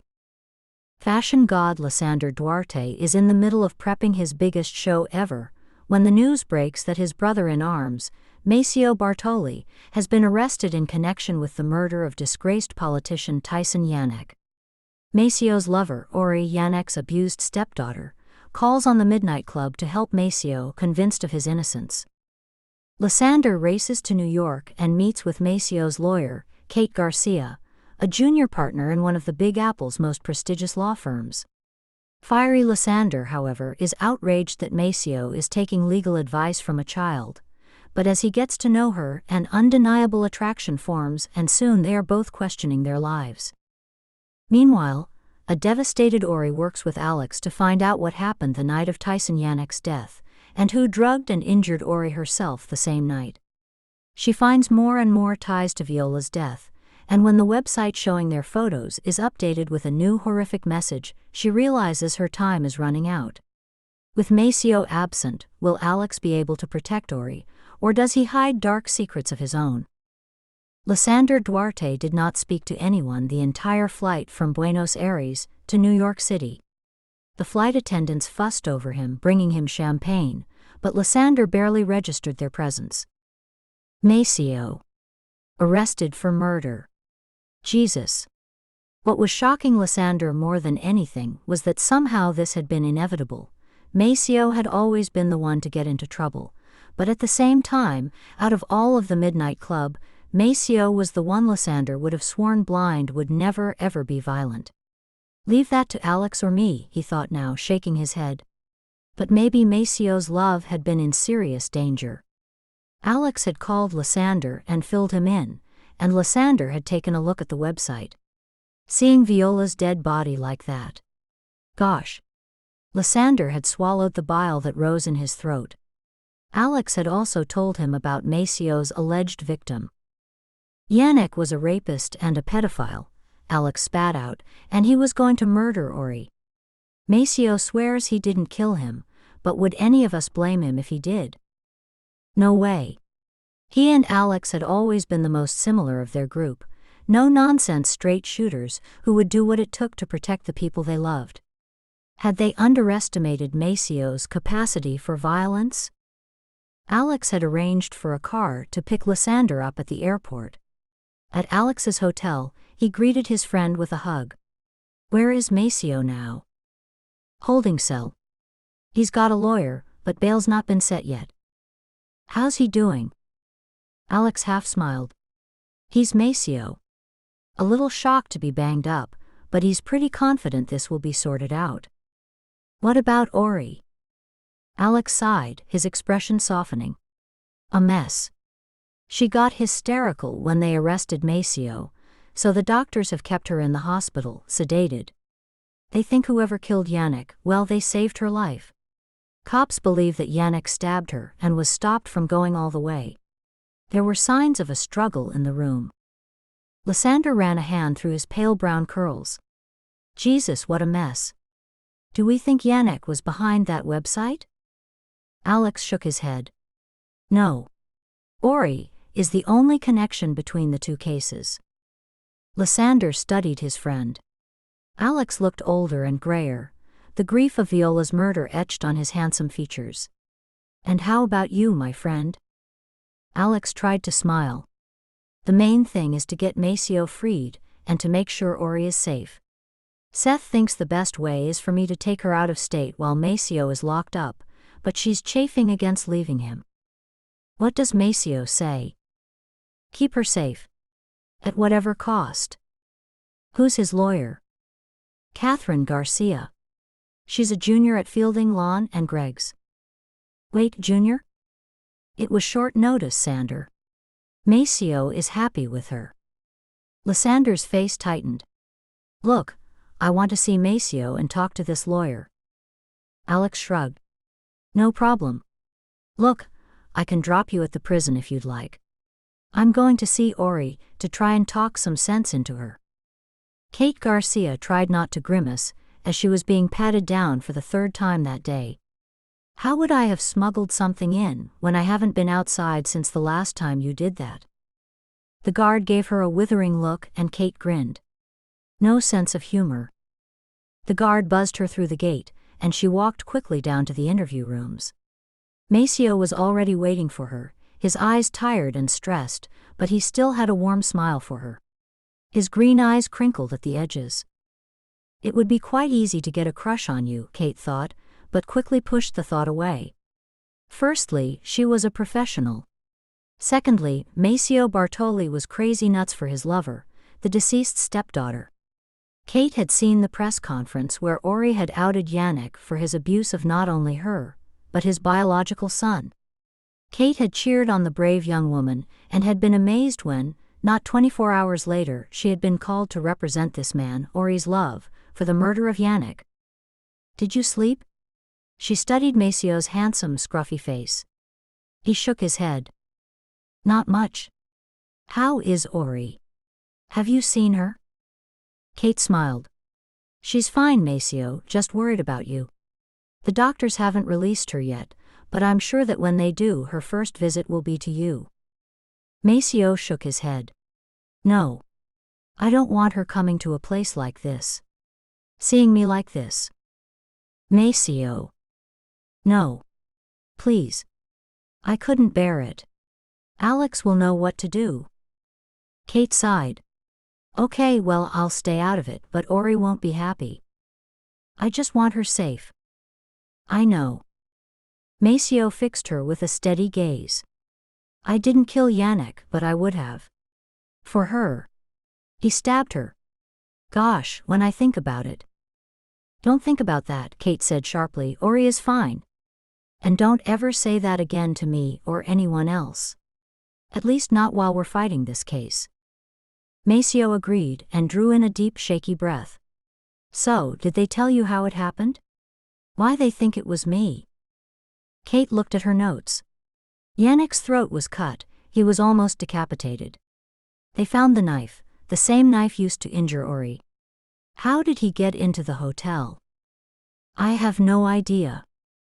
As far as evidence, they don't have much that isn't circumstantial, apart from the knife. They wanted to try and pin Ori's stabbing on you at first. I know, she said as Maceo's face flashed with horror. "Don't worry, they quickly dropped that idea when numerous people told them that there was no way you would hurt her. They're tilting at windmills mostly, but it's just the knife. They say they have found DNA that doesn't belong to Ori or Yannick on it. Any chance it could be yours?" Maceo shook his head. "None." Kate sighed. "Well, we'll get some lab work done and see where we go from there. We do have witnesses that say they saw you leaving MoMA around the time of Yannick's death, so there's that. Look, let's just see if we can get bail set and go from there." She was walking back to her old Volkswagen in the parking lot when she saw him. She recognized him, of course. Who wouldn't? It just wasn't every day that a world-famous fashion designer leaned against her car, giving her the kind of look that would have shriveled a meeker person than she. Instead, she got irritated. "Mr. Duarte, I suggest you step away from my car," she said as she approached, and to her satisfaction he did. "Miss Garcia, I wanted to talk to you." "Then call my office and make an appointment, Mr. Duarte," she said shortly. Gosh, were all of Maceo's friends as gorgeous as he was? This one was tall, and looked like he could bench press an entire football team. His bearded face was framed by wild light brown, almost auburn curls, his beard full and thankfully not manscaped. No, this guy looked as if he should be chopping wood in the Pacific Northwest, not designing clothes. "Miss Garcia, this will only take a second."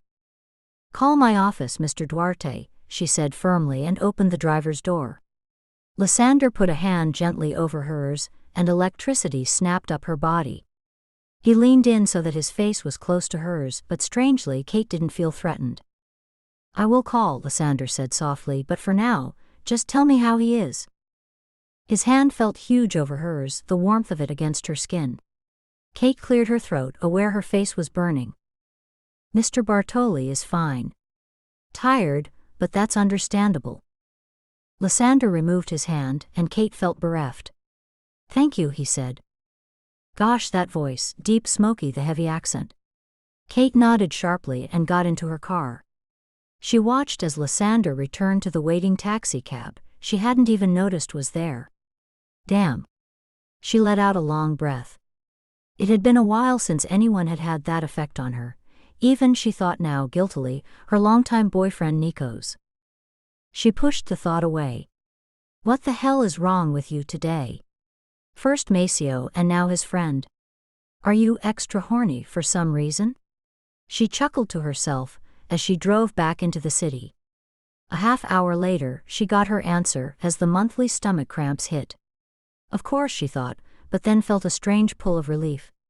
Not pregnant. Again. She and Nikos had been together for 6 years, all through Harvard Law, and now their careers had taken off. So when Nikos had said 6 months ago that he'd like to have a child, Kate had been surprised both at his request and at her own reaction. A child. Now. Nikos hadn't pressured her, but told her he would happily be a stay-at-home dad. Hell, I'd even carry it for you if that was possible, he joked, and she had laughed. They talked about it for a couple of months until finally Kate had said, let's not try. Let's just stop using the condoms and see what happens. Nikos had agreed, but now every month they were on tenterhooks. She picked up her phone now and dialed his number. Hey babe. Hey you. Well, red sky in the morning. Oh, she heard Nico sigh. Well? Damn. I'm sorry, babe. Not your fault, sugar, just had a feeling this was the month. She smiled down the phone. It will happen, Nicono. Don't call me that. At least not in public, he chuckled. Did you go see your hot Italian perp? I did, and I did check. He's still hot, she teased, knowing Nikos would see the funny side of it. He did. How come all I get is dyspeptic old men with toe fungus, and you get hot billionaires? Nikos grumbled, and Kate laughed. Because you chose medicine instead of criminal law, sucker. She was still giggling when she hung up the phone, but when her boss shuffled down the hallway to see her, she immediately switched into her professional mode. Gerard Gregg nodded at her as he listened. Okay, well, I can't suggest a better way, so just keep on what you're doing. I assume they've shown you how to bill hours? Kate hid a grin. About 2 years ago, Jerry. Jerry waved his hand. Forgive me, Kate. I lose track of time. When he'd left her office, Kate reflected again on how far she'd come at such a young age. Of course, her work ethic had driven her there. Could she really halt everything for a child? She was only 29. The answer is that I simply don't know, she thought.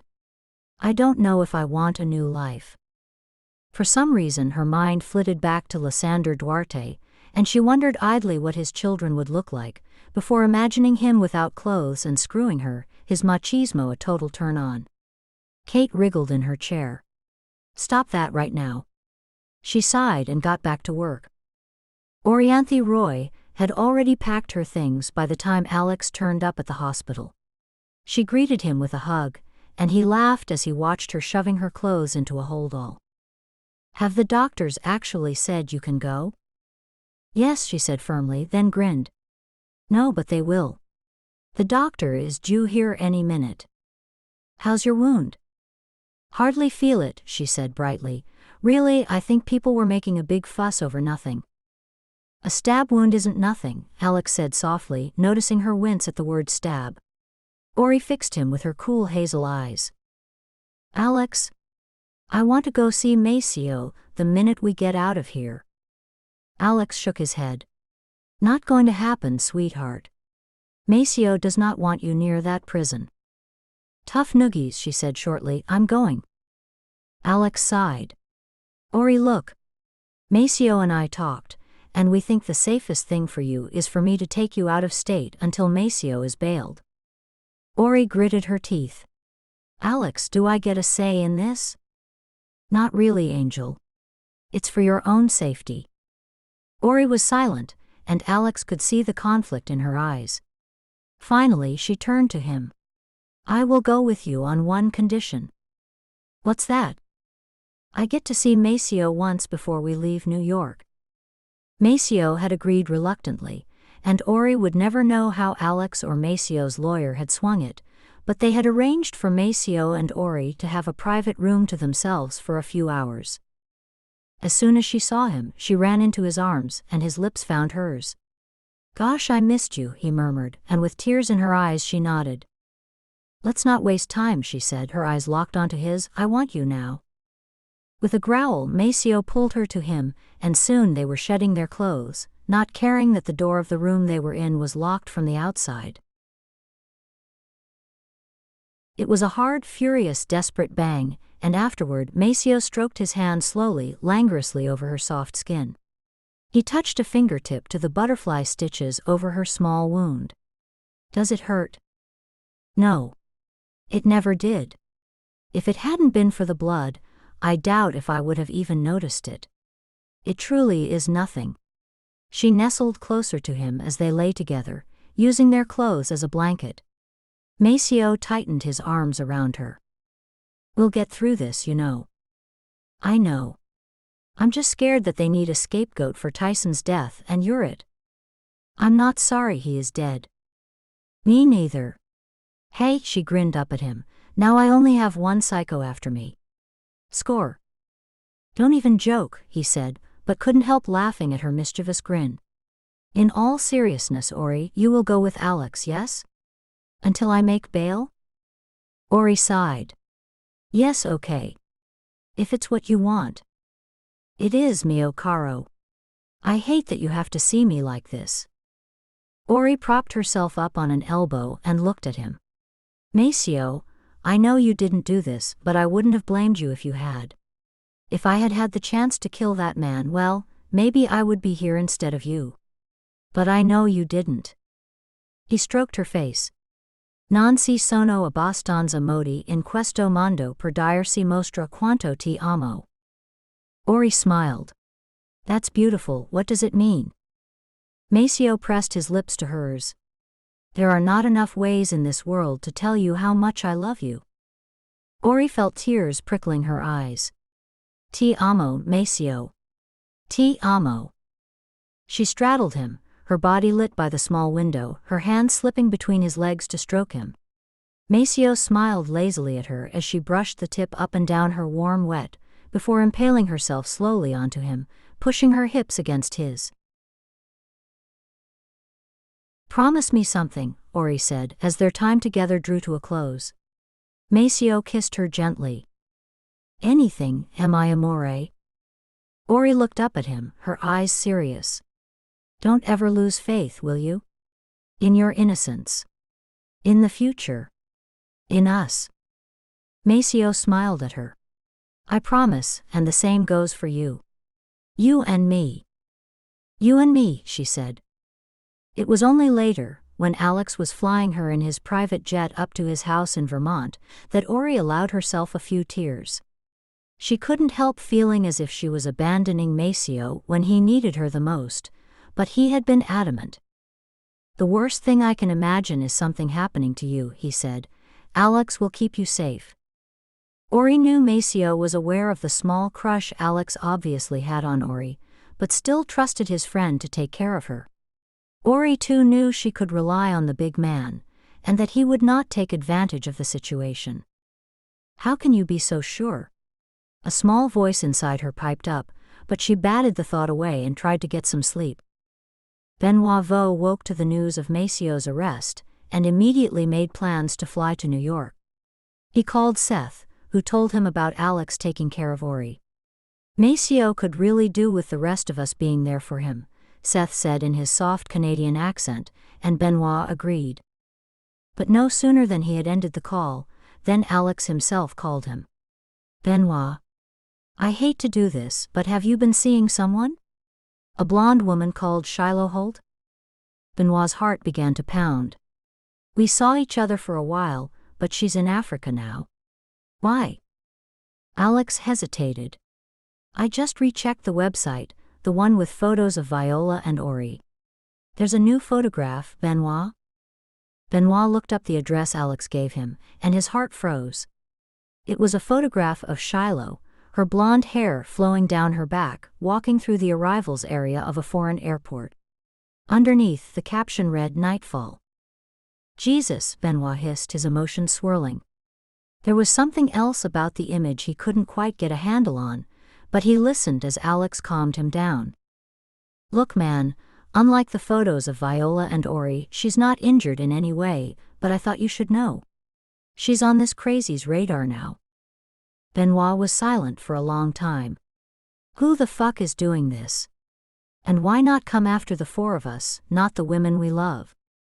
I'm trying to rack my brains to find out who would do this, who we might have pissed off. I think this goes beyond just pissed off, Alex.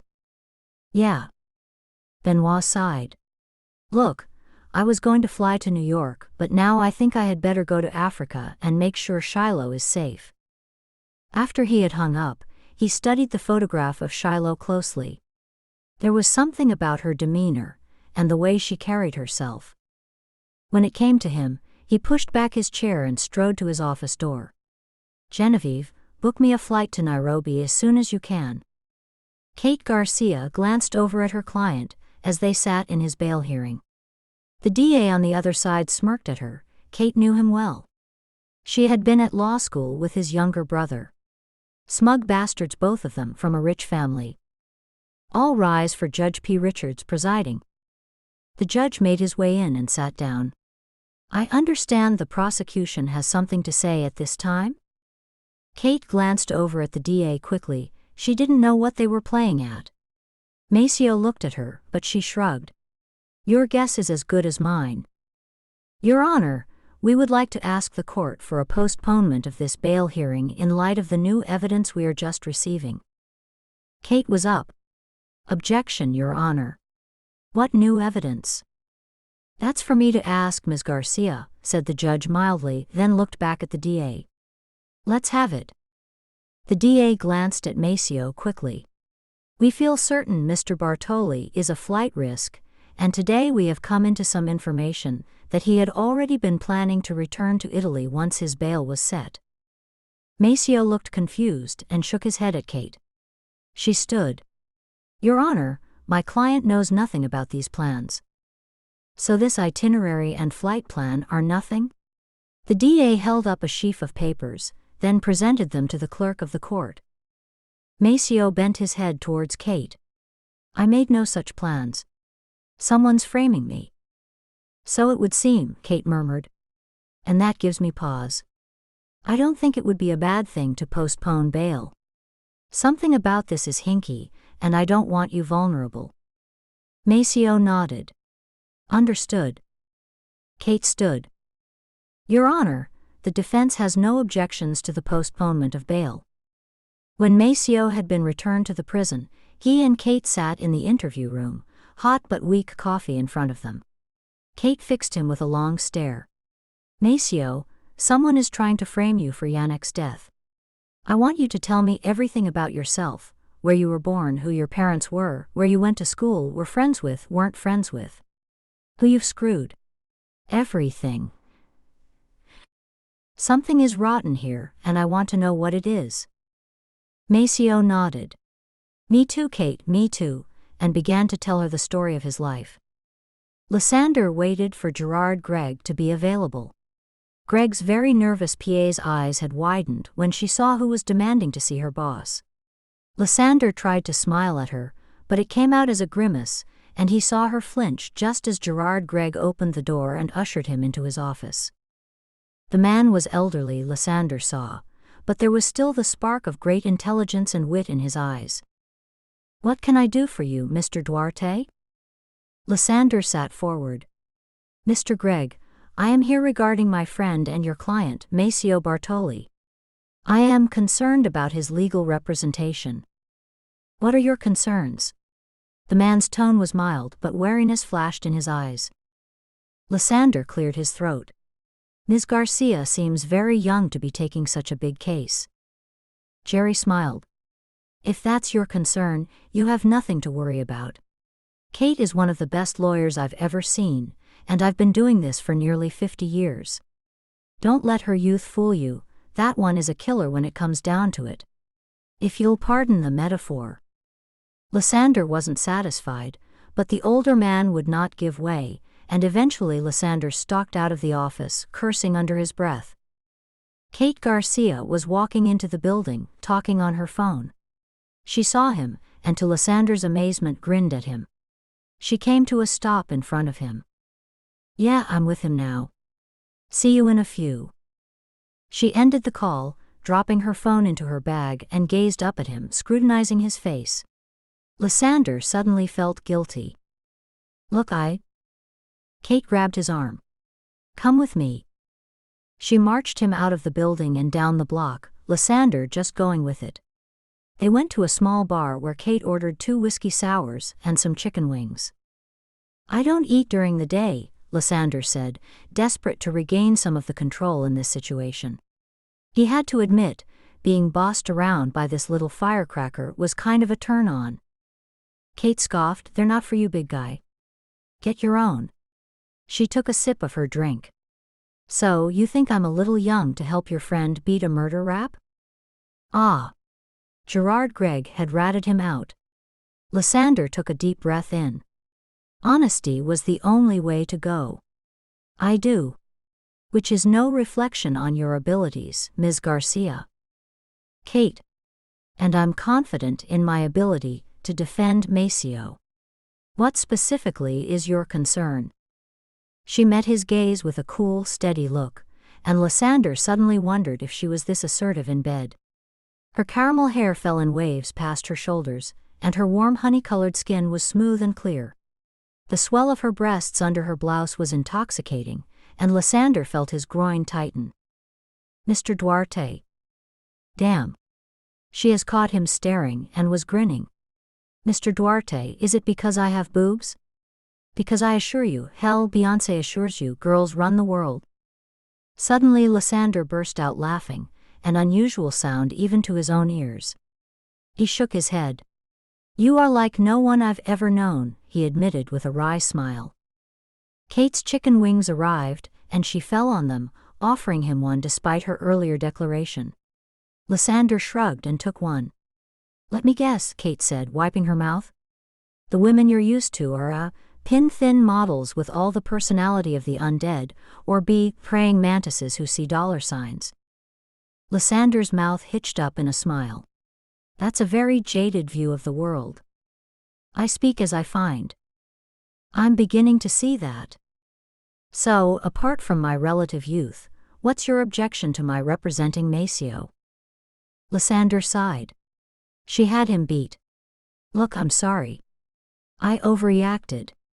Maceo is my brother. There is no way he killed Tyson Yannick, even if he was threatening Ori. Maceo doesn't work like that. He would have done everything he could to protect Ori, but by the book, building a watertight case." "Mr. Duarte, you don't have to sell that to me. I believe Maceo is innocent. But I also believe someone close to him or Ori is setting him up." Lysander was shocked by this. Why would they do that? Kate shrugged, and he realized that although she behaved casually, she was gauging his reaction to her statements. "Smart girl." Lysander took a slug of his drink. "Kate, ask whatever you need to. I don't have anything to hide. Any questions you have, feel free to come to me. I can tell you this, it's none of his closest friends." "Ah, the infamous Midnight Club." Lysander rolled his eyes. "That name is about 20 years old. Hopefully we've all matured past it." Kate shrugged. "You know, I kind of like it." She smiled at him. "The way Maceo talks about his brothers makes me wish I had siblings. He loves you all." Lysander felt sadness settle over him. "Kate, I just ask that you do everything to help him." Kate, her own face serious now, nodded. "I promise, Mr. Duarte, there is nothing I won't try to get Maceo free." Lysander went back to his hotel room, his mind whirling. Who the hell would set up Maceo, of all people? Maceo, the fun one, the easygoing one, with more charm than the rest of them put together? His mind flitted to the many, many women, and their husbands, who Maceo had slept with over the years. He vaguely wondered if Maceo had been entirely faithful to Ori, but banished that thought almost immediately. The way they were together, Lysander, as well as Alex and Benoit, had never seen Maceo so wiped out by love. No, he was sure, Maceo was reformed. But yes, maybe someone from his past or an ex-lover. Lysander's mind went back to Kate Garcia. He would still need convincing that she could help Maceo, but he now had confidence that she would try anything. He felt bad that he'd gone to her boss.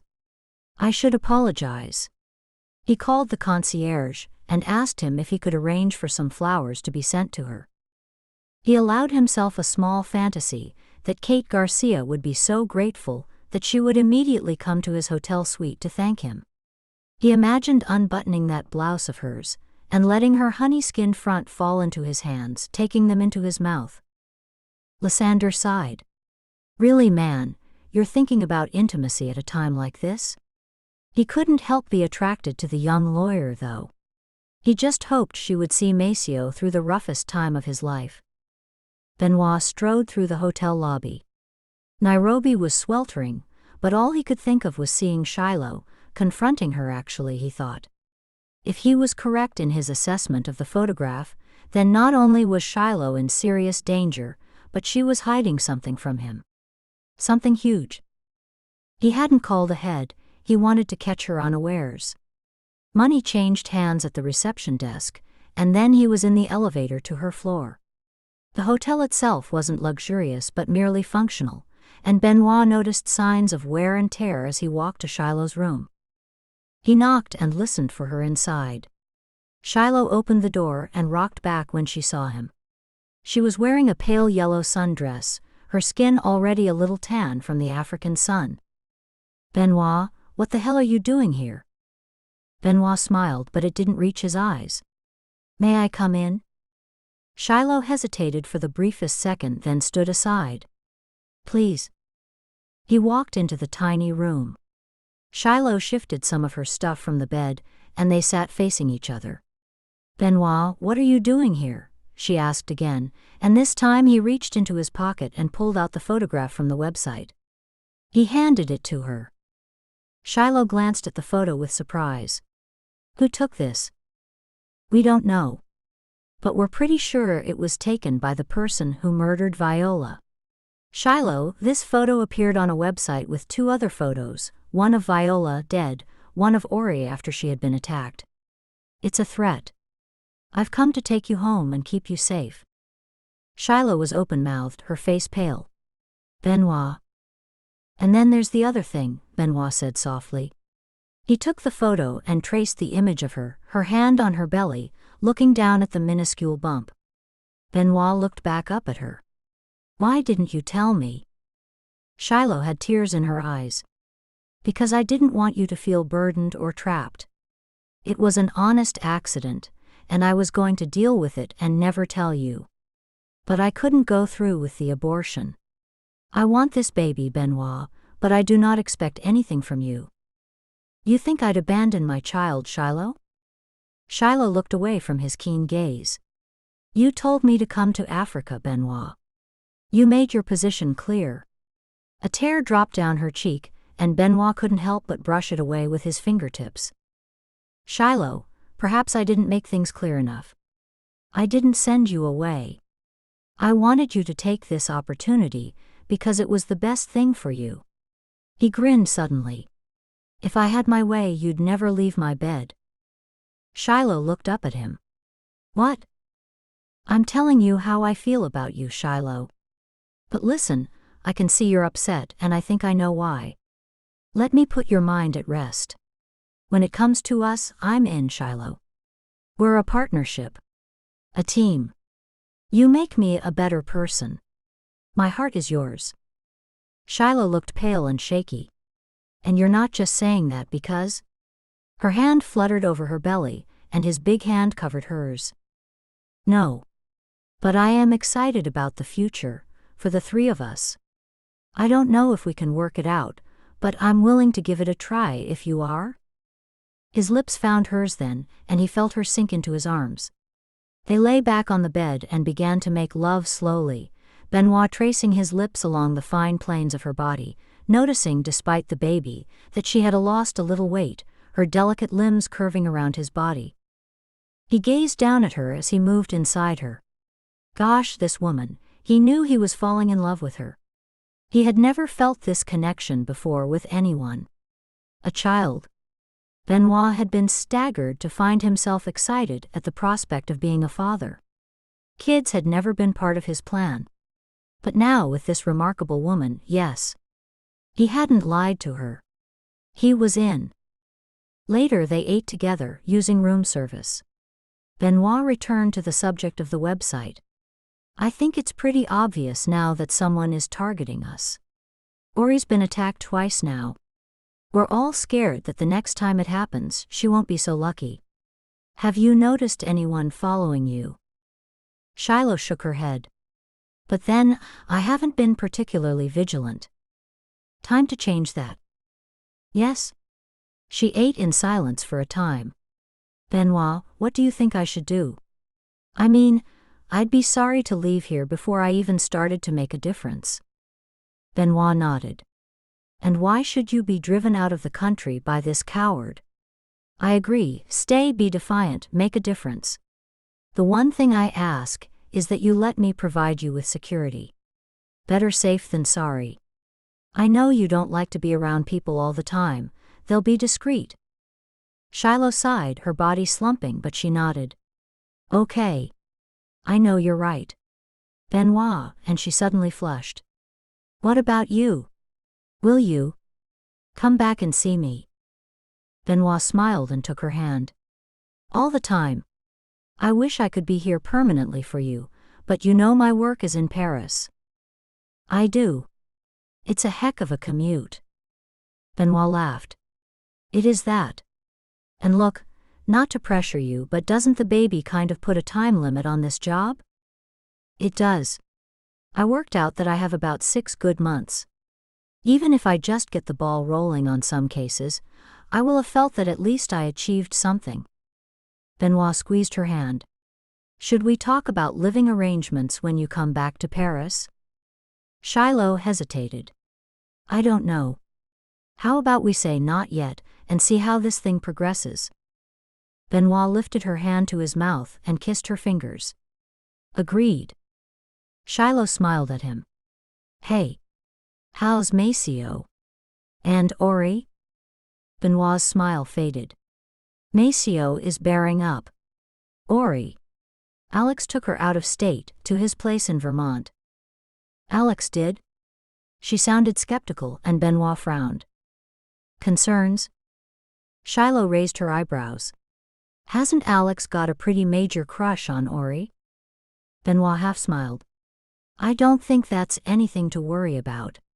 Maceo wanted her protected while he was in jail. After a pause, Shiloh said softly, You don't think he did it, do you? Maceo? No way. But if he caught Tyson in the act of trying to kill Ori, it could have happened. Benoit inclined his head. True, but Maceo would have admitted it, that's what I'm really saying. Maceo is a terrible liar, so he doesn't bother. He would take responsibility. Besides, Yannick was killed some time after Ori was attacked. Maceo has an alibi, some artist in Queens, but the authorities for some reason don't believe this guy. They say Maceo is the only person with a motive other than Ori herself. What a fucking mess. I should call Ori, Shiloh said, thinking about the lovely young women she'd only met once but had liked immensely. I think that's a great idea, Benoit smiled at her warmly. He wrapped his arms around her, kissing her soft mouth. Now, Ms. Holt, why don't you show me around this lovely city? Ori was frustrated, bored, and felt out of place in Alex's huge Vermont mansion. Even Maceo's sumptuous Venetian apartment couldn't hold a candle to it, but for some reason, Ori couldn't settle. It lacked something. Warmth. Whereas Maceo's apartment had bookshelves stuffed with books, expensive but comfortable couches, and a kitchen designed to be the heart of the house, Alex's home was a study in minimalism. Ori had been surprised. Alex seemed far too friendly a man to have a home like this. She wondered what Viola had made of it. Outside, winter had set in, and Ori shivered as she watched the snow pile up. She missed Maceo so much that it was like a physical pain in her chest. They spoke every day on the phone, but when she went to sleep at night, the bed seemed huge and cold without him beside her. Alex was kind and attentive, but Ori felt slightly awkward around him. There were photographs of Viola everywhere, and Ori saw her own resemblance to the dead woman even more keenly now, living in her home. She wondered if Alex was more aware of it.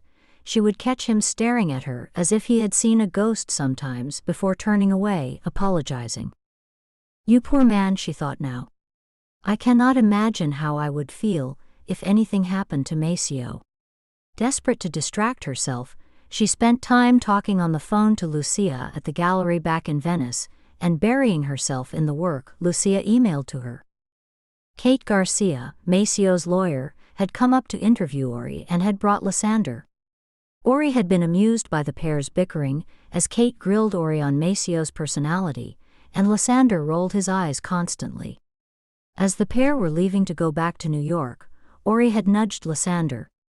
"She's lovely," she had whispered, but Lysander gave her a mock scowl. "She's a child." But Ori could see that he liked the young lawyer. At midnight, Ori closed her laptop and padded down to the kitchen to get some milk. The house rang with silence, and she wondered where Alex was. She didn't want to intrude on his privacy by asking. She wandered through the darkened house. She had been surprised that Alex didn't have a huge staff for this enormous mansion. His chef arrived in the morning and stayed all day, but apart from a couple of cleaning staff, the house was empty. As Ori made for the stairs again, she glanced over at the front door. Deadbolt and locks. This place wasn't a home, it was a fortress. She went to bed and tugged the comforter around her. Sleep was eluding her, so she closed her eyes and conjured up a memory. She and Maceo working late at the gallery, discussing a new exhibition they had planned for the following spring. She loved that, despite his insatiable appetite for her sexually, he also appreciated her intelligence and work ethic, and didn't dismiss her ideas. He respected her. She told him as much that night, and he grinned at her. "Of course, mio caro. I didn't just want you for your body, although now that you mention it, you are looking very fine tonight." Ori chuckled. After being at work all day. Maceo rounded the table and studied her. The pale pink summer dress she was wearing looked warm against her olive skin. Her dark eyes shone at him. He pushed her hair back over her shoulders and trailed his fingers along her throat. "Especially," he murmured, lowering his lips to hers, "after being at work all day." He slid his fingers under the thin straps of the dress and pulled them down her shoulders. Ori sank into his kiss. "I knew I liked this desk for a reason," he said, and Ori laughed, excited, her heart pounding as she opened her arms to him. "I love you so much," Ori whispered. When finally, exhausted, they caught their breath. "You are exquisite," he said, nuzzling his nose against hers. "Our children will be gorgeous." Ori chuckled. "Seriously, Maceo, I've never known anyone with so much confidence." Maceo grinned, shrugging unrepentantly. "I know I'm a good-looking man. I've cashed in on it many times." He grinned, but she winced. "Hey, I meant as a business tool." Ori took a deep breath in. "Sorry. I'm not a crazy jealous person, I promise. But I hear things." "From?" She hesitated, then said in a small voice, "Cassie." Maceo rolled his eyes. "Cassie likes to exaggerate for reasons of her own." Ori couldn't look at him. "Were you and her ever?" Maceo shrugged. "She really isn't my type." Ori grinned then. "So how many women have you slept with?" "I honestly didn't count," he said, rolling off her, and for a moment she wondered if she had upset him. His face was neutral though. "Ori, the only thing that matters is how many I've slept with since I met you, and that's one. You. You are my life, my love. There will never be anyone else." Ori's eyes filled with tears and she got choked up. "Oh, Maceo." Maceo pulled her on top of him. "Now be a good girl and straddle me. I want to play a game." She did as he asked, giggling as he tickled her gently. Then as he grabbed his tie, she raised her eyebrows at him. "Oh yes? Do you trust me?" "Implicitly." Good. He grabbed her wrists and bound them together behind her back. Ori chuckled at him. Kinky. Just testing your limits, Bella. Ori wriggled on top of him, feeling him growing hard underneath her. She was completely turned on by the feel of silk tie tight around her wrists. Maceo smiled at her. Gosh, you're beautiful, Orianthe Roy.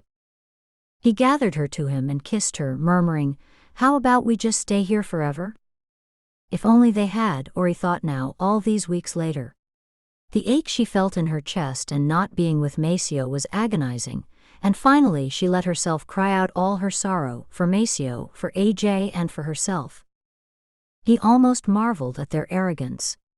Moving Orianthe out of state, Bartoli locked up and so sure she was safe. She was never safe, he'd proved that. The day he'd killed Yannick was also the day he'd come so close to killing Ori too. He'd had to hold back and remind himself. Not yet. Not yet. She was unconscious, and her t-shirt had ridden up, and the warm gold skin of her belly had been too much temptation. He had placed the knife tip against the skin then. Just to appease his almost overwhelming bloodlust, he'd pushed the blade into her, just a centimeter or so, enough to watch the flesh sink under the steel, then split. Enough to spill her precious blood, without ruining the anticipation of the actual kill, the murder, the horrific death he had planned for her. And the blonde girl. Benoit's lover, he grinned to himself now. Masterstroke. Now they thought it was all about their lovers, all of their lovers, not just Ori. It deflected any suspicions they might have. He'd had the blonde followed, found out she was going to Africa, had someone take the photo then. He grinned to himself. He had no interest in the blonde, but if it kept the Midnight Club angry and fearful, all the better. His thoughts returned to Ori. So lovely and yet so vulnerable. He hadn't finalized his plan to kill her, the where or when, but it would be talked about for years afterward in hushed tones. That poor girl, they would say, you would not treat an animal that way. Do you know, Ori? Do you sense that I'm close? Do you think about me, how I'll kill you, how I'll make you suffer? Can you picture Maceo's grief? Soon, my love. Soon. Kate Garcia felt another wave of nausea come over her, but she swallowed hard. Maceo, sitting next to her, exhausted and drained, shot a glance at her. You okay? Kate tried to smile at him. She had to be okay. Today was Maceo's bail hearing, and by the looks of him, he'd reached the end of his tether. She knew how desperately he wanted to be with Ori, that sending her away with Alex had killed him. If they could get the judge to set bail, Maceo could get some decent sleep in Ori's arms. The trouble was not with her case, which as far as she and her boss could see was pretty open and shut, but with Kate herself. The past few days she had felt so ill, so sick, that even Nikos had noticed. You should stay home, he'd said, but Kate shook her head. No way. I've never taken any time off sick, and I'm not about to start now. Sitting here in the stuffy courtroom, she was beginning to regret her stubbornness. Thankfully, the judge arrived. Kate argued her case, the prosecution argued theirs, and finally, the judge granted bail in the sum of $1 million. And you are to surrender your passport, Mr. Bartoli. Maceo nodded somberly. Of course, Your Honor. Thank you. Afterward, in the car with a very relieved Maceo, Kate told him what she'd found out. They have no case, Maceo. Nothing. They needed to make an arrest quickly because of who Tyson Yannick was, but they have nothing on you. No forensics. The artist in Queens wasn't the only one who saw you at his place or at MoMA. I'll be surprised if this case ever sees the inside of that courtroom again. The DA is pissed. Maceo sighed and leaned his head back against the headrest. That's good to hear. Do you want to go back to the hotel and get some sleep? I'll go back to the hotel, but only to take a shower. I want to go to Vermont tonight. Lysander is waiting for me. At the hotel, Kate, telling herself it was just to make sure Maceo checked in okay and not, absolutely not because she wanted to see Lysander again, went with him. Lysander was waiting in the suite, a table full of sketches in front of him. He and Maceo hugged for the longest time. Then as Maceo went to shower and change, Lysander smiled at Kate. "Thank you." His rich, heavily accented voice made her belly quiver. "You have done a remarkable job." Kate tried to smile. "Not really, but thank you. They don't have a case, it's that simple." She nodded at the sketches. "They're beautiful." Lysander smiled. "You think so? Come take a look for me." "I don't know anything about fashion." Lysander made a noise. "Don't be silly. All I want to know is if you would wear something like this." He picked up a sheet of sketch paper and handed it to her. It was a beautiful gold gown, fitted, with a skirt that billowed out from a tiny waist. "You would look amazing in this," Lysander said softly. "The color of your skin against the gold?" "Oh yes. And how about this green? Or the burgundy?" Kate flushed at his compliment. He was sitting next to her now, and she couldn't help breathing in his scent of cologne and soap. His knee rested gently on hers. Although her stomach was roiling, she still felt desire flood through her. "Nico's. Don't forget Nico's." She looked up at Lysander, opening her mouth to comment on the sketches, when her brain failed her. Lysander was looking at her, his dark eyes so intense she couldn't look away. Time passed, one heartbeat too. Lysander bent his head and brushed her lips with his. Light, quick, testing her. The second kiss was firmer, the third one he slid his tongue into her mouth. Kate sank into the kiss, knowing it was wrong. They both jumped as someone banged on the door. "Room service." Guiltily Kate stood, not looking at Lysander. "I'm sorry, I have to go." "Maceo." Maceo came out of the shower, wearing a towel around his waist. Kate almost groaned. What was with these guys? They radiated sex. She forced herself to speak in a professional tone. "I must go. Have a great time in Vermont, but stay in touch." She couldn't get out of the room fast enough. In her car she brushed away some tears. What the hell were you thinking? Poor Nikos. He deserved better. He wasn't home when she got in, and she was glad. Her nausea had returned, and now she felt lightheaded and hungry. She grabbed some leftover lasagna from the fridge and microwaved it, but as soon as she put the first forkful into her mouth, she knew she had made a mistake. She made it to the sink before she threw up, but barely. When there was nothing more to vomit up, she sank to the kitchen floor. Gosh, she must be sick. She crawled to the bathroom and rummaged around for painkillers in the cabinet. She threw a couple down with some water, managed to keep them down, then crawled into bed. Curling up under the duvet, she dozed off and on. A couple of hours later, she heard Nikos come home. He checked her temperature. "Still sick, baby?" She nodded, and he wrapped her up in the comforter. "I think we need to get you to a doctor, Kate." She waved him away. "It's just a virus." 3 hours later, she was screaming in pain as a panicked Nikos called the emergency services. Sirens, flashing lights, and she was being wheeled into emergency surgery. Appendicitis. "Well shit," she said, still high on morphine when Nikos came to visit her the next day. "Just damn appendicitis." Nikos smiled at her. "Just? Baby, I'm so happy it was just that. I was scared out of my gourd." A nurse knocked on the door. "Someone sent flowers."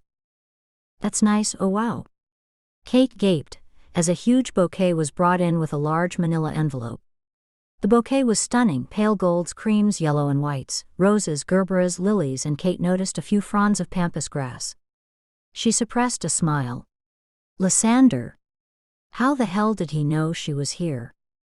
Nikos's expression was confused. "Who are they from?" "I think they are from a friend of a friend. Lysander Duarte." She was opening the envelope. "The designer." Nikos sounded impressed, but Kate wasn't listening. She was holding the sketch of the golden dress. On it, in his elegant scrawl, Lysander had titled it El Catalina d'Oro, and under that had written, "When you are well enough, it is yours." L. Kate felt her throat close. Oh gosh. Why? Why had she kissed him? This was not good at all, and yet she felt overwhelmingly excited. She steeled herself. Well, that's very sweet. He's a good friend of Maceo Bartoli's, that's how I met him. He's just saying thank you. Nico seemed to buy this, but when Kate was alone, she kept rereading Lysander's message. I cannot cheat on Nico's with you, Mr. Duarte. I won't be that girl. The doctor came in to check on her. Hey Kate, how do you feel? He pulled up a chair next to her. Okay, thanks, a little sore. The doctor, Dr. Pays, nodded. Good. Kate, when we were operating, we noticed something else which we thought might be significant. Have you had abdominal surgery before? She nodded. When I was 18, an ovarian cyst. On your left side? She nodded. They had to remove the ovary. Okay. Kate, we noticed that your right ovary has a small cyst now too. Now we can operate to remove it, but of course, if things go wrong, we might have to remove your other ovary. He was silent then, letting it sink in. Kate stared at him blankly. So I would be infertile? I'm afraid so. In these circumstances, we would recommend freezing some eggs just to be safe. You'll still be able to carry a pregnancy to full term. As far as we know, your uterus is fine, but we will make sure of that, of course. Kate, do you want me to call your partner? Kate shook her head. No. Thank you. He patted her hand. I'll give you some space. I'll come back in the morning and we'll talk. Kate blew out her cheeks. Well, that went south quick. She rubbed her hands over her face. She had always known it could happen. The female side of her family had always been prone to these benign cysts. She'd looked into freezing her eggs before, half-heartedly, but when she found out that fertilized eggs had a better chance of survival, she balked. Why? Because she truly didn't know if she wanted children at all, or if she did, if she wanted them with Nico's. And now she would have to make that decision. Well, shit, she muttered for the second time that day. Lying down, she couldn't help but stare at the bouquet from Lysander, and as she fell asleep, she knew that if Lysander had been the father, she wouldn't have hesitated. Maceo smiled to himself as he looked down at Ori's sleeping figure. Last night, as Lysander had driven him up to Vermont when they approached Alex's sprawling compound, Maceo had laughed when he saw a little dark-haired figure yank open the door and run out to meet the car. He was out of the passenger seat before Lysander had time to hit the brakes, and he and Ori fell into each other's arms, joyful at being reunited. They made it another hour and a half, chatting with Alex and Lysander, before they couldn't bear it any longer and excused themselves. Practically tearing each other's clothes off, they'd made love through the night. Ori had assured him that Alex and Lysander were sleeping on the other side of the house, and so they screwed with abandon, until exhausted, they fell asleep as the dawn rose. Ori lay on her stomach, her dark hair clouded around her. Maceo drew the curtain of it back with his finger, before bending his head to kiss the length of her spine. He heard her murmur and chuckled. Good morning, mio amore. Ori wiggled onto her back, smiling at him sleepily, stretching her arms above her head. Maceo enjoyed the way her bosom jiggled with her movements. Will we ever get tired of this? She whispered, and Maceo grinned. Maceo kissed her deeply, wanting to taste her. He trailed his lips to her ear and whispered, Sposami? Ori smiled through her tears and nodded. Yes, Maceo Bartoli, I will marry you. By the end of her second week in Nairobi, Shiloh was flying high. The work was hard, the language barriers made easier by Shiloh's interpreter, the cases sometimes heartbreaking. But this was what she had studied for and broken her back to achieve. She was working with another, older human rights lawyer, Florence, and Shiloh knew she had found her mentor. Florence, a well-spoken Briton, was friendly but thorough. She reined in some of Shiloh's more emotional tendencies with practicality and an encyclopedic knowledge of the law. Benoit kept his word and flew to see her every few days, so much so that her colleagues knew him as well as they did her. She felt grateful that he took an interest in her work, and didn't even seem to mind that Florence tried to persuade him to invest in housing projects in the country. Africa needs investment in housing, Mr. Vo. Here in Nairobi, there is 5% of the population living in slum conditions. You are in a unique position to help them. Benoit enjoyed jousting with the older woman. That is true of any country, Florence. True, but we're here now. Benoit laughed. Florence, I am a businessman. Come to me with a business plan and we'll talk. Shiloh would smile to herself. Benoit had already told her he was looking to help the people of Nairobi. What Florence didn't know was that Benoit planned to help the entire country. She was on her way to Paris now, to spend the weekend with him. For once they had cleared the week's work early and Benoit had sent his plane. Just this once, Shiloh had told him, and he'd grinned. If I promise to offset the carbon footprint, will you forgive me? She loved that he cared about her beliefs. Now, as she came into land in Paris, she knew he would be waiting with a limousine. She smoothed her hand over her dress, stopping to feel the tiniest bump in her belly. The billionaire's baby. She shook her head, disbelieving of the way her life had turned out. Benoit leaped up the steps of the plane and embraced her. Darling, how was your flight? They traveled back to his apartment, and Shiloh, gazing out of the window at her beloved Paris, could not help but feel glad to be home. She and Benoit spent a wonderful, lazy afternoon making love and talking. Then, as evening closed in, they dressed for dinner. Shiloh slid her slender frame into a dark red cocktail dress, pulling her long blonde hair over her shoulder. Asking Benoit to zip her up added another half hour to their dressing time. The moment his lips trailed against her shoulder, the dress was on the floor again. The maitre d' welcomed them with a smile. Good evening, Mr. Vo, Ms. Holt. Your table is ready. Shiloh and Benoit ate between talking. The food was out of this world, and although she wasn't drinking, she still felt lightheaded and happy. Benoit smiled at her glowing face. Pregnancy makes you even more beautiful, my love. Sweet talker, she said, but she flushed with pleasure. Benoit was more relaxed this evening than usual, and she liked to think it was because she was there. We're good for each other. Lingering over coffee, Shiloh looked up to see a beautiful, slightly older brunette touch Benoit's shoulder. Shiloh recognized her, Marcella. A cloud passed over Benoit's eyes, but he politely introduced them. He didn't invite Marcella to join them, and feeling awkward, Shiloh asked her if she would like to have coffee with them. You are sweet, monsieur, but I have a date waiting. It is nice to finally meet you. I know Benoit was desolate over your leaving Paris. Shiloh noticed Benoit shooting daggers at Marcella. What the hell was going on? Marcella smiled at Shiloh. Darling, let's have lunch soon. I'm sure we have a lot to talk about.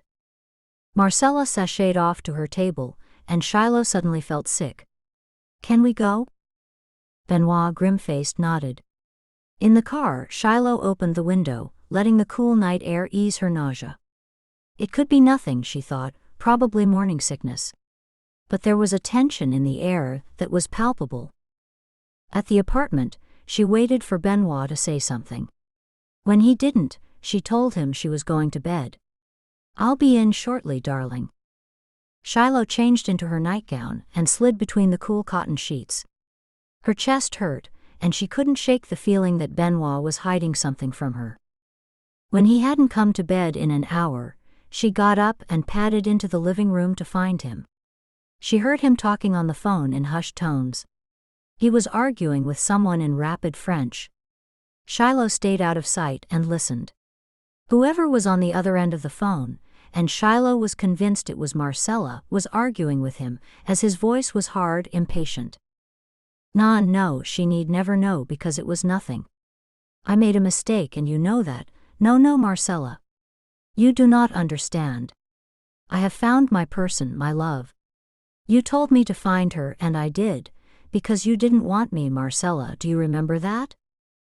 Shiloh leaned her head against the door jamb, tears in her eyes. Damn that woman. Shiloh had to admit she had been jealous of Marcella, ever since she'd seen the photographs of Benoit and Marcella in the society pages. The other women fit into that world. Will I ever be that kind of woman for Benoit? Unconsciously, she rubbed a hand across her belly. No, you're just the girl stupid enough to get knocked up. Benoit was still arguing. I don't care, Marcella, not anymore. You will not ruin this for me. Goodbye. Shiloh quickly ran back to the bedroom, and when Benoit came in, she pretended to be asleep. Benoit stripped and slid in beside her. Shiloh? Are you awake? Shiloh kept her eyes closed, ignoring his whisper, and when she heard his breathing become regular and even as he slept, only then did she let the tears fall. Maceo shook his head. Mio caro, it's too dangerous for you in New York. I think you must stay here with Alex. Ori had been arguing with him for an hour, but he wouldn't budge. You'll only be there for a day. I can stay safe for 1 day, surely? Maceo and Alex looked at each other. Kate Garcia had called them. The DA had dropped the charges, but she wanted Maceo to come back to New York to finalize everything. Ori argued that if she was traveling with him, she couldn't be in that much danger. Ori sighed. Look, both of you, you know this is my decision, right? As much as I love you both, I do have control of my own life, and I'm not willing to give that up. For anyone. I had that taken away too much by Tyson. Maceo hugged her. I get that. I'm sorry. She smiled. Don't apologize for caring. I'm just saying, yes, there's a creep threatening me out there, but no way in hell am I going to stop living my life the way I want to. Alex, who had been listening, cleared his throat. I have an idea, if you don't mind me sharing it. Maceo, kissing Ori's temple, nodded at him. Go for it. Ori, I have someone who could be of help, not a bodyguard per se, but an instructor of Krav Maga. Ori's eyebrows shot up and she nodded. I've heard of that, a martial art? Alex smiled. Kind of a mix of martials, boxing, wrestling, etc. You're a healthy, athletic, okay, he grinned as Ori made a face at athletic. You could be athletic. You want more control? This is it. Self-defense. I like that idea very much, Maceo said, grinning gratefully at his friend. Then he turned to Ori. Bella, would you also allow me to find you a bodyguard? Someone who could be a friend, as well as protector? Ori considered. Only if I get to interview him or her. I want a woman. She saw the friends exchange a glance and she grinned, shaking her head in mock sadness. Sexist Neanderthals. She sighed as they laughed. Seriously though, guys, we women can squeeze another human being out of us. We can handle being a bodyguard. Kate had discharged herself from the hospital without having the further surgery. There's no rush, is there? The doctor wasn't happy, but extracted a promise from her to see her gynecologist. She hadn't told Nikos yet about her condition. She knew if she did, he would insist on inseminating and freezing her eggs, and Kate just wasn't sure. She wondered when she had decided that Nikos wasn't the one for her. When you met Lysander Duarte, you little fool.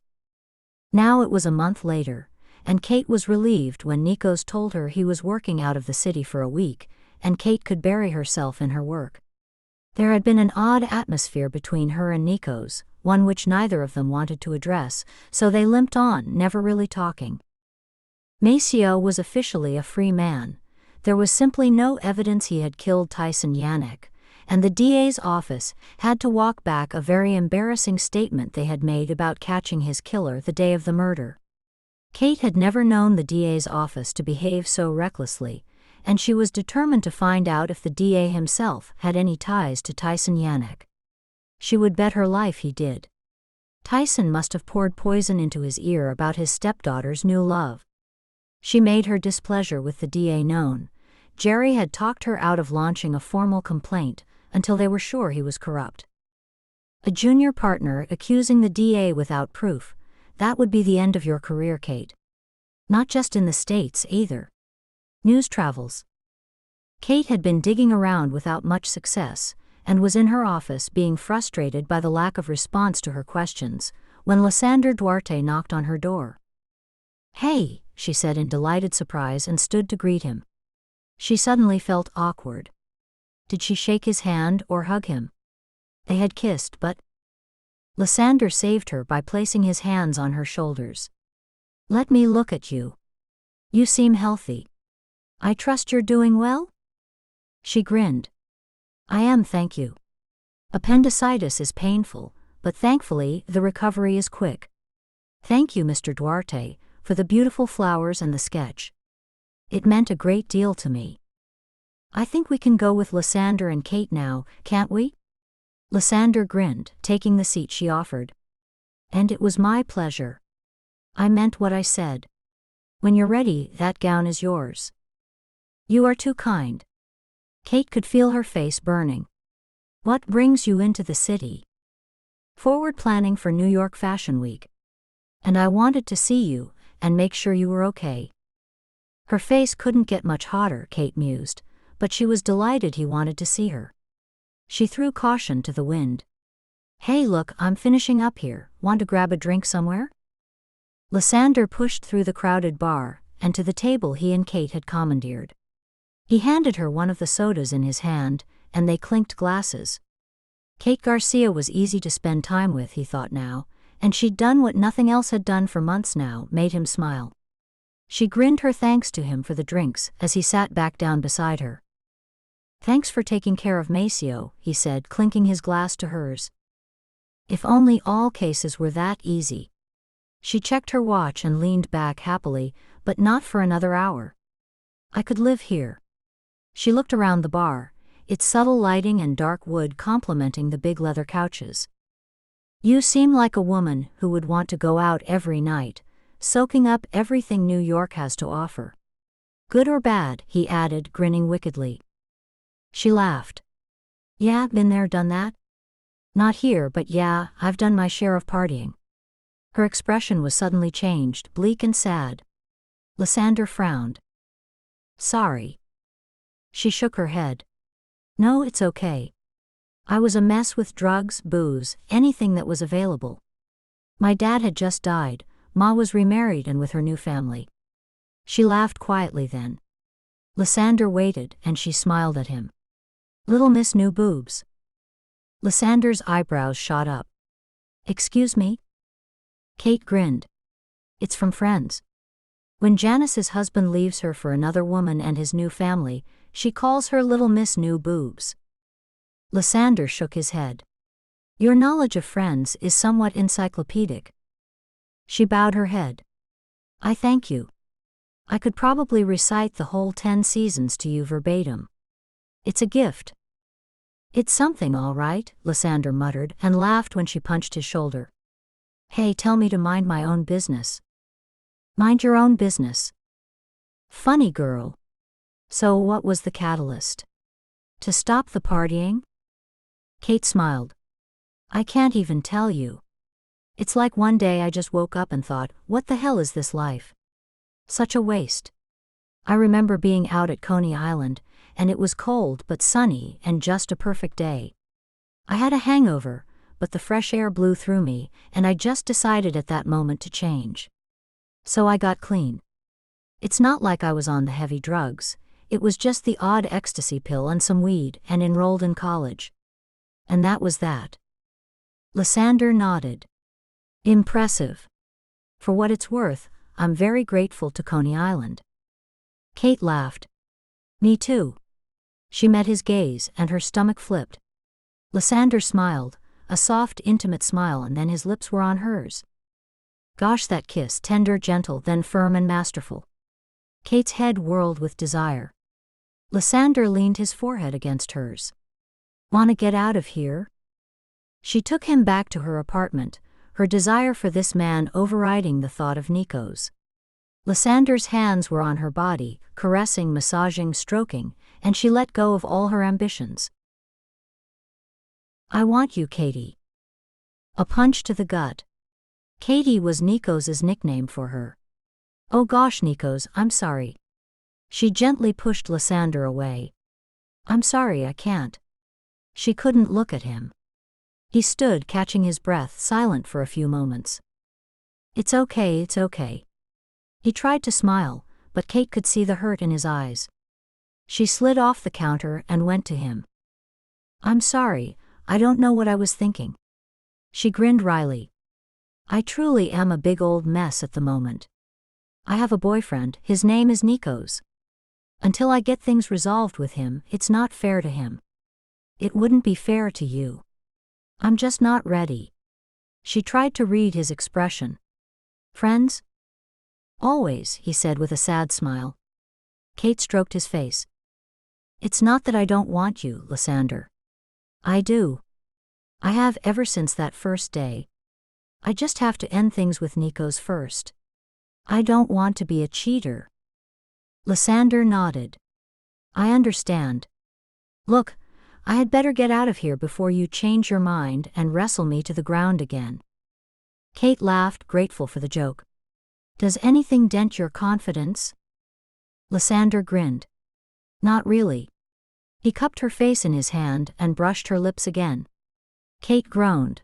The taste of his mouth was too intoxicating. They started to kiss again, then froze as someone knocked at the front door. For a moment, they didn't move. Another knock, louder. Kate sighed and grinned up at Lysander. Disengage, soldier. He snickered. Walking away from him, she smoothed her clothing and her hair quickly. Another knock. Coming. If only, muttered Lysander, and she giggled. Perv. She blew him a kiss and skipped to the front door and unlocked it. Nikos stood in front of her, his face a mask of shock. Benoit and Shiloh sat in the small cafe, both staring at the photograph in front of them. Shiloh reached over and took Benoit's hand. He looked up at her, dazed, almost bewildered. She smiled at his expression. Our baby. Our girl. He laughed softly. I cannot quite believe it. This is really happening, huh? Shiloh laughed and rubbed her belly. Unless this is a burrito baby. She watched him as he marveled at the scanned photo. Any names come to mind? Anything but Marcella. She regretted her words at once as his face creased with pain. I'm sorry, Benoit. I didn't mean to break the mood. He didn't answer, but stared out of the window. The Parisian streets were dark now, streetlights casting long beams over the slick, wet asphalt. She watched his face go through a myriad of emotions before he cleared his throat and turned back to her. Shiloh. I'm not going to pretend that I didn't feel something for Marcella, and that I probably will always miss her as a friend. But this, he waved the scan gently, I am committed to our child now, to trying to make us work. She reached over and stroked his face. Thank you. She saw the uncertainty in his eyes though, withdrew her hand and sighed. Things would be so much better if she wasn't around all the time. Just so you didn't have to see her, so I didn't have to see her and know she was the love of your life, that I am your fallback, your consolation prize. Her voice was soft, but there was bitterness in her words and angry tears in her eyes. He sighed and took her hand. Don't ever say that. He sighed, Marcella is not the love of my life, Shiloh. Don't you know by now that I love you? It was the first time he said it, and Shiloh's eyes filled with happy tears. I love you too, Benoit. He smiled and kissed her hand. A new life, mon amour. She smiled and glanced at her watch. Let's go home, Benoit. Let's start making that new life. Shiloh waited at the cafe as Benoit brought the car around. Outside the rain was relentless, headlights on the windows of the cafe twinkled like jewels. Shiloh smiled to herself, running her hand down her swollen belly and picking up the scan again. She could pick out the baby's face now, the nose, the tiny eyes. She squinted, trying to see who the child resembled, then laughed to herself. What did it matter? Everything was working out right.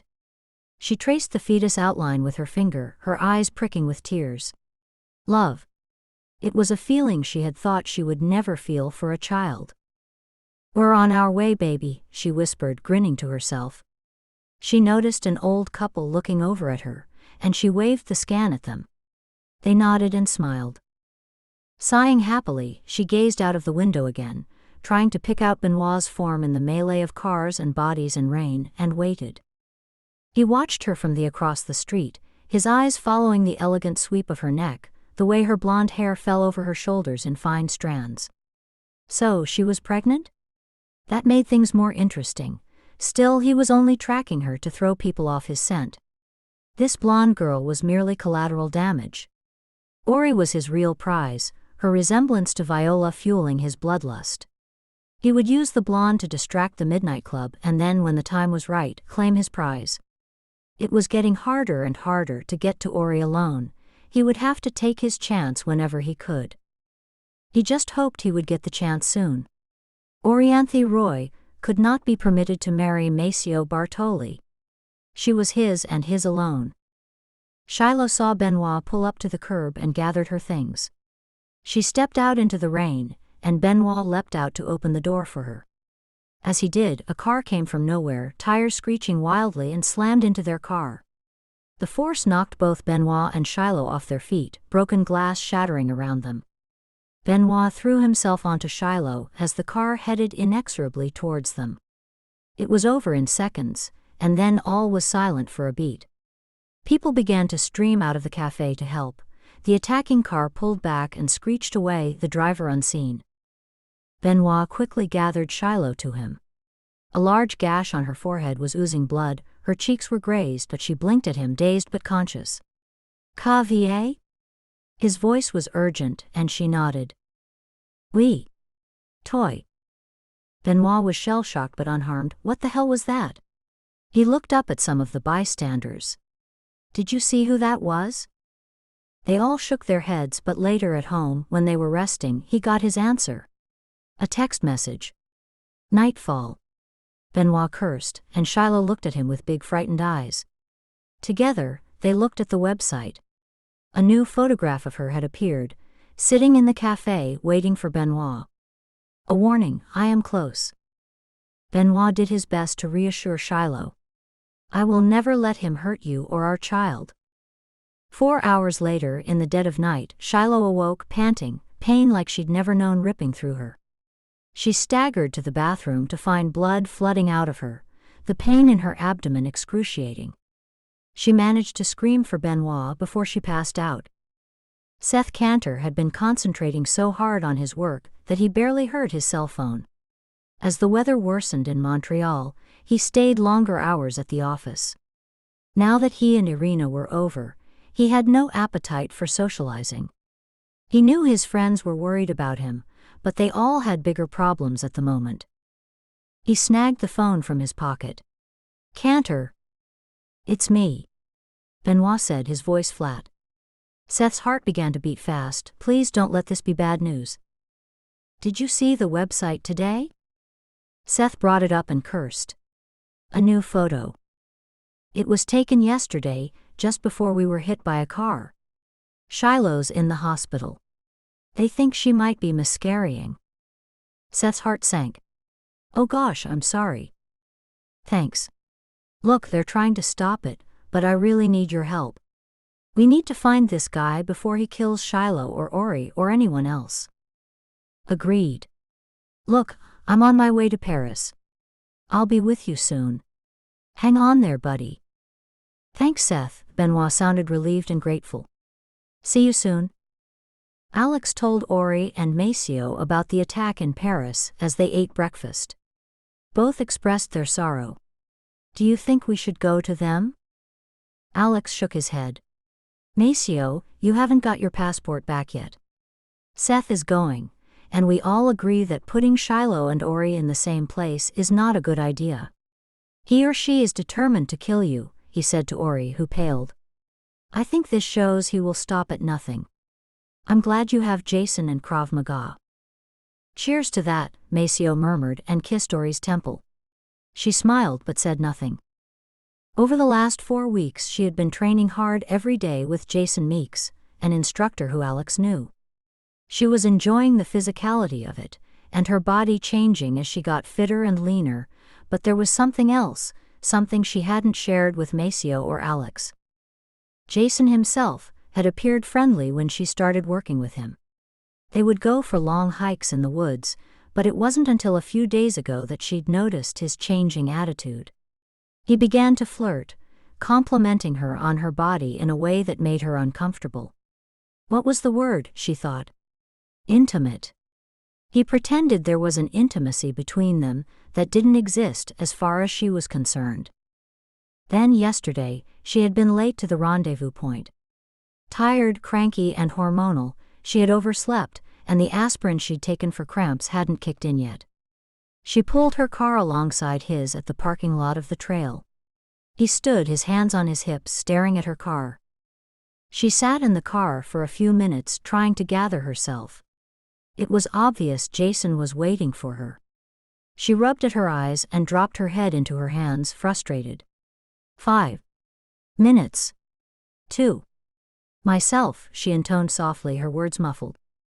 She gave a yelp as the car door was yanked openly suddenly. What the hell are you doing?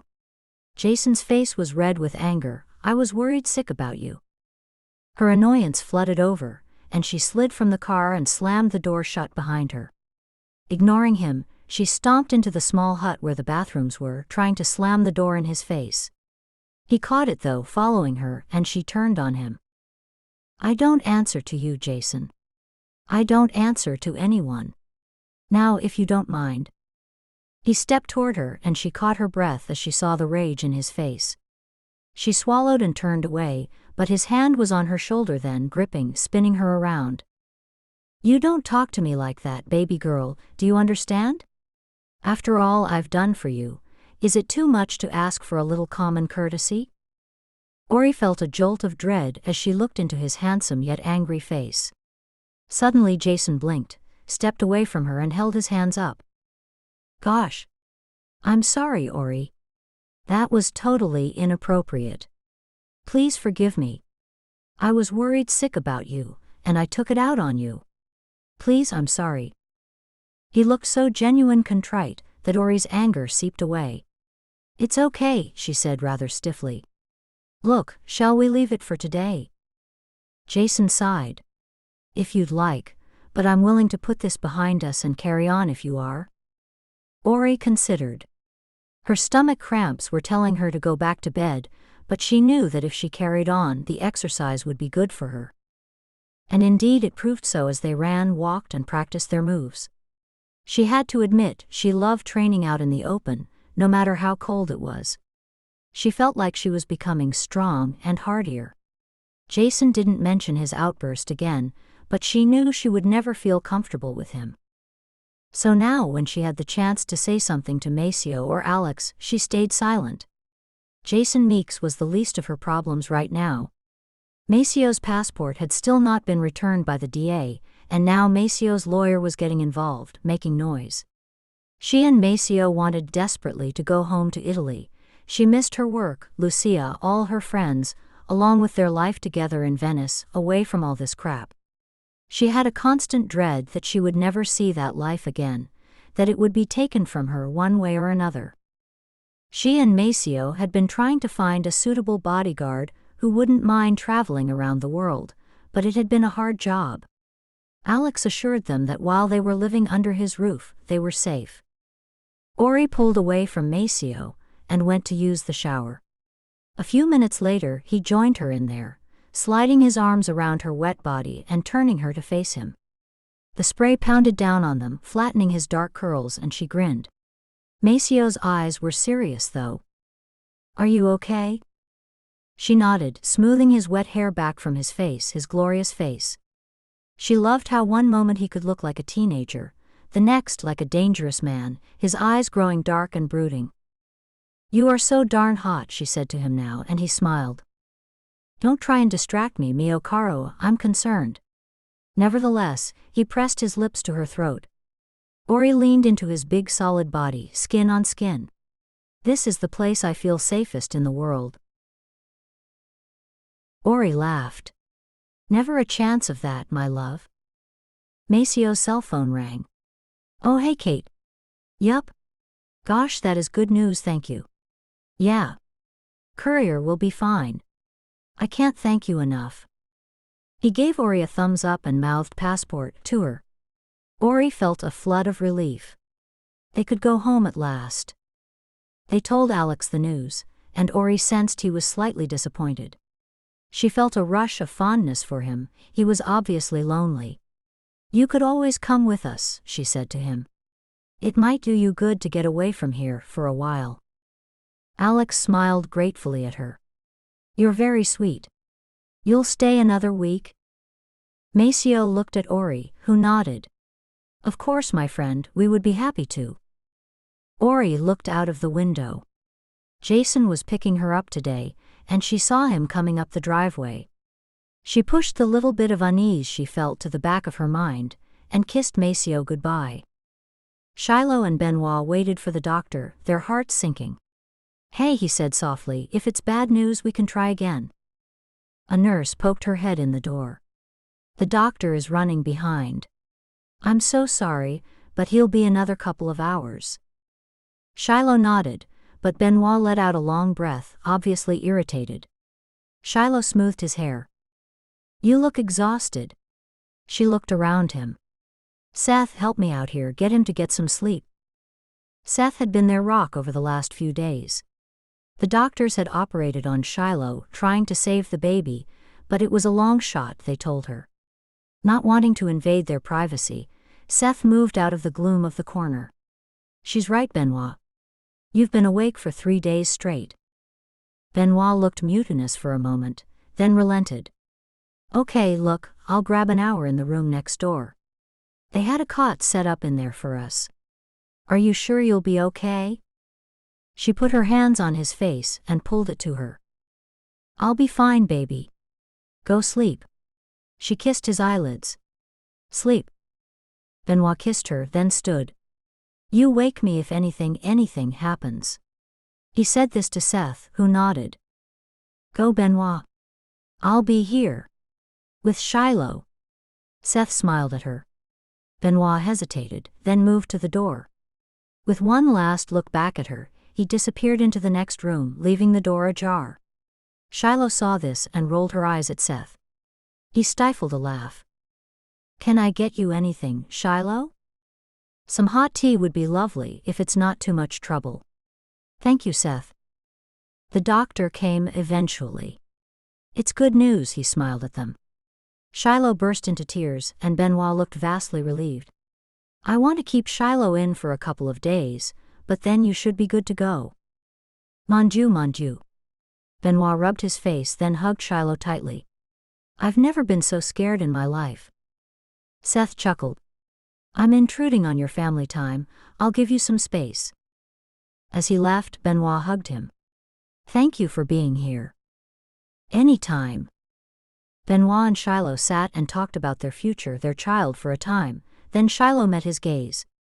"Someone tried to kill us." "Yes. Don't worry. Seth and I have already set things in motion." Seth talked to Maceo, to Lysander and Alex. "We're mobilizing. This ends now, if it takes every penny we have, every resource available. We're going to make damn sure we're safe. All of us." Ori had been on edge since Jason had picked her up, and now she felt sick.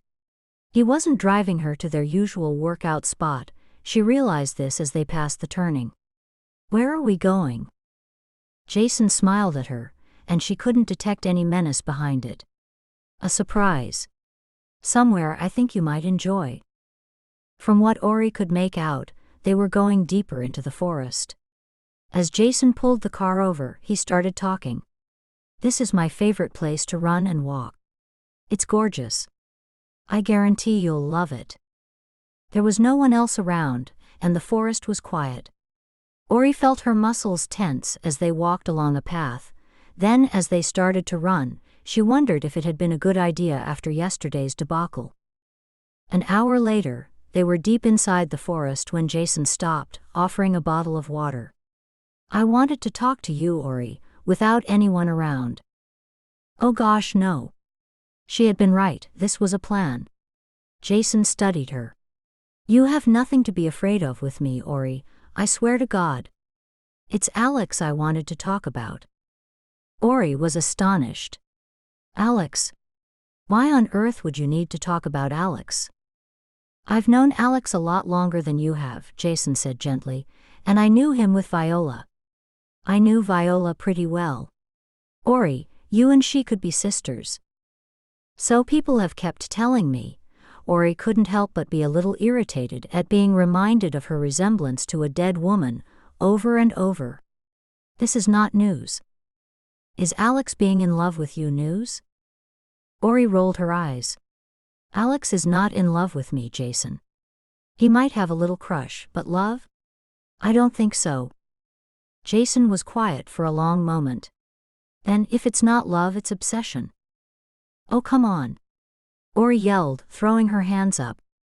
Look, he's my friend, but you should know something.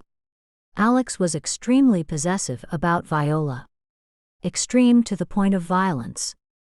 Stop it. I saw the bruises, Ori. She turned on him.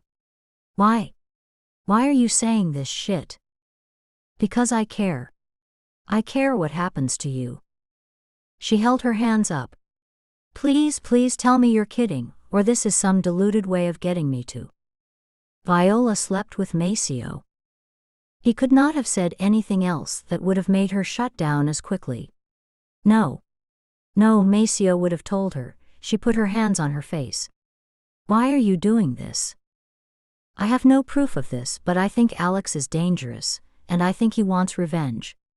He knows about Viola and Maceo. Ori was quiet for a moment, and then yelled, fuck, loud and long into the silence of the forest. This is why I wanted to tell you out here. And to answer your question, yeah. I'm attracted to you, and I think we have a hell of a lot more in common than that bunch of rich bastards. Jason stepped closer to her, and Ori backed up into a tree. Jason trapped her in the cage of his arms. Ori tried to step away, but he grabbed her. Don't fight this, Ori. We belong together. Oh, for fuck's sake. She pushed her way free and started to backtrack along the trail, fury burning inside of her. We're going home. Now. To her relief, Jason didn't argue, and they walked back to the car in silence. On the drive home, he turned the car into a gas and sip, and for a second she thought about running. I'll be just a second. He got out, and she let out a deep breath. Outside, the weather had turned stormy, the rain slamming heavily into the earth. Ori leaned her head against the cool window as trucks and cars roared past on the highway, headlights like stars out of the looming dark. The gas station was empty apart from Jason's car. Ori sighed heavily. She watched as Jason paid the clerk and chatted to him. Was she unreasonable? No. This morning she could forgive, but after the way Jason had just behaved. I don't want to be anywhere near him. She choked back the tears as they came, rummaging through her bag for a tissue. Coming up with nothing, she pulled open the glove box of Jason's car. As she searched, her fingers brushed against something cold. Her hand closed around it and she pulled it out. Her entire body went slack as she stared down at the knife in her hand. Ori slammed the glove box closed, opened the door of the car and threw up. Jason, still pumping gas into the car, moved around the car. Hey. Ori, are you okay? Ori cringed away from him, all her bravado from earlier dissipated. She was shaking so badly that he crouched down, reached in, and held her hands. He glanced over to the glove box, and his face changed and became somber. I know what you saw in there. It's just a hunting knife. I put it in there in case Ori, we were in the middle of the forest today. I don't have a gun. I thought it would be better to be safe. Obviously, I didn't think it through. Here. He opened the glove box and pulled out the knife. You hold it. If it makes you feel safer, you hold it. He looked at her pinched face and sighed, reached into her bag and handed her phone to her. Call Maceo, and tell him where you. It'll make you feel safe. I'm so sorry I scared you, Ori. I'm going to finish getting the gas, then I'll take you home. I promise, Ori. I will take you home.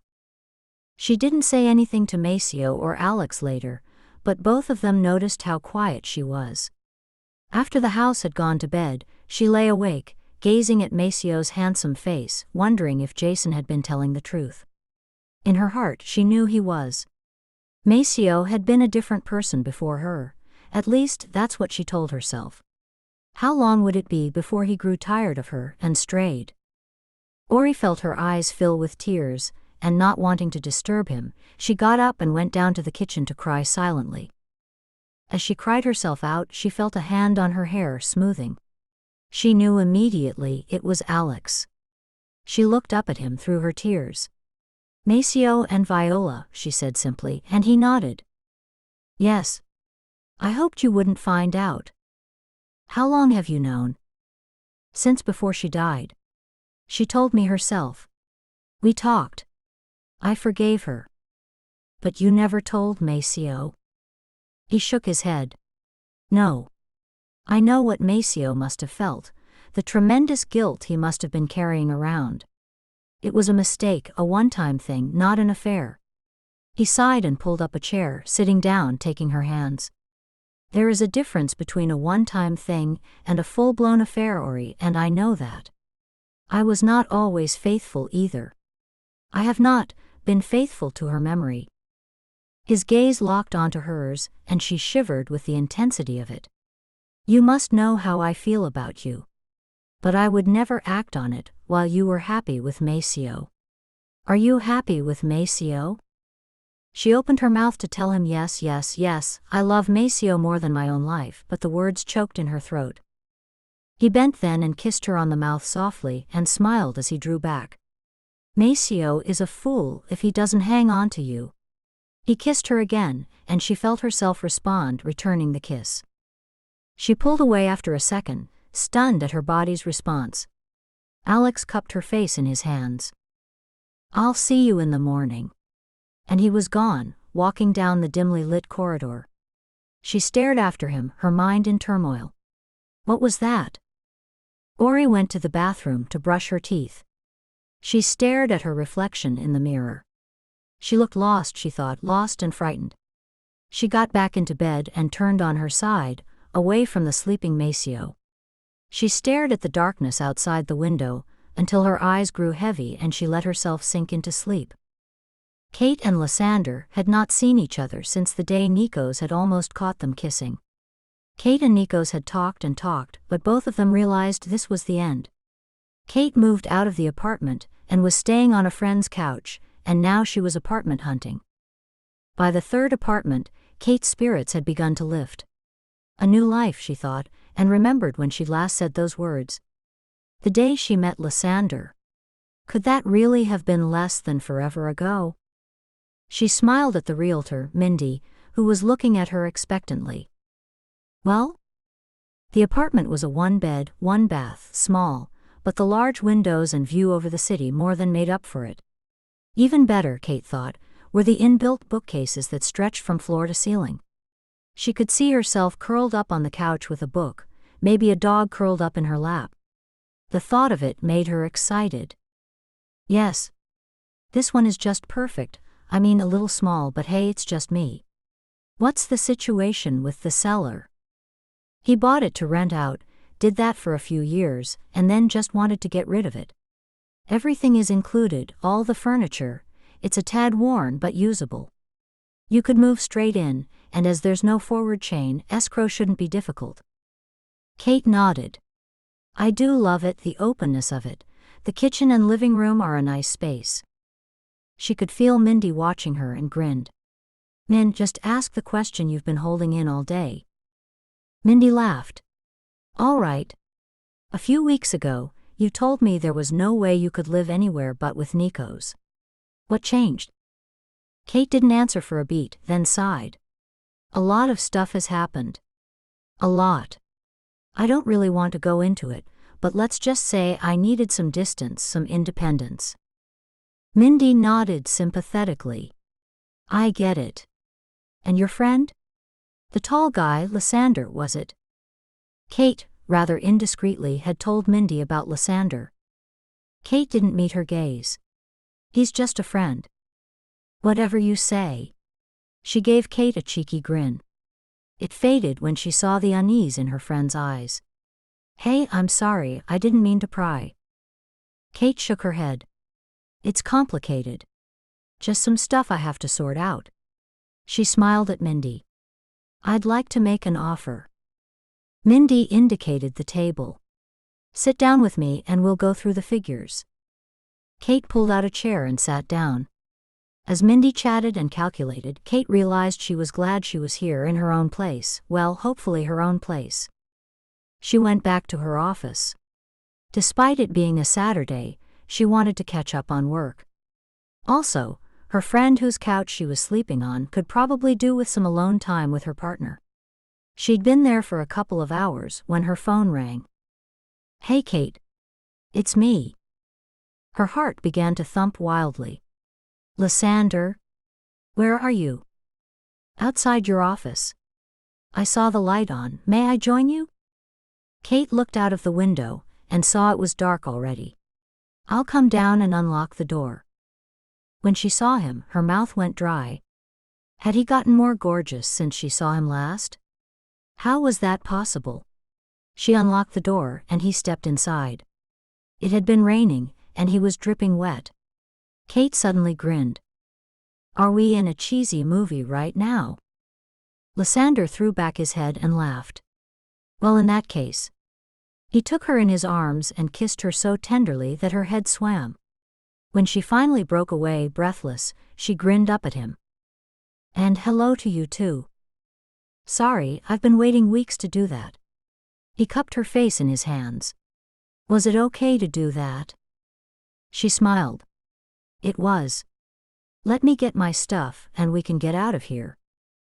Alex Milland was drunk. Ori was kind of shocked when he lurched into the living room and slumped down into a chair opposite them. Maceo and Ori exchanged a glance. Are you okay? Alex looked up at her. Viola? Oh gosh, he was really out of it. No sweetie, it's Ori, remember? She got up to go to him, sat on the arm of his chair. Did you have a drink?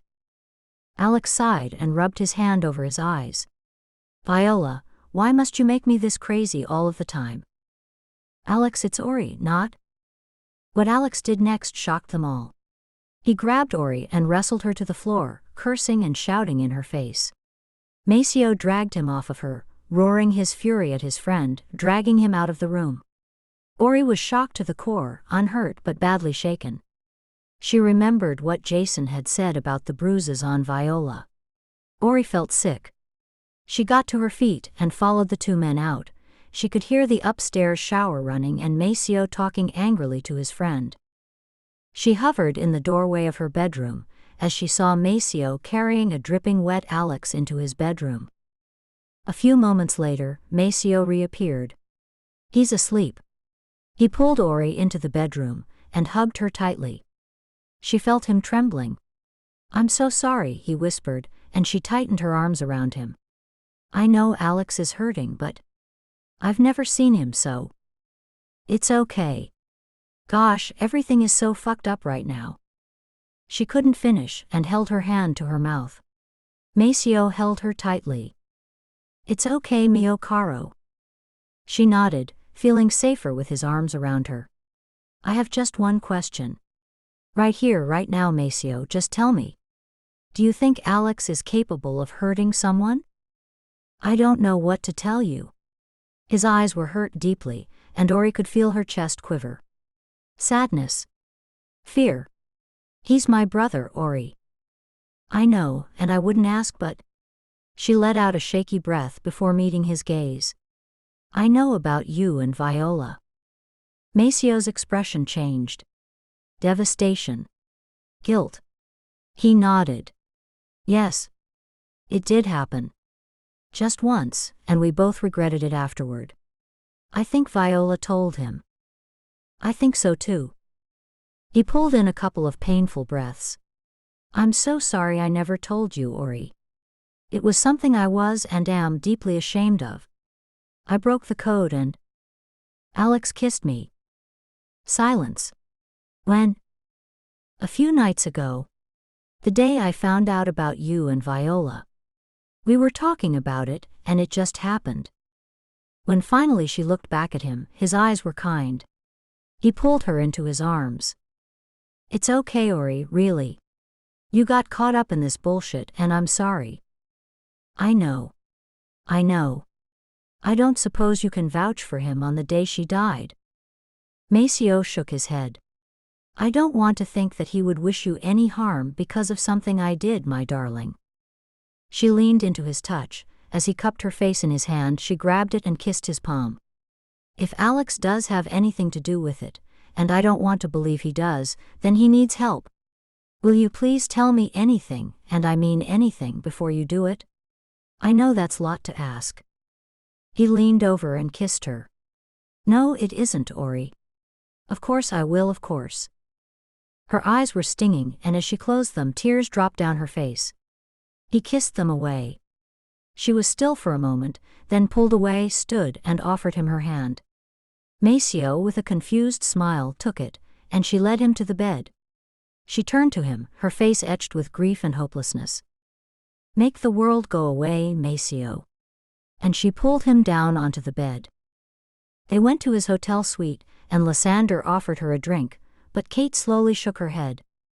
Let's not pretend we're here for idle chit-chat, she said with a slow smile. She put her hands on his chest and stood on her toes to kiss him. Lysander swept his arm under her buttocks and lifted her into his arms, his mouth seeking hers hungrily. They didn't make it to the bedroom. Kate snuggled into his chest.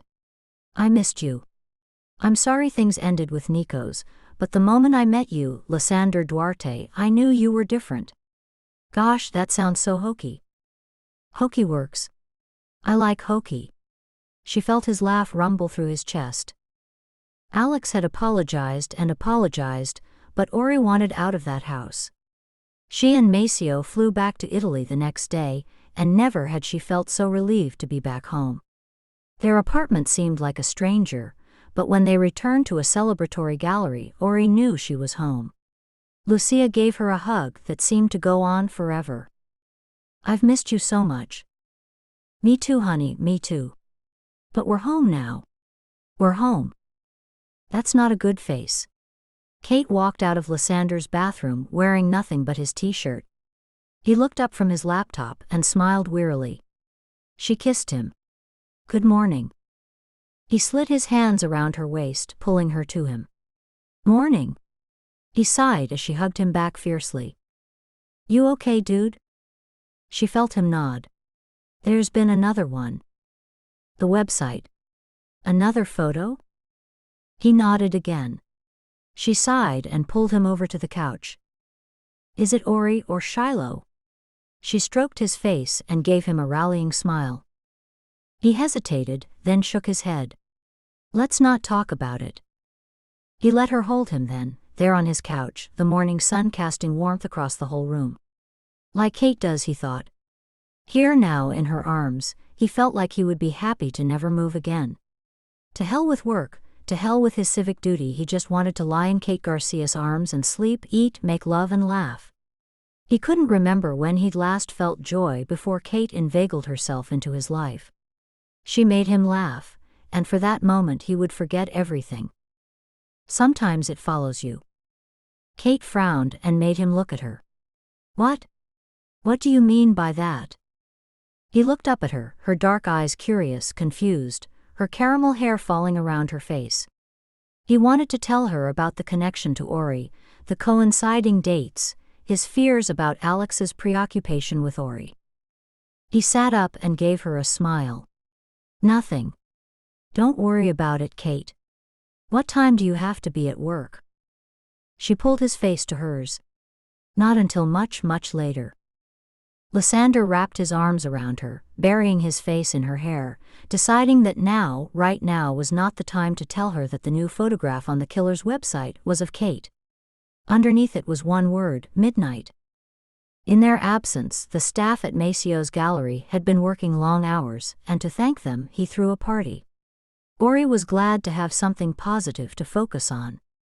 The only downside was that Alex was coming for the party, along with Lysander and Kate Garcia. She and Alex hadn't spoken since the day they left his home in Vermont, although she knew Maceo had talked to him. There had been an hour-long telephone call where the two men had talked everything out, both of them apologizing for the way they had behaved. Maceo told her afterward that he hoped that his and Alex's friendship could be mended. Ori replied that she hoped so too, but it didn't detract from the fact that she couldn't help be wary of the other man. She avoided him at the party, but when she thought she had gotten away with it, he came to find her. She was hiding out in the little tea room at the corner of the office upstairs, exhausted and drained. "Hey you." She looked up and saw Alex smiling at her. Her heart sank. "Hey. I was just taking a break. I'll be down in a sec." But he didn't leave. He pulled up a chair next to hers. Ori sat back, her arms crossing defensively without her even noticing. Alex saw the movement. "Ori, I don't know how else to tell you I'm sorry about what happened. I think if you asked around, people Maceo would tell you it was out of character for me. Please forgive me." She tried to smile. "Already forgiven, Alex, truly." There was an awkward silence. Alex sighed. "And I'm sorry for kissing you that night. That was unconscionable. Don't worry about it." Another silence, then Alex got up. "I'll leave you alone." "Thanks." She watched him walk down the stairs and felt both guilty and relieved. Everything Jason Meeks said was now coloring her every interaction with one of Maceo's best friends. Gosh. After that day, she had told Jason that she didn't want to see him anymore, and he had acquiesced more easily than she'd expected. Gosh. She would be glad when this party, this week, was over. She and Maceo had plans to drive down to Florence on Friday, a long weekend in a private villa in the middle of Tuscany. Utter bliss. They hadn't been truly alone for what seemed like months. Not even their security was coming with them. Maceo had promised no one would even know where they were. "Incognito," he said wickedly. "And while we're there, we should talk about when you'll allow me to make you my wife." She'd almost forgotten his proposal during the last few weeks, but now she smiled to herself. Yes. She couldn't wait to be his wife. Even with the revelations about Viola, she trusted this man of hers beyond reason, she chuckled to herself. If there was one thing she was sure of, it was that Maceo loved her without limits. She went to find him now, and saw him out on the balcony talking to Cassie, one of his assistants. Drawing near, Ori realized they were arguing. Cassie was looking upset, and Maceo was gesturing, his expression animated and fierce. Ori stayed back as she watched them, then suddenly Cassie stalked back into the room and passed Ori without glancing at her. Maceo was on the balcony still, taking deep breaths in. Ori went silently to his side, and put her hand on his shoulder. "What's wrong, baby?" Maceo, still trying to calm himself, slid his arms around her, burying his face in her neck. Ori held him, but had the feeling he was trying to hide something. "Maceo," she said softly, "whatever you need to tell me, it's okay." She steeled herself. "If you've been having an affair with Cassie or—" Maceo looked up sharply. "Is that what you think of me now? Is every woman I speak to going to be someone I've done or am doing?" Ori recoiled, and Maceo held his hands up. "I'm sorry, mio caro. I didn't mean that. Please forgive me. I just fired Cassie. Alex told me she was the one who told him about Viola and myself. How she knew I do not know, and she wouldn't tell me. I offered her the chance to come clean, but she clammed up. So she's gone." "Ori." He took her in his arms again. "I swear to you on my life, Cassie is neither an ex nor current lover. You are the only one for me. Do you believe me?" She nodded, her eyes still wary. Maceo pressed his lips gently to hers. "Then I think we should use this party to announce our engagement. Tell the world. Make a declaration." Ori thought it was a terrible idea, but she could see Maceo needed to prove himself to her. He didn't need to. She believed him entirely when it came to Cassie. She would seek out the woman herself and get the truth out of her. She owed Maceo that much. Their friends rallied around them as Maceo made the announcement, and at least she got to see her Maceo again, cheerful, happy, the showman. Ti amo, she whispered in his ear, and his smile made her heart soar. Ti amerò per sempre, he said simply. I will love you forever. Friday came around, and Ori felt her heart lift as they caught a water taxi out to where Maceo's Lotus was parked. When they drove out of the city, they held hands, and both of them felt a lightening of the spirit. Maceo told Ori as much as he knew about Florence and Tuscany, and Ori listened to the passionate Italian as he described the beauty of his homeland. Oh, how I love you, she thought, her hand tangling in his dark curls. They stopped along the way at a small roadside tavern, and Ori was delighted at spending time with Maceo, truly alone with him. They were relaxed and happy and joking around. As they walked back to the car, Maceo whispered in her ear, "Think we should stop in some olive grove along the way?" Ori grinned at him. "And why's that?" she retorted, feigning innocence. Maceo laughed. "I think you know." It was twilight when they stopped at a gas station. Waving hello at the gas station owner, Ori waited in the car as Maceo filled the car and went to pay. Her phone buzzed, and she was looking down at it as the driver's door opened. "Hey, all set?" No answer, and expecting Maceo, she was shocked when she looked up into the face of a stranger. Not the face, but a black mask pulled down. Ori had no time to yell. Her attacker clamped his hand over her face and with his other hand tore her t-shirt open. Ori, beyond terror now, watched in disbelief as he placed the tip of the knife against her navel, and for a second she thought he was just going to threaten her again. That he was here just to scare her. Terrorize her. He removed his hand from her mouth. "Please," she whispered. "Don't." The moment he drove the blade into her, all the way to the hilt, she knew she was wrong. The steel sliced through her belly as if it were butter, and as he stabbed her over and over, she wondered how she could ever have been so stupid to think she was ever safe. "Maceo, my love, my life." As her attacker finally let her be, Ori felt her body betray her, her head slumping against the cold window, her hand clamped over her torn belly, trying to stem the blood gushing from her wounds and knowing that she would not survive this. "Why?" Barely a whisper. Her attacker pulled his mask up enough to reveal his lips, and kissed her as she bled to death. "Because, this is how I show my love, Orianthe," he whispered. Ori barely felt it when he stabbed her twice more, and then left her to die. Maceo was chatting to the gas station owner and his wife as he paid for the gas. He was still smiling when he walked out to the car and got in. Great people, great. He looked over at his love, and for a second could not comprehend what he was seeing. Her lovely face was pale, her eyes closed, her breathing ragged and shallow. His eyes dropped, and he saw the torn flesh and the blood, so much blood, and knew in an instant what had happened. The gas station owner would never forget the young man's howl of utter despair and grief. Midnight. He stared at his friend, the friend who was aiming the gun at his chest, and he shook his head. "So this is the way it ends." His friend nodded. "This is the way it ends." There was a long silence, as if his friend couldn't decide whether to pull the trigger or not. He decided to take the chance to ask the question he so desperately needed the answer to. "Then why all this, old friend? She did nothing wrong except love me with her whole heart, and you butchered her." The killer smiled. "You don't get it, do you?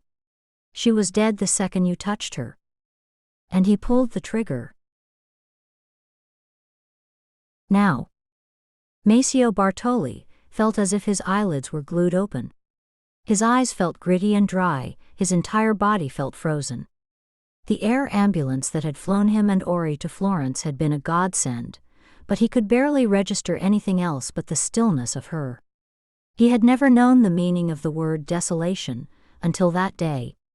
He saw the horrified looks on the face of the paramedics, the look that passed between them that said, "We can't save her." They had to pry him away from her so they could try. One of them pressed down hard on her torn belly, trying to keep the blood inside her body, he supposed. He felt numb. How? How in the few minutes between him filling the car and going into the gas station to pay, had someone stabbed Ori so brutally, so mercilessly? Why hadn't she screamed? The police were kind. He supposed the only reason they hadn't arrested him was that Ori had clearly been okay before he stepped into the gas station. She'd waved happily to the owner. "You saved me again," he thought. "I would give my own life to save yours, my precious Ori. Please hold on. Please." They had rushed Ori into surgery, promising they'd try, but Maceo knew it was a long shot, that soon the surgeon would come out and tell him that they had done all they could, but she had been too far gone. He got up from the plastic chair he'd slumped into, and walked towards the operating theaters, pushing through the restricted door. A nurse stopped him. "Sir, I'm sorry, you're not permitted to be here." Maceo looked at her wildly. "She'll die. She's going to die, and I want to be there for her. I don't want her to die alone. I can't. The nurse, her face full of sympathy, held him as he began to sob. "Ori, oh gosh, Ori, please, this can't be it, this cannot be the end." Kate Garcia lay under Lysander Duarte, kissing him. Would she ever get enough of this man? They were breathless by the time they had finished, stretched out next to each other, laughing and talking. They had decided to stay in Venice for a few days after Maceo's party. Kate had never been to Italy, and Lysander had set up some meetings for some designers while he was there. Yesterday he dropped her off with Lucia, Maceo's friendly and fun assistant, and the two women had done every tourist spot Lucia could think of. They were sitting in a small trattoria when Lucia smiled at her. "I remember doing this with Ori. Gosh, was it really less than a year ago? So much has happened." Kate smiled at her. "How long have you two been friends?" "A long time. Since college." "Ori's really lovely." "Yes, she is." Lucia smiled, then her smile faded. "Considering what she's been through in her life, it's a damn miracle." Kate nodded but said nothing. Lucia shook herself. "She speaks very highly of you too. I know she'd like to get to know you better, especially now that all the crap with Yannick is over. She'll always be grateful." Kate shook her head. "I didn't do anything, Maceo was innocent." They sat in companionable silence for a while, then Lucia said in a low voice, "Who do you think killed him?" Kate sighed. "I honestly have no idea, and I think I could care less. Tyson Yannick was scum." "Agreed." Lucia scooped the last bit of her gelato into her mouth. Heavenly. So how are things with Lysander?" Kate flushed red but laughed. "Good. Very good. I do feel a little shell-shocked. His world is a lot bigger than mine ever was." Lucia grinned. "Yeah, that takes a bit of getting used to, even for those of us who aren't romantically involved with one of the Midnight Club." Kate looked at her curiously. "You know, I keep asking Lysander about their boys' club, but he just keeps saying that they've all grown too old for that nonsense." "Huh," Lucia said, raising her eyebrows. "That's a new one. I don't think Maceo feels that way." Kate sipped her now almost cold coffee. "I'd like to know how they started. I'll tell you what I know, but obviously it'll only be from Maceo's point of view, because he's the one I heard it all from." "That's okay if you don't mind." "Not at all." "Well, where to start?" "Harvard University, 20 years ago." Lysander watched, amused, as his young Italian friend was berated in the middle of the cafeteria by a gorgeous young undergraduate. Lysander would have bet good money that Maceo didn't even remember the girl's name, let alone her phone number to call her again. He had never known anyone as blatantly charming or irresponsible as Maceo, but the other man had made his first semester in a new country a lot easier. And definitely more fun. They'd started talking at a bar during Freshers' Week, and had hit it off straight away. Maceo's roommate Seth Cantor, a tall, quiet Canadian, had become a good friend too. That they shared a birthday was just a weird but cool coincidence according to Maceo, but Lysander, always superstitious, wondered if there was more to it. "Hey!" Seth poked Lysander on the shoulder, jolting him from his reverie. "Is Maceo winning or losing the argument?" Lysander chuckled, as they both watched Maceo gesticulating wildly, trying to explain himself to the angry girl. "Losing, of course," Lysander said with a laugh. "I'm waiting for the slap." As if on cue, the girl cuffed Maceo around the face and darted off in tears. Grinning ruefully, Maceo made his way back to his friends. He shrugged when he saw them laughing. "Collateral damage," he said, showing them the bright red palm print on his face. "Do you even remember her name?" Seth shook his head, laughing. Maceo grabbed a can of soda from Lysander's tray and popped the tab, completely unrepentant. "Listen, doesn't everyone come to college to get stoned, educated, and laid? They should know the rules by now." Seth and Lysander exchanged a look. "One day, Bartoli, you will meet a woman who will slay you. Utterly slay you." Maceo stole Lysander's apple too and crunched into it. "I doubt that day will ever come, my friends." Florence. Now. Maceo felt like he was broken. He thought if he opened his mouth to speak, then all that would come out would be gibberish. The nurse who kept an eye on him in the waiting room was casting worried glances in his direction. It had been hours, and they were still trying to save Ori's life. Every time they came to update him, he steeled himself for the news that Ori was dead. The strain was almost unbearable. She could die. My darling girl could actually die. "Are you sure I can't call someone for you?" The nurse had a kind, sweet face, and he tried to smile at her. "I can't remember any of their numbers." Gosh, he was out of it. The nurse got up and came to sit by him. "They will be on your phone, I think. May I look?" He handed her his phone disinterestedly, then an idea started to form in his mind. "Yes," he said, his voice gruff. "You can call 4 people for me. Ask them to come. Ask them to come together." The nurse was flicking through his contacts. "And the names?" Maceo smiled without a glimmer of humor. "Seth Cantor, Lysander Duarte Benoit, Alex Milland. Venice." Lysander put the phone down and drew in a deep breath. He stood in Maceo's office in the floating city galleria with a pale, shaken Kate and a tear-stained Lucia. Ori had been stabbed. She was dying. "Jesus," he finally said, the word coming out in a rush. "Sander? Does Maceo want us to go there?" Kate put her hand on his arm. Lysander nodded. "Yes, he said to use his private jet. Lucia, can you arrange that for us? He wants us to come together, so we'll have to wait for Benoit, Seth, and Alex." "Why does he want to wait for all of us?" "I don't know, sweetheart."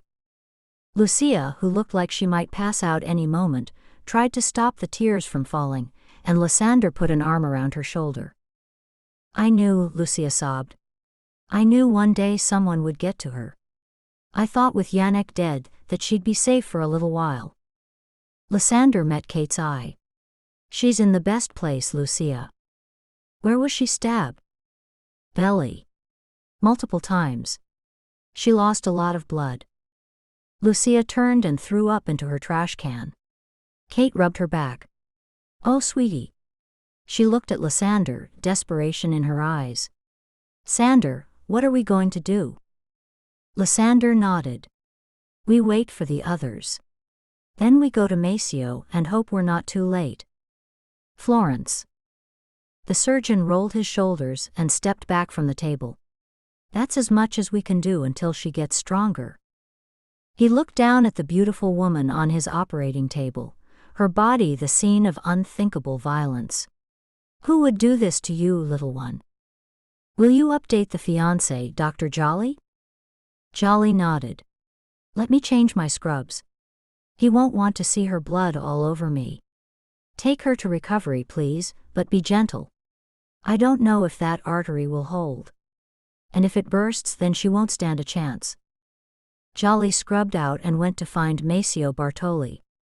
The young man looked like a zombie. "Mr. Bartoli." Maceo scrambled to his feet, his eyes searching the doctor's face. "Dr. Jolly? Please tell me she's okay." Jolly steered Maceo into a seat.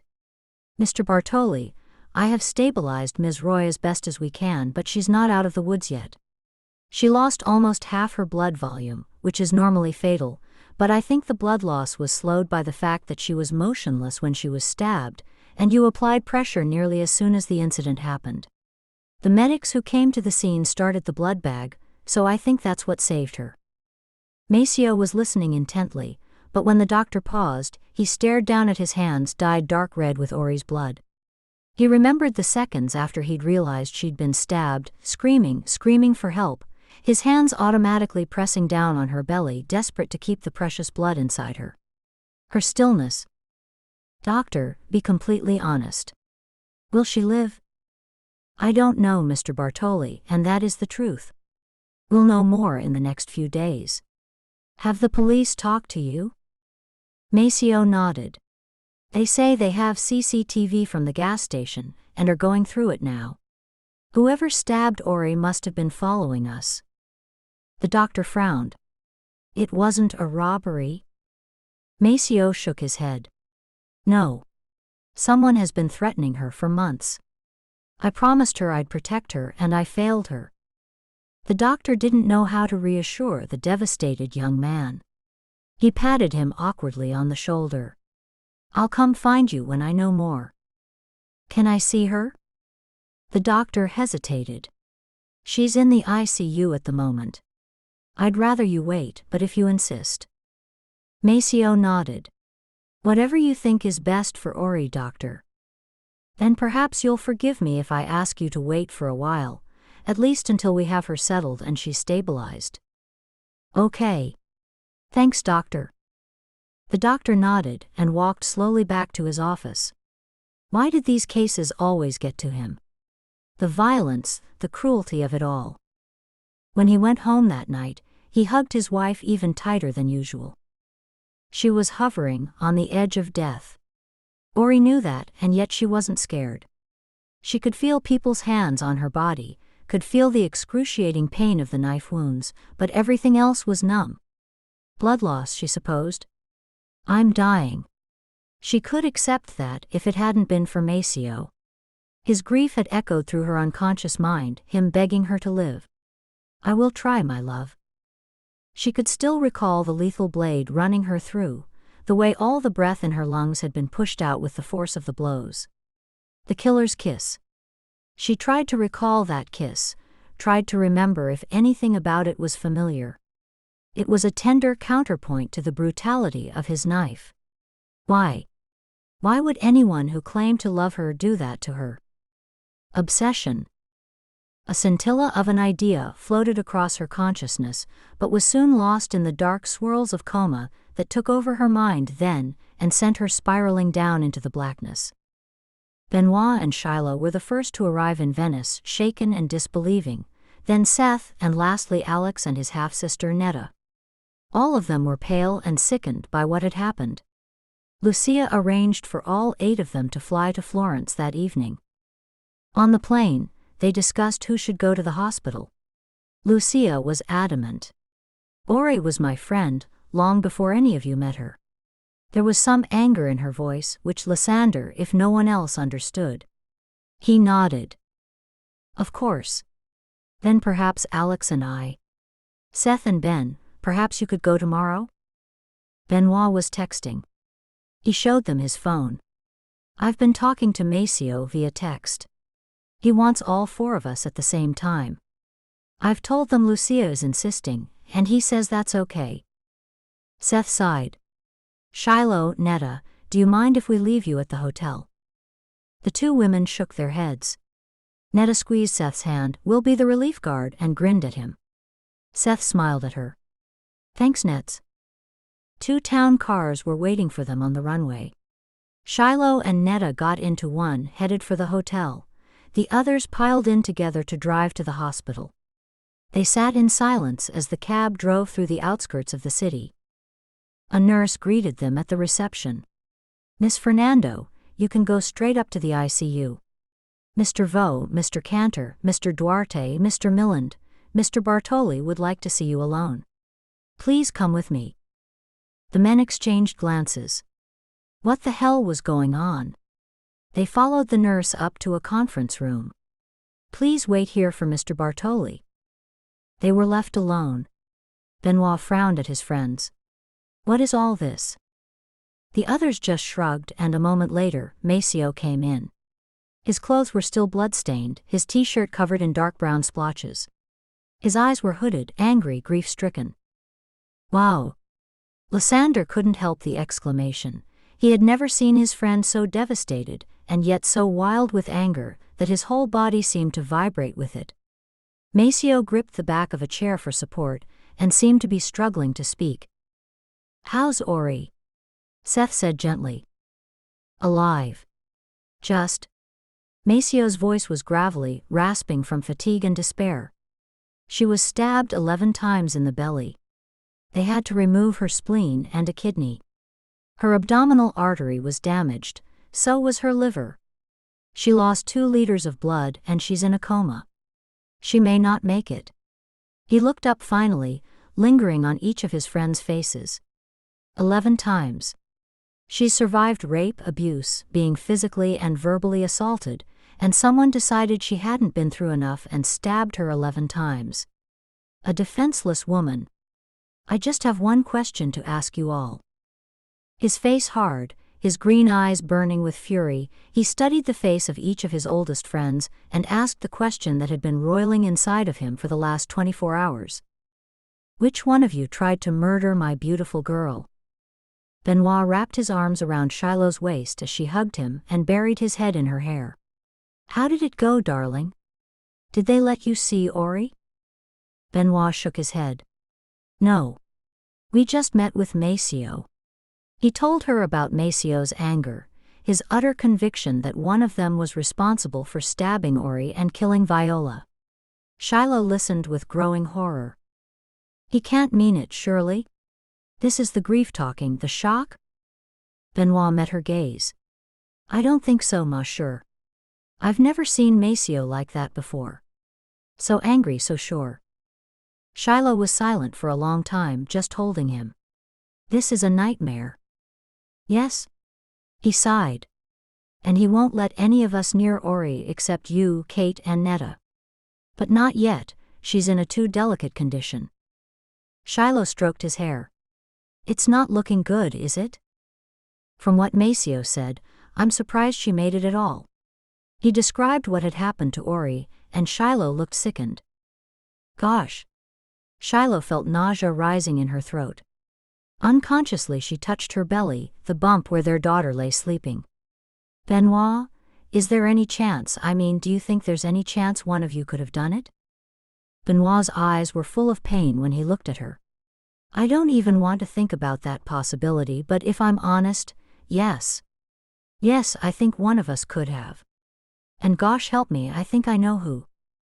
The doctor finally gave his permission for Maceo to sit with Ori. She had stabilized overnight, but Maceo still had to have his vitals checked to make sure he wasn't carrying a virus before going to see her. There was so much risk of infection. His whole body trembled as he pushed aside the sliding door to her room. Ori, her dark hair spread about the pillow, was pale, her usually golden honey skin yellow and wan. "Mio caro," he whispered to her as he bent over her to kiss her cool cheek. The bleep of the machines reminded him what was keeping her alive, and the pain was intense. Maceo pulled up a chair next to her and stroked her hair. He let out a long breath. Since confronting his friends, the fight had gone out of him. The shock on some of their faces, the agreement on others. He knew who had done this, he was just waiting for him to confess. Viola. Ori. There was only one person in Maceo's mind, one suspect, but he wanted the killer to confess. He had no proof of anything other than that Ori was here, and she might not wake up. He laid his head on the bed and closed his eyes, his fingers interlocked with hers. A memory. The beginning of their relationship, the very beginning, that first heavenly weekend of making love, eating good food, wandering around the city. They'd been out in the sun all day, and Ori had offered to cook for him at her apartment so they could enjoy some private time. She'd made a sumptuous duck al orange for their supper, and afterward they sat together on her tiny balcony, Ori leaning back against his chest, his lips against her temple. "Tell me about your friends in this midnight club. Were you all really born on the same day?" Maceo smiled. "We were. When the other students found out about the weird coincidence, they were ones who gave us that name. We just took it as a badge of honor. Gosh, we were such kids." Ori laughed. "So you were the kings of that campus?" "We thought so then. Well, if I'm fair, it was more me, Lysander and Benoit who were the sluts and showmen. Alex and Seth were more reserved. Puritans, I used to call them. But really, they were just more mature. They're not from the romance countries of the world," Ori mused. "Was it more a cultural thing?" Maceo considered. "I never thought of it like that. Maybe so. Smart girl." Ori grinned. "I have my moments. Who are you closest to out of them?" Maceo thought about that. "Probably Alex." He laughed softly. "He's the one who has the most patience with me. I get a little excitable at times." Ori sat up and turned around to face him. "Don't I know it?" Maceo grinned and pressed his lips to hers. "You can hardly blame me, mio caro, when such incentive is before me." His fingers were at the buttons of her dress now, and she watched him slowly undo them, his gaze drifting between her own and the skin he was exposing. "Your skin is like honey," he said softly. "You're so beautiful, Bella, so lovely." His movements were slow and sensual, and Ori gave herself to him completely. They had no need for words now, the connection between them was so strong and full of trust. He could tell how turned on she was by his dirty talk and smiled. "Bella, I love to watch you as I do you. Your lovely face, that blush in your cheeks, the way your mouth opens as you cry out." Ori moaned, and he knew that she was responding not just to himself but to his words. He loved having this power over her, but never before had he himself been so emotionally connected to a woman, to another person. He wanted her, just her, never wanted this night to end. "I'm going to be with you until you beg me to stop, il mio dolce Ori. My sweet Ori." True to his word, he was relentless, taking her in every way he could imagine. Ori telling him that she'd never tried it before, and Maceo schooling her gently as they moved together. Finally, as dawn was breaking over Venice, they held each other and slept, exhausted and sated. Maceo studied the face of the woman he had known he was in love with that same night. If it hadn't been for her paleness, the machinery keeping her alive, he could almost have seen her as he did that night, sleeping peacefully. Except he would never get over the sight of her in his car that night, stabbed, bleeding, dying. The sound of her breath hitching and catching as she struggled to drag oxygen into her lungs. Maceo squeezed his eyes shut and willed the images to go away. What was worse was he imagined the killer stabbing her, her fear, terror, pain. "Stop it," he groaned to himself. He couldn't change that. But he could do everything in his power to find out who did this to Ori. He was convinced, utterly sure, that he knew who Ori's would-be killer was. He was sure. Alex. Lysander and Kate had talked all night after Maceo's accusation. "He's serious," Lysander said without rancor. "So we should take it seriously." Kate nodded. They had ordered room service, and Kate had spent the night writing notes as they tried to figure out who and why. At one point, Kate had written Alex, Seth, and Benoit's names down and pinned them to the wall. Lysander, in a move which shocked her, wrote his own name down and Maceo's and added them. Seeing her expression, he half smiled. "We look at all the evidence, Kate. Which means all of us need to be looked at. I know I didn't stab Ori or kill Viola, but we look at everything. For your own peace of mind, if nothing else." Kate smiled, her eyes filling with tears. She touched his face. "I know you didn't do this. I know it in my bones. But you're right. Let's do this properly. Start with me. Hopefully, counselor, you can rule me out pretty quickly, Lysander grinned, but a few minutes later his smile had faded. The night Ori had been stabbed, he had been with a designer at a small gathering at the designer's studio, but had left and decided to take a stroll through the streets of Venice. He'd gotten lost, and ended up a long way out of the city. Still, there's no way you could have gotten a car, driven all that way just to stab Ori, and then made it back to me. Kate shrugged it off, but Lysander sighed. But you didn't notice I was back until the next morning. Did none of the hotel staff see you come back? Not that I'm aware of. Okay, so that's something to check. The hotel's security cameras would have picked you up and provided a timestamp. What about Viola? When was she killed? September 5th last year. Where were you? Lysander nodded, sure of himself this time. Paris Fashion Week. Viola was apparently murdered during the daytime in New York.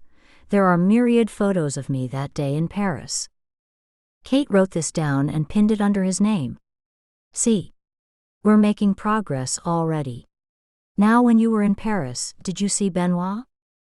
Lysander shook his head. No. Benoit at a fashion show? He was working, but I don't know where. We didn't meet that time. We'd just come back from a boys' trip to Crete, so we didn't bother arranging anything. Boys' trip, Kate scoffed, and he grinned at her. You betcha. Well, Kate stuck her last notes up. That's you. Plus, the whole you have no motive, etc. Who shall we do next? Lysander's brow furrowed. Maceo. It makes me feel nauseous even to consider him, but he'd feel the same as me. Get the whole picture. Kate nodded. Well, we know for sure he didn't stab Ori. Gosh, can you imagine? The gas station's security cameras show him talking to the owner when the masked man attacked Ori. But yeah, he had a fling with Viola. Lysander sighed. Which gives him the motive to keep her quiet. But, like when he was accused of killing Yannick, Maceo just doesn't have it in him. Hey, remember, no hunches, Kate reminded him. Where was Maceo when Viola was killed? I don't know. Okay, so that's another thing to check. There's another theory. Maybe he hired someone to kill Ori? Lysander rubbed his eyes. But why? He adores her. Absolutely worships her. To the point of obsession? Kate wondered, then shook her head. No, if that were the case, he would have stabbed her himself. No, I tend to agree. Maceo would never hurt Ori. But what if someone was seeking revenge on Maceo for Viola? Eye for an eye. Which brings us back to Alex. They stared at each other, and then Lysander groaned. I don't want to think what I'm thinking. But we're all thinking it, Kate said softly. When you were in that room, when Maceo said what he said, I'm willing to bet you all thought the same thing. Alex has the motive. Is he capable? Do you think he is capable of killing his own fiancée, of trying to murder Ori, the woman who resembles her so much? Lysander stared at her with despairing eyes. God help me. I think he is. In the bar of the hotel, Alex Millen swirled the last of his scotch in the bottom of his glass, then drained it. He felt a hand on his shoulder and looked up to see Seth and Netta. His friend and half-sister sat on either side of him. I don't want to talk, Alex said. Alex? Netta's lovely face was creased with worry, but Alex shook his head. Maceo thinks I did it. We all know that's what he meant. He thinks I stabbed Ori, he thinks I killed Viola. He looked at a silent Seth. You think so too? Seth shook his head. No. Alex gave a humorless laugh. Say that like you mean it, brother. He saw Seth and Netta exchange a look. Don't worry, I'm not freaking out. Yet. Just. I know it looks bad, and I admit, Viola sleeping with Maceo did upset me. But who wouldn't be? Doesn't mean I killed her. And Ori? Why the hell would I hurt her? I am in love with her, Netta finished in a gentle voice, and Alex nodded, looking up at her with desolation in his eyes. I didn't want to be. I don't want to be. When Maceo called and said she'd been stabbed, I thought I would go crazy. Alex, Seth said, his voice quiet and calm. Just answer this. Where were you when Ori was attacked? Alex sighed, rubbing his eyes. In Venice. And no one can corroborate that. Hell, I almost wish I was guilty because I feel like I'm responsible. If I had found out who killed my Viola. Netta, tears dripping down her face, wrapped her arms around her brother. I'm so sorry, Alex. Seth put his hand on his friend's shoulder. Maceo will calm down. As soon as Ori comes out of the coma, as soon as she's back with us, he'll see sense. Alex sighed. Seth, what if she doesn't make it? Seth had no answer for him. Later, when they had persuaded Alex to get some sleep, Netta and Seth sat together in Seth's room. Netta was exhausted. She leaned into Seth, who put his arm around her. Seth, how is any of this going to be okay? Seth sighed. I don't know, sweetheart. I think we just have to concentrate on hoping Ori pulls through. Then we can deal with the rest of the crap. Alex is spiraling down, she said, her voice breaking, and Seth hugged her tightly. We'll get him through this too. He pressed his lips to her temple. He had always been the closest to Netta out of Alex's friends, and she smiled at him gratefully. You are a good guy, Seth Cantor. He rolled his eyes but couldn't help grinning. Shucks. Netta chuckled. Irina is a damn fool for letting you go. Seth's smile faded and he gazed at her. You think? The atmosphere in the room had changed unexpectedly. Netta smiled slowly. I do. I really do. Their eyes locked and Netta leaned in and pressed her lips to his. Seth kissed her back but then pulled away, his eyes amused and wary. Netta, is this a good idea? She smiled, looking up at him through her lashes. I don't know. I just know I want this. The question is, do you? In reply, Seth pulled her into his arms. Netta slid her arms around his broad torso, feeling the hard abs beneath his blue shirt, his mouth firm on hers. She got up and offered him her hand, and led him to the bedroom. She pulled the straps of her dress from her shoulders, and let it slither down her body to the floor. She knew she had a great body, athletic and strong, and she saw the desire ignite in Seth's eyes and smiled. Nets, seriously. We should keep this between us for now. Oh, I agree, Netta said, not at all stung. But we should keep it. Seth laughed out loud then. You are insatiable. He rolled her onto her back, shaking his head as he smiled. Where did you come from? Netta's eyes were suddenly serious.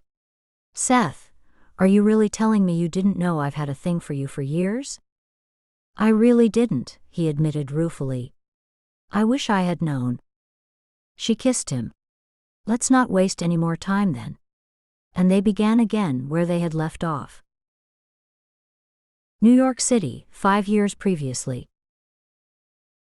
The Museum of Modern Art was packed with guests for the charity gala. Alex scanned the room for Maceo, and saw him talking to a beautiful woman across the room. Alex grinned to himself. He nudged Seth, who was standing by his side. Look. Alex nodded at Maceo, and Seth rolled his eyes. Of course. They made their way over to their friend, who grinned widely when he saw them, embracing them both. Alex, Seth, allow me to introduce Viola Redman. Viola, Seth Cantor, Alex Milland. While Seth was talking to the woman, Maceo nudged Alex. I brought her for you, Alexander. She's 26, a Brown graduate, and a junior partner in a publishing firm. Alex sighed.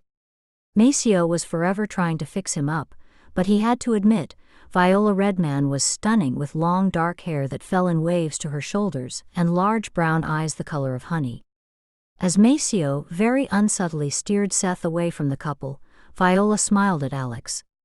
He's quite a character. He's something all right, muttered Alex darkly, then laughed. Viola really was beautiful, her smile gentle, her eyes friendly. He found it easy to talk to her, and before long, he realized he had been chatting with her for nearly an hour. "Viola," he said, snagging her another drink from a passing waiter, "would you like to have dinner with me later?" He took her to the Palm, where they had lobster and talked late into the night. Alex was smitten. Viola was funny, erudite and sweet. She gently ribbed him about his boys' club. There was no question that they'd spend the night together. The moment Alex unzipped her lavender dress and let it fall to the floor of his hotel room, he knew he had met the love of his life. Viola wasn't shy in bed. As he plunged himself into her, she cried out his name, raking her nails down his back, spurring him on. They screwed all night, and in the morning she'd gone, leaving him a note with her phone number on it. He hadn't waited to call her. Viola moved in with him 2 weeks later, and everybody knew they'd be together forever. Until Viola was murdered, and Alex fell apart. "Mr. Bartoli." Maceo looked up to see Ori's surgeon smiling at him. Maceo had been gently sent away from Ori while they did some tests on her, and now he was in the small relative's room, cold, exhausted, and drinking some very weak coffee. "Mr. Bartoli, why don't we sit? He's going to tell me she's not going to make it." "Okay." He steeled himself as they sat. The doctor nodded to him. "We think Ori's coming out of the coma." Maceo's heart began to thump hard against his ribs. "Really? Oh my gosh, I mean really?" The doctor held up his hands. "Now this is good news, but she still has a long way to go. It could take a while for her to regain consciousness, and we won't know until she does if she'll suffer any long-term effects. She lost a lot of blood, and if her brain was starved of oxygen, well, we'll just have to see. But this is a step in the right direction. I've checked her abdominal wounds, and I think we're out of the woods as far as the abdominal artery is concerned. She's a fighter." Maceo, tears in his eyes, nodded, half laughing. "Yes, she is." Lucia was waiting outside the relative's room when the doctor left, and she hugged Maceo as tightly as she could when he told her the good news. "Oh, thank God," she kept repeating, and he laughed. I know. Look, let's go sit with her and see if we can coax her awake quicker." Lucia laughed, but when she saw her friend lying so still in the bed, her smile faded. "She doesn't look more awake." Maceo stroked the hair back from Ori's face, his gaze taking in every detail of his lover's face. "Her color is better," he said softly, and bent to kiss Ori's cool lips. "Come back to me, mio amato. Come back to us." Lucia's heart ached for her boss, her friend. At that moment she knew the depth of his love for Ori. They truly belonged together. She began to cry softly, and Maceo, noticing, came to hold her hands. "It's not fair," Lucia said through her sobs. She had years of unhappiness and abuse, and now this. Just when you found each other. Maceo wrapped his arms around her. "I swear to you, Lucia, she will come through this. I swear it, and when she does, I will give her the best, the happiest life anyone could ever have." Lucia hugged him back. "I know you will. I know." "Without her, I am nothing," Maceo said in a low voice. "Nothing. If the worst should happen?" He didn't continue, but he didn't need to. Lucia pushed him away and made him look at her. "I never want to hear that from you, Maceo Bartoli. Ori would be furious and heartbroken. She's fighting, I know it, and if she loses, it won't be because she hasn't tried. So don't you give up on her, on me, or on yourself, Maceo. I won't permit it." Her voice was shaking so much he could barely understand her, but the pain in her eyes was unmistakable. "Perdonami, Lucia, I'm so sorry." She let her hold her before wiping away her tears. "Ori would kick your ass all the way out of heaven." Maceo smiled, his green eyes tired but soft. "Come on." She'd try, but then she'd look at all this hotness and forgive me. He exaggerated a swagger to make her laugh. "Gosh, Bartoli, you never change." But she squeezed his shoulder. "How about I go track us down some decent coffee?" Outside, she slid her phone from her purse and called Benoit. I think Macio's close to cracking up, I really do. I don't know what to do. Benoit listened to her patiently. Lucia, don't worry, we've got this. Lucia sighed. Thank you, Benoit. Listen, she hesitated, it may not be the best idea for? I mean, no offense to him, but… It's okay, Benoit's voice was soft. Alex won't come near the hospital. Thank you, Benoit. I'm so sorry. Maceo, standing at the door to Ori's room, listened as her friend ended the call. He felt conflicted. Right now he needed his brothers, his rocks. But after what he'd said to them, he was surprised they were still speaking to him. His rage that day, he still felt it, but only towards Alex. He had never been so sure as he was that Alex had done this to Ori. The police had called him in to watch the gas station's security footage. Gosh, he would never get those images out of his head. The black-clad masked stranger getting into the car, Ori's surprise, then shock, the way the man had stabbed her so savagely without mercy. Maceo was grateful for the graininess of the video, that he couldn't see the stabbing in detail, but he saw the blade catch the light as the killer plunged it into Ori's belly again and again. Her hands uselessly clawing at him. The man bending over her for a long moment, then leaving her to bleed to death. Oh gosh, Ori. I'm so sorry. He returned to her bedside and sat down, taking her small hand in his, raising it to his lips. Il mio amore, la mia bella amore. He wished he could go to sleep and join Ori wherever she was, hold her, kiss her, just the two of them in a world without danger or fear. Ori's fingers twitched and Maceo froze. Ori. Nothing. He sighed and placed her hand flat against his cheek, trying to warm it. Her thumb moved, sweeping along his cheek. Maceo's eyes widened as he saw her eyelids flicker. Ori. Mio amore? Her fingers moved, cupping his cheek, and her eyes opened just a little, trying to focus on him. Maceo leapt up, calling for the nurse, but never taking his eyes off Ori's lovely face. Ori. That's it, try to focus on me, oh my love, my love. Netta was stepping out of the shower when Seth knocked on the door. She grinned at him. Why are you knocking? Get in here. Completely uninhibited, she went to him, naked, and kissed him. You're smiling. Seth laughed, indicating her still damp body. Any red-blooded man would be, but for once you're not the only reason. Ori's coming out of the coma. Netta felt a rush of relief. Oh, thank God, did Maceo call you? Seth nodded. He asked me to call Lysander and Benoit. Not Alex. Netta felt the sting but nodded. Seth studied her, reading her mind. Give him time, Netta. He'll come around. Netta swallowed the lump in her throat and nodded. Does he want us at the hospital? Seth shook his head. No, he doesn't want her overwhelmed with visitors. Lucia's there, of course, and Maceo said she would call when he thought it was a good time. Netta started to wrap a towel around her body, but Seth caught the end of it and pulled it away. I thought we could celebrate, he said with a lazy smile, and Netta laughed. She stood back against the cool tile. Then you had better strip for me, Cantor. Seth pulled his tie down with a flourish, which made her grin. Gosh, his body. As he undid the blue dress shirt he wore, she marveled at the planes of his chest, the firm abs, the slim hips. I love your body. I love the curve of it, the silky feel of it, the taste of it. Seth fisted the root of it. You like this? Oh yes. I like to watch you. I like it when you do that, and look at me just like you are right now. Why did we wait so long to do this? Seth murmured, his lips at her ear, then her neck, then biting down on her shoulder as they screwed. Netta laughed, gasping as he nailed her back against the wall. Hell knows, but let's keep doing it. Alex knocked at his half-sister's door.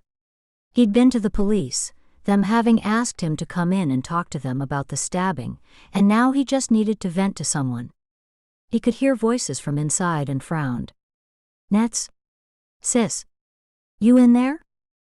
After a beat, Netta, wrapped in her robe and definitely looking disheveled, answered the door. Hey bro, she said way too casually, and Alex's eyes narrowed. What the hell's going on? Netta hesitated, then sighed, opening the door to let him in. Alex stepped into the room, only to rock back when he saw Seth, shirtless, standing at the far end of the room. Seth nodded to him. Alex. Alex stared at him, then Netta. Seth.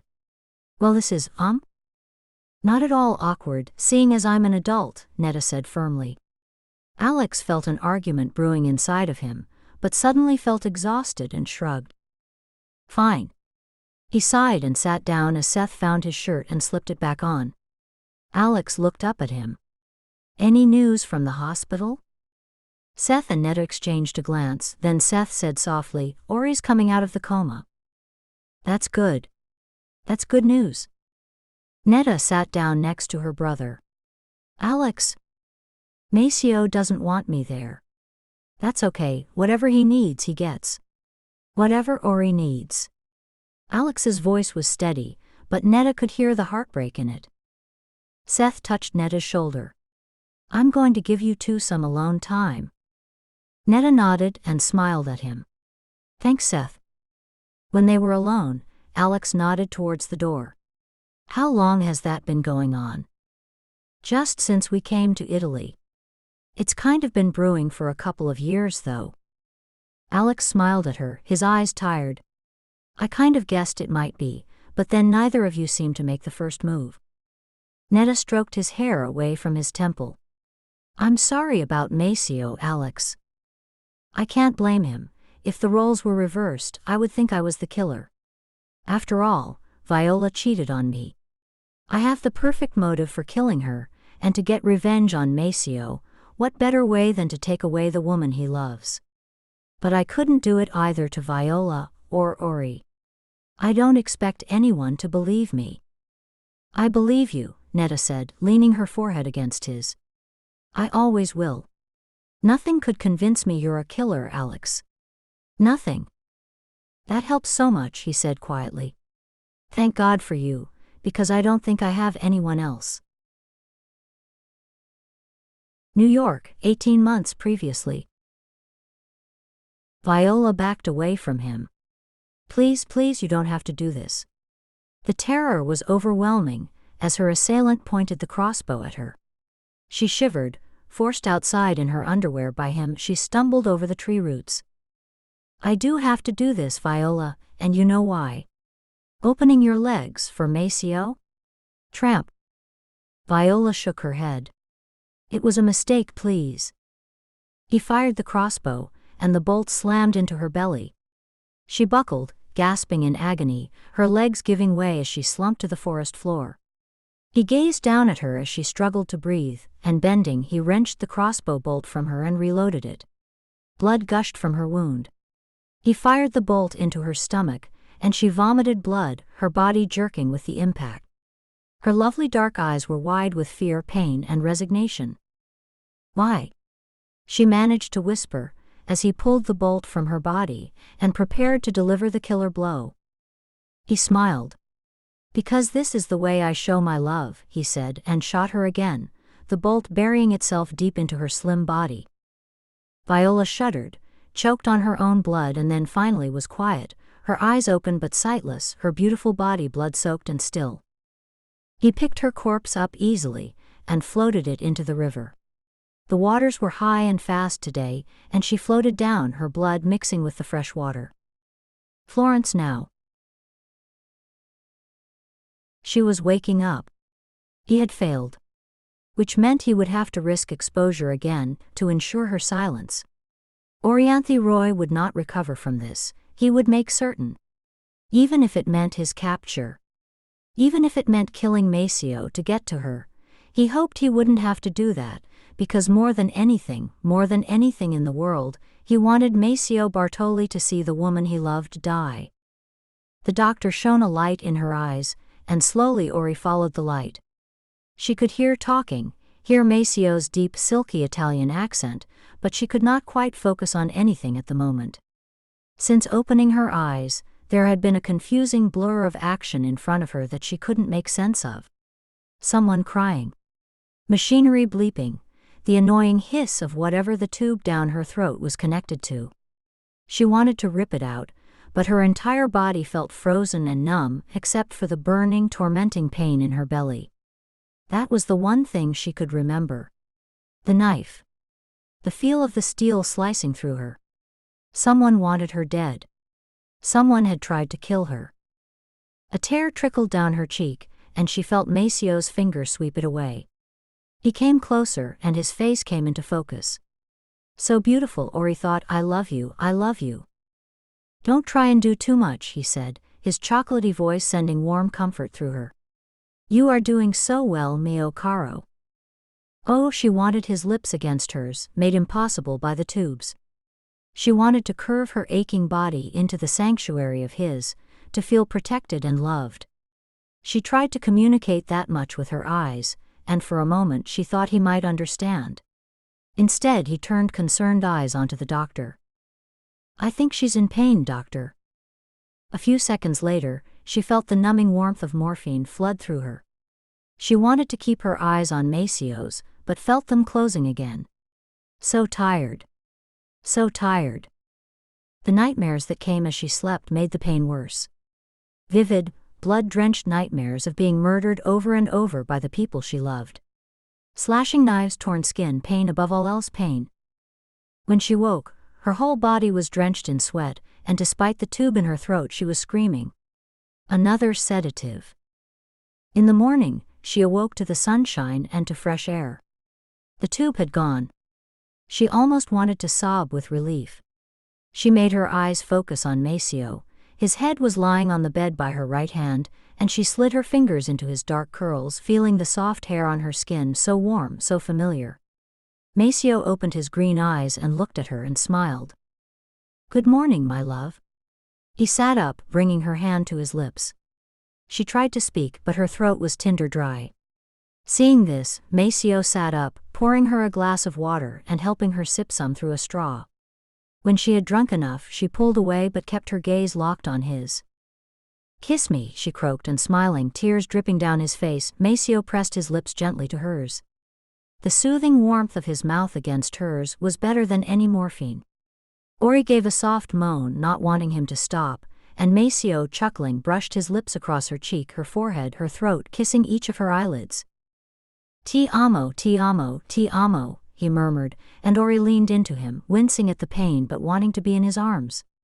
Maceo wrapped his arms around her, cradling her head in his hands. Thank you for coming back to me, he said, his voice breaking. Thank you. Thank you. Lucia, exhausted and ready to go back to the hotel after such an emotional day, was walking out of the entrance when she saw her and stopped. Cassie. The blonde woman stopped, and Lucia was shocked to see how thin she had gotten. Cassie came over to her. Thank God, Lucia. I only just found out what happened. Lucia regarded her former friend coolly. It was all over the news, Cassie. Cassie looked uncomfortable. I've been away, Lucia. I came as soon as I heard. Lucia sighed. You should have stayed home. Maceo is not in the right headspace to deal with you, Cassie. Cassie flinched. Does that mean? I mean, is Ori? Ori is recovering. Lucia didn't care if she bit Cassie's head off. She was reviled by the hope in Cassie's eyes that Ori had died. Cassie obviously realized how she had sounded. I'm sorry, I didn't mean. You meant that maybe in his grief, Maceo would finally lean on you and see you finally. Lucia's hurt and anger had finally found a place to vent itself. That he would come to rely on you, and maybe in a few months, you could finally get him into your bed, Cassie. Is that it? Well, I'm sorry to disappoint you, but Maceo's fiancé, the love of his life and my best friend, is going to be okay. Ori's a survivor. She always has been, always will be, and she's worth $1 million of a sly skank like you. Cassie, her face pale, tried to push past her, but Lucia blocked her. You are not going into that hospital, she growled at her. You can't stop me, Cassie griped, then gasped as Lucia grabbed her and propelled her back towards the street. Do you really want to cross me right now, you revolting little sneak? Lucia was wild with anger. Do you know what Maceo would do if he saw you? Stay away, Cassie. Your worthless ass is not wanted around here. Lucia turned on her heel and stalked back into the hospital, leaving Cassie to stare open-mouthed at her retreating form. Shocked, angry, and humiliated, Cassie pulled her phone from her purse and dialed. Hearing his voice on the other end of the phone, she cursed softly. And hello to you too. I can't get into the hospital, she said. That freaking bitch Lucia is blocking me. He sighed. That's unfortunate. Cassie grunted. Look, you've gotten to her before. You'll figure out a way to kill Orianthe Roy, right? Isn't that what you wanted? Of course. And yes, I will figure out a way to kill her, but you disappoint me, Cassandra. I thought you had more about you than to be bullied into retreat. You don't know what that bitch Lucia can be like. Look, I want out of this. If anything happens to Ori now, Lucia will look at me for sure. He was silent. Then finally, if that's what you want. But listen, I've been too hard on you. At least let me buy you dinner tonight to say thank you for trying. Cassie smiled. That's more like it. I'll send a car at 8. Cassie clicked off her phone and squinted up at the lighted windows of the hospital. Enjoy the time you have left with her, Maceo. Ori will be dead before the week is out. I'm sure of it. Smirking, she turned and skipped down the steps, hailing a cab to drive her back to her hotel.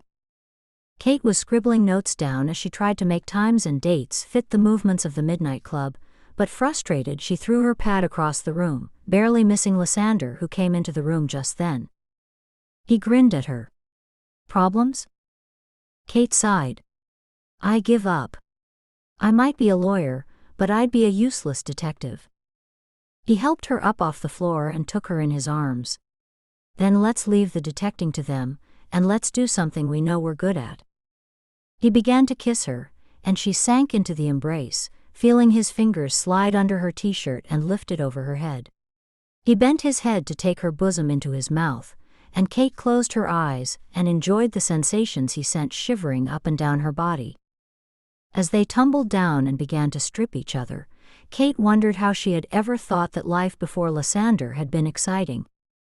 They made love until the sun set, and Kate was just falling asleep when she felt Lysander get out of bed. She grumbled, but he laughed softly. I just have a couple of errands to do and I'll be back, impatient girl. Get some sleep. She was already asleep by the time he left the suite. Tired from the testing her surgeon had put her through, Ori was finally glad to be alone with Maceo, despite barely being able to keep her eyes open. Maceo smiled as she mumbled to him. You know you're making no sense now, mio caro, he said fondly as he stroked the hair back from her face. Ori just gazed at him, drinking in every detail of his handsome face, the green eyes, the half-moon-shaped scar on his right eye, the beautifully shaped lips. I love you so much, she mumbled, and he grinned, brushing his lips against hers. As I love you, Bella. Her mouth curved up into a smile against his. I want to marry you, Maceo. I really want to be your wife, right now, this minute. He chuckled. Mio caro, as far I am concerned, we can get married anytime you want. I would marry you yesterday if I could. But surely you want to wait until you're out of here. Ori shook her head. No. I don't want to wait, Maceo. I'm tired of being made to wait. Maceo kissed her. Then I will make the arrangements, my darling. Just promise me one thing. Anything. He grinned. That when you're recovered, we'll marry again, in front of all our friends and family, that I'll be able to show you off to the world, tell them how proud I am to be your husband. Ori smiled. Maceo Bartoli, how do you always manage to say the right thing? Of course, of course. Maceo kissed her again. I can't wait, mio amore. When Ori had fallen asleep, Maceo went to find some coffee and found Lucia waiting outside. He looked at her in surprise. I thought you had gone home hours ago, Lucia. Lucia, tired and edgy, shook her head. I was on my way out, and I ran into Cassie. Maceo rocked back. Cassie. What the hell is she doing in Florence? Lucia gave him a grim smile. She came to see if Ori was dead yet. Maceo winced, shaking his head. Gosh. I'm sorry to put it so harshly, but there it is. I told her to stay away from the hospital, from Ori, from you. I hope I didn't overstep. Not at all. Thank you, Lucia. The last thing we need is Cassie. I just don't understand her thinking. That bitch has always had a thing for you, Maceo. She couldn't stand that you never made a move on her. Even when Ori was friendly with her, I knew Cassie was faking. Ah, Lucia almost spat, then rubbed her eyes. Anyway, I thought I'd better both tell you and make sure she didn't sneak in. Maceo smiled at her. I'm going to put you in a cab now, he said gently. Thank you for being Ori's bodyguard, but you need sleep. So do you. Have you slept at all this last week? Better since Ori woke up, but not a lot. I'll catch up when she's better. Lucia pursed her lips but said nothing. She hugged Maceo goodbye before hopping in the waiting cab. Maceo drew in a deep lungful of night air and sighed. Cassie. Damn it. Why couldn't the rest of the world leave him and Ori alone? Just for one day. Doesn't work that way, Maceo. Yeah, I know, he muttered to himself. Inside, he found coffee and went to sit with Ori again, before pulling out his phone. As he gazed at his love sleeping peacefully, he smiled, and when Lysander answered his call, he began to speak, to ask Lysander for help. Alex found Netta at breakfast, and told her that he planned to fly back to America. I've talked to the police, they're not asking me to stay in Italy. I can't be here, Netta, knowing what Maceo thinks of me, what he thinks I've done. I just can't bear it. Netta nodded sadly. I know, Alex, and I don't blame you. For what it's worth, none of the others think you did it either. Even to her own ears she sounded fake, and Alex tried to smile at her. I don't blame them, Nets. I just can't face them anymore. Netta was sad that he seemed to have given up, and said as much to Seth later. Seth sighed. I don't know what to say, Netta, he said softly. I think he should stay, but he's a free man. So, you think he did it? He took her in his arms, cupping her face in his big hand. I don't want to think that, but I can't honestly think who else it could be. Netta sighed and leaned against him. I can't bear it, Seth. I know. Seth told Maceo that Alex was going back to America, and was surprised when Maceo took it so well. Good, his Italian friend said abruptly. I want him 1,000,000 miles away from Ori. How is she? Maceo's expression softened. She's perfect. The doctor says she's improving, although he has warned us not to rush things. She's still sick, very sick and exhausted. I think what with everything else that's happened as well as being stabbed, she's finally feeling everything. AJ's death, Yannick's abuse, it's all hit her. Seth hesitated, then smiled. Maceo, may I go visit with her? I know that out of all of us, I know her the least, but I would like to get to know her better. Maybe I could be your relief. You look like you could do with a good meal and a long sleep. I'd be happy to sit with her. Maceo nodded gratefully. I'd like that, Seth. I won't need long, just a couple of hours maybe. Ori was happy that Maceo was going to get some much-needed rest. Baby, take as long as you need, I'll be fine here with Seth. When Maceo had at last been persuaded to leave, Seth grinned at her. I hope you don't mind me offering to sit with you. Not at all. Maceo is about ready to drop, but he wouldn't leave me alone. Ori smiled at the thought of her lover.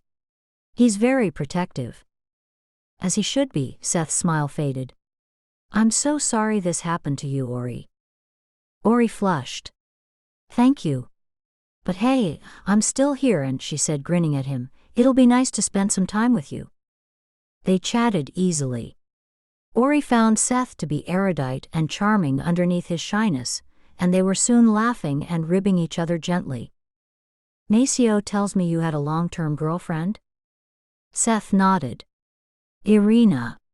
Yeah, that ended a few months ago after she cheated on me. Ori looked alarmed. Please tell me she didn't cheat with Maceo? Seth half smiled. No, it wasn't Maceo or anyone I know. She was very open and apologetic, but the trust had gone and the relationship just sort of petered out. I'm sorry. Seth smiled. Don't be. I think it may have been for the best, I really do. And besides, now that Netta and I… What? Ori interrupted him, her eyes wide with excitement, and Seth couldn't help but laugh. Yeah, it's new, very new, but we've been friends forever and it just kind of happened. Ori grabbed his hand and squeezed. I'm so glad, Seth, I really am. Thanks. Look, can I get you anything? I'm just going to grab some water. I'm fine, thanks. Ori lay back as Seth left the room. Netta and Seth. Such an unlikely matchup, Netta's bohemian sensibilities with Seth's practicality. Ori couldn't imagine it. But she did think that, after Maceo, Seth was the hottest of the Midnight Club. His tall, broad frame, taller than even Maceo and Alex, his Roman god face, his kind hazel eyes. She liked him immensely. You chose the best companion for me, Maceo, she thought to herself. She closed her eyes, feeling tired suddenly, but her head seemed to whirl and she felt sick. What the hell? Her chest began to tighten and she suddenly found it hard to breathe. Jesus, she fumbled for the call button and pressed it, only to find it had come loose from the wall and wasn't connected. Damn it. She pushed the sheets aside to try and swing her legs over the side, and saw the blood. Lots of it. Oh gosh no, she tried to call out but her vision grew hazy. Please help me. She shifted to try and move but her legs gave way beneath her and she slumped to the floor. She could smell blood, her blood, and then she couldn't breathe and everything was going dark. Maceo woke when his cell phone buzzed. Seth. Maceo. Ori's relapsed. Man, you better come back, they've taken her back into surgery. Gosh, I'm so sorry, Maceo, but it doesn't look good. Maceo heard the words, massive internal blood loss, but he was numb inside. The surgeon had updated him, as they struggled to save Ori's life, and when finally they had done all they could, the surgeon told him that now they would just have to wait. I'm not going to lie to you, Mr. Bartoli, her chances of recovery are small. Seth had been beside himself with guilt, but Maceo reassured him. None of us could have known. Ori herself didn't know. All Maceo could do was sit and wait and hope. He felt useless, hopeless. All of his wealth, his influence, couldn't heal Ori. He thought about finding the best surgeon in the world, but Seth had told him the surgeon here had done everything anyone could do. Please don't leave me, mio caro, he said to her now, bending to kiss her cheek. I cannot live without you. Maceo closed his eyes. If Ori died, he would spend the rest of his life hunting down the man who did this to her. Alex. Maceo gritted his teeth. It was a good thing Alex had decided to go back to America, he thought, because the way Maceo was feeling right now, he would have gladly ripped the other man apart with his bare hands. Run, Maceo thought. Run, Alex. Because when this is all over, I will find you. I'm going with Alex, Seth. I think he needs me. Netta waited for Seth's reaction. Seth sighed but nodded.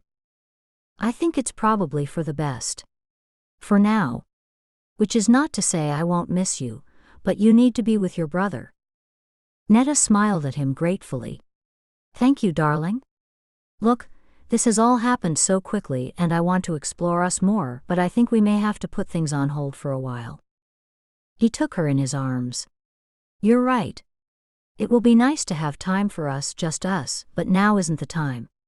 When are you flying? In the morning, so we still have all night. Seth slid his hand under her t-shirt and stroked her belly. All night, what shall we do? Netta grinned as he began to strip her, then dropped to his knees to bury his face in her belly. She stroked his dark hair. You're very easy to fall for, Mr. Cantor. He grinned up at her, then pressed his face into her. Oh gosh, Seth, yes. His hands pinned hers to the wall. Netta shivered with pleasure, kissing him hungrily. Gosh, how am I supposed to leave you here after that? Seth laughed. It won't be a long separation, I promise, Netta. We'll be together soon. Despite the setback and her fragile condition, the doctors were pleased that Ori hadn't slipped back into a coma. 24 hours after her emergency surgery, she opened her eyes and stared up at the darkened room. She heard Maceo's breathing, steady and regular. He was asleep, and Ori decided to let him rest. He looked exhausted, dark circles under his eyes, his skin wan.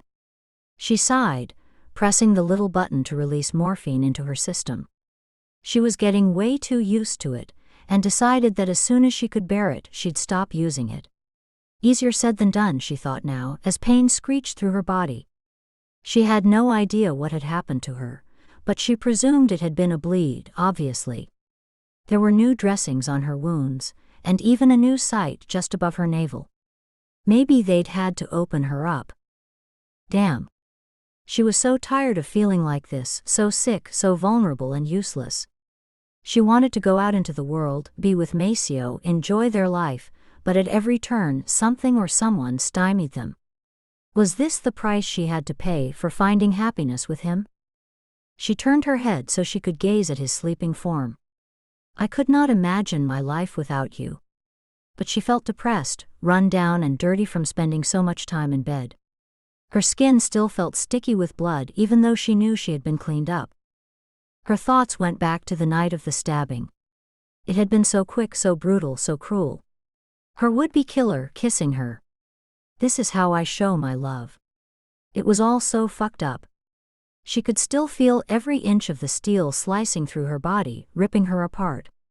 Feral. Ferocious. She felt sick and pressed the call button, hoping it wouldn't wake Maceo. The nurse came in and asked her if she needed anything. I feel like I might throw up, Ori whispered, but I'm scared of ripping my stitches. I'll get you an antiemetic, honey. Just take some slow deep breaths. Maceo lifted his head as the nurse left the room, and Ori smiled ruefully at him. I'm sorry I woke you, baby. Maceo rubbed his eyes, looking like a lost little boy. Ori hid a grin. It's okay, mio caro, I'd rather be awake. Are you okay? Just a little nauseous. I sometimes have that effect. Ori laughed softly. Never. Maceo laced his fingers with hers. How are you feeling, Bella? She stroked his cheek as the nurse came back in. I'm okay. She gave a soft laugh. I'm sick of being asked that, and I bet you're sick of asking it. Maceo grinned at her. Then let's make a deal. I won't ask if you promise to tell me the second you don't feel good. Deal. Ori winced as the nurse injected her, but the relief was almost instantaneous.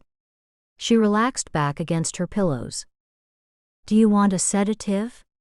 The nurse, a middle-aged woman with thick black hair pulled up into a bun, smiled down at her, but Ori shook her head. No thanks. I think I'm tired enough to sleep for a year. He might need one though, she grinned and nodded at Maceo. I think he's trying to set a record for staying awake. Maceo shook his head, laughing. I'm good, thanks. The nurse chuckled and left them alone. Maceo shifted his chair so he could sit closer to Ori. Listen, I was thinking when you're a little stronger, we should move you to a private facility in Venice. Be closer to home. Agreed. Not that Florence isn't beautiful. What little I've seen of it, she said in a wry voice, gesturing out of the window, and Maceo laughed. I promise I'll bring you back when you're ready. Ori sighed. Going home does sound good. He stroked her hair. It does. But please, mio caro, don't push yourself. I won't. Say, is Seth okay? He called me earlier, and kept apologizing for leaving me alone that time. Geez, he only went for some water. It wasn't his fault. Maceo nodded. He feels guilty. I've tried to persuade him otherwise, but he's very fond of you. Which reminds me, two things. One, Shiloh says unless she sees you before she and Benoit go back to Paris, she'll beat my sorry ass, her words. They both laughed. I want to see her. No problem. And the other thing. His smile faded. Alex is going back to America. Okay. Their gazes locked. He won't come near you again, Maceo said softly, and Ori nodded. I know. He hasn't tried. How's Netta? Going with him, I think. Good. Good, she should. Maybe she can help him sort his head out. Maceo gave a disgusted snort. I don't give a fuck what that figlia di puttana does, as long as he never comes near you again. Ori felt unhappy. We don't know for sure that he's the killer, Maceo. Maceo said nothing. He stood and sat on the edge of the bed, carefully not to jostle her too much. Ori ran her hand along his muscled thigh. I miss you, she said. I know that doesn't make sense. I mean, I miss being physically close to you. Maceo hesitated, then maneuvered so he could sit on the bed next to her. I'm not hurting you. He put his arms around her, and she leaned into them. Not at all. Her head was on his chest, and he buried his face in her hair. Ti amo, Orianthi. Ti amo, mio caro. Two boys playing at the edge of the river Arno saw what they thought was a mannequin at first. When they realized it was the body of a young woman, they ran away yelling, and soon a crowd formed at the riverbank.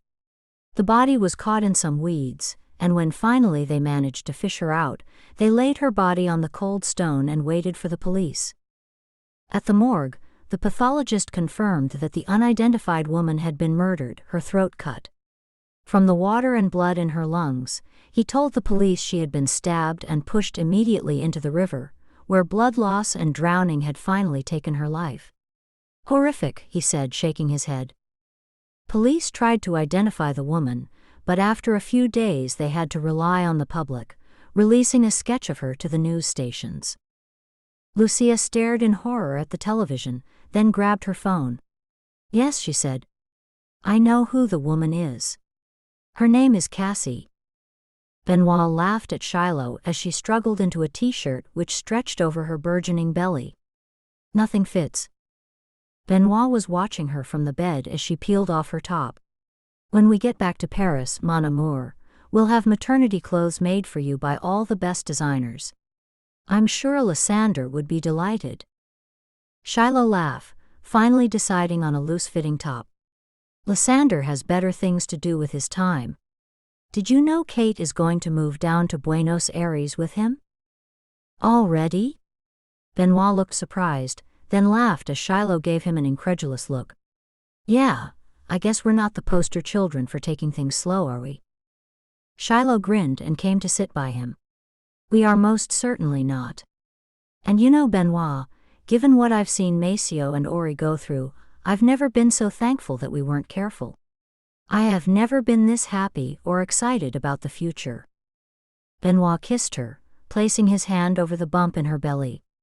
Me neither. Look, I think we had better go back to Paris and figure out what to do. You still have your work in Africa, and we have to discuss living arrangements. Shiloh, I'm not wild about heavy security, but I think that until the killer is caught, we need to be extra vigilant. Maceo knows he made a mistake blowing off his security coming here, leaving Ori vulnerable. He'll never forgive himself for that, and I'm not prepared to make the same mistake. He could see the doubt in her eyes. I know it's asking a lot for someone as independent as you. So I'm not telling. I'm asking. Please let me do this. Shiloh nodded slowly. Okay. Okay then, Benoit. Gosh, I hope they get him soon. Me too, monsieur, me too. When Lucia came to tell him that Cassie had been murdered, Maceo barely acknowledged it. I don't care. I really don't. The police want to speak to you. Let them come. They talked to him about his whereabouts the night Cassie was killed, but he answered them in a monotone and, realizing he knew nothing about the murder, they released him. Hey you. It was a week later, and Ori was getting really sick of her hospital bed. At least today, they had let her shower, albeit with a nurse present. She had sent Maceo home for his own shower, a good meal and some sleep, but now she was bored, having finished the stack of paperbacks on the nightstand. She looked up and saw Seth at the door and grinned at him. "Hey you. Tell me you brought me some contraband." He laughed and held up a cotton bag full of books. "Oh gosh, Seth Cantor, you are a lifesaver." "That's not all," he said, bringing up a paper bag. "I have fresh bread, cheese and some peaches." Ori moaned. "Gosh, that sounds good. Shall we eat?" "Hell yes." As they ate, he studied her face. "You look brighter. More awake." Ori yawned immediately, and he laughed. "Sorry." Ori grinned wryly, sipped her soda and looked at Seth now, suddenly shy. "Can I ask you something?" Seth nodded. "Anything." "Why aren't you married?" "Lord, that came out wrong. I meant to say, you never mention any partners or girlfriends apart from Irina. I don't even know what you do for work. I apologize for being so self-involved. Can we start again?" Seth put his hands up. "Completely understandable. No need to apologize. It's been quite a ride since I met you, what with, anyway. To answer your questions. There have been women. Just not for a while, and none of them really, well, they weren't around for long. I've never felt the inclination to marry. Never met the right woman." He held her gaze for a beat too long, watching as 2 spots of pink flushed across her cheeks. She looked away, down at her food. "And your job?" He bowed his head. "I am lucky enough to be, let's say, independently wealthy." "That is lucky," she teased, and he laughed. "That's not to say that I haven't worked hard. I have, it's in my nature. I can't sit still." Ori smiled at him. "I always thought of you as the calm one, the one who the others look to. I know Maceo does." "He's a good boy," Seth laughed. "Man, how old did I sound just then?" Ori chuckled. "Granddad." She shifted, suddenly uncomfortable, and Seth noticed. "Are you okay? Should I get a nurse?" Ori shook her head, smiling. "Don't worry, just a little stiff." "I'm fine, Seth, truly." Seth sighed.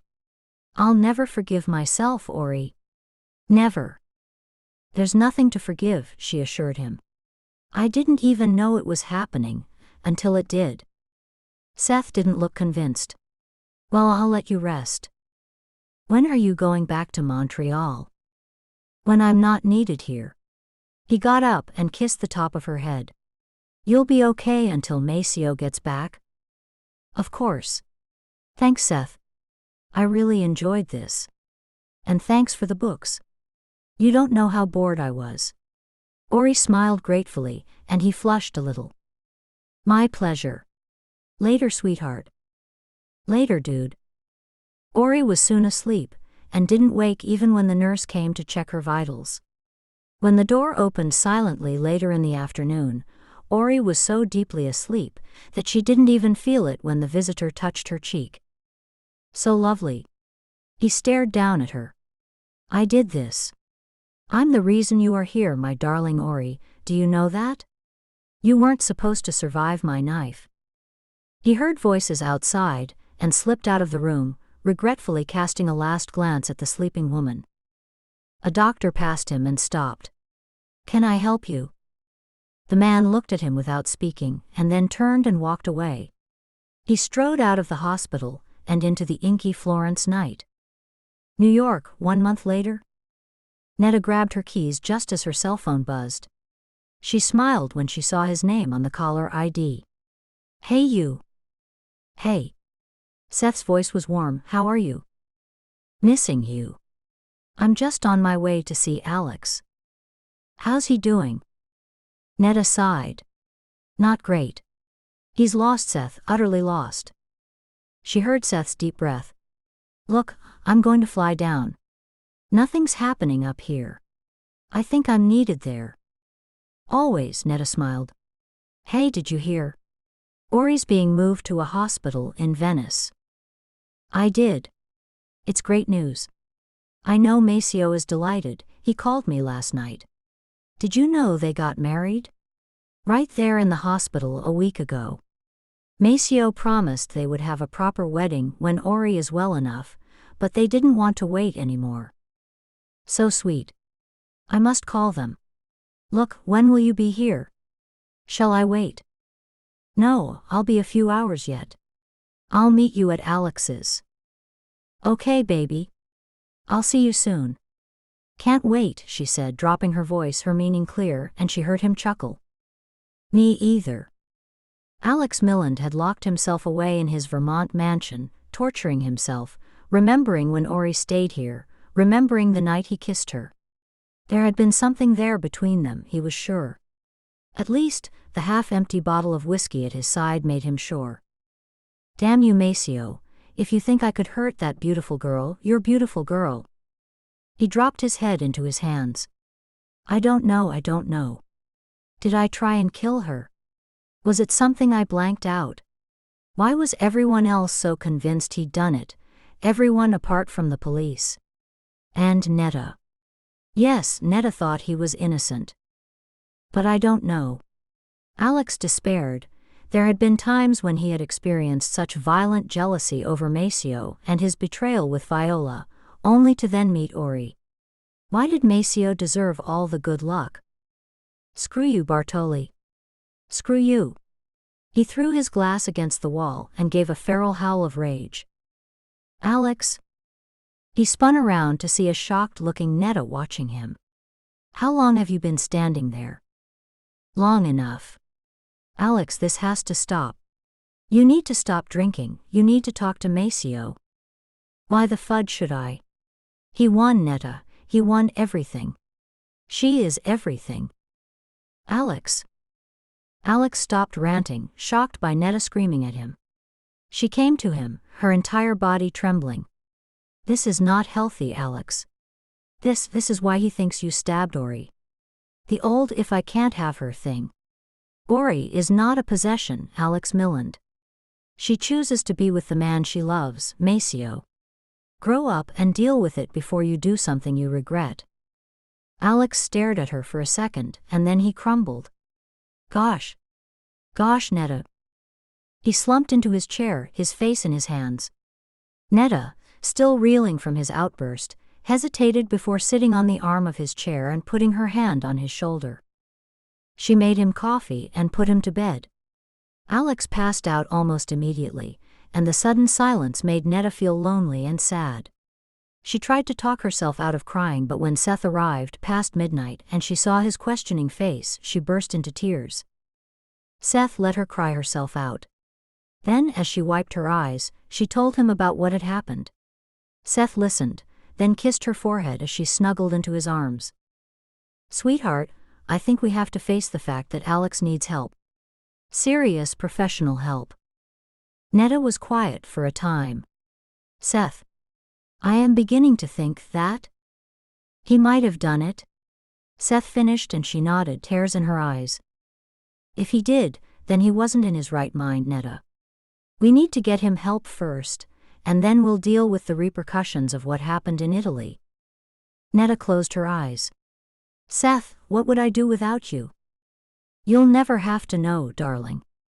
Later, after she and Seth had gone to bed, after they made love and Seth was asleep, Netta lay awake.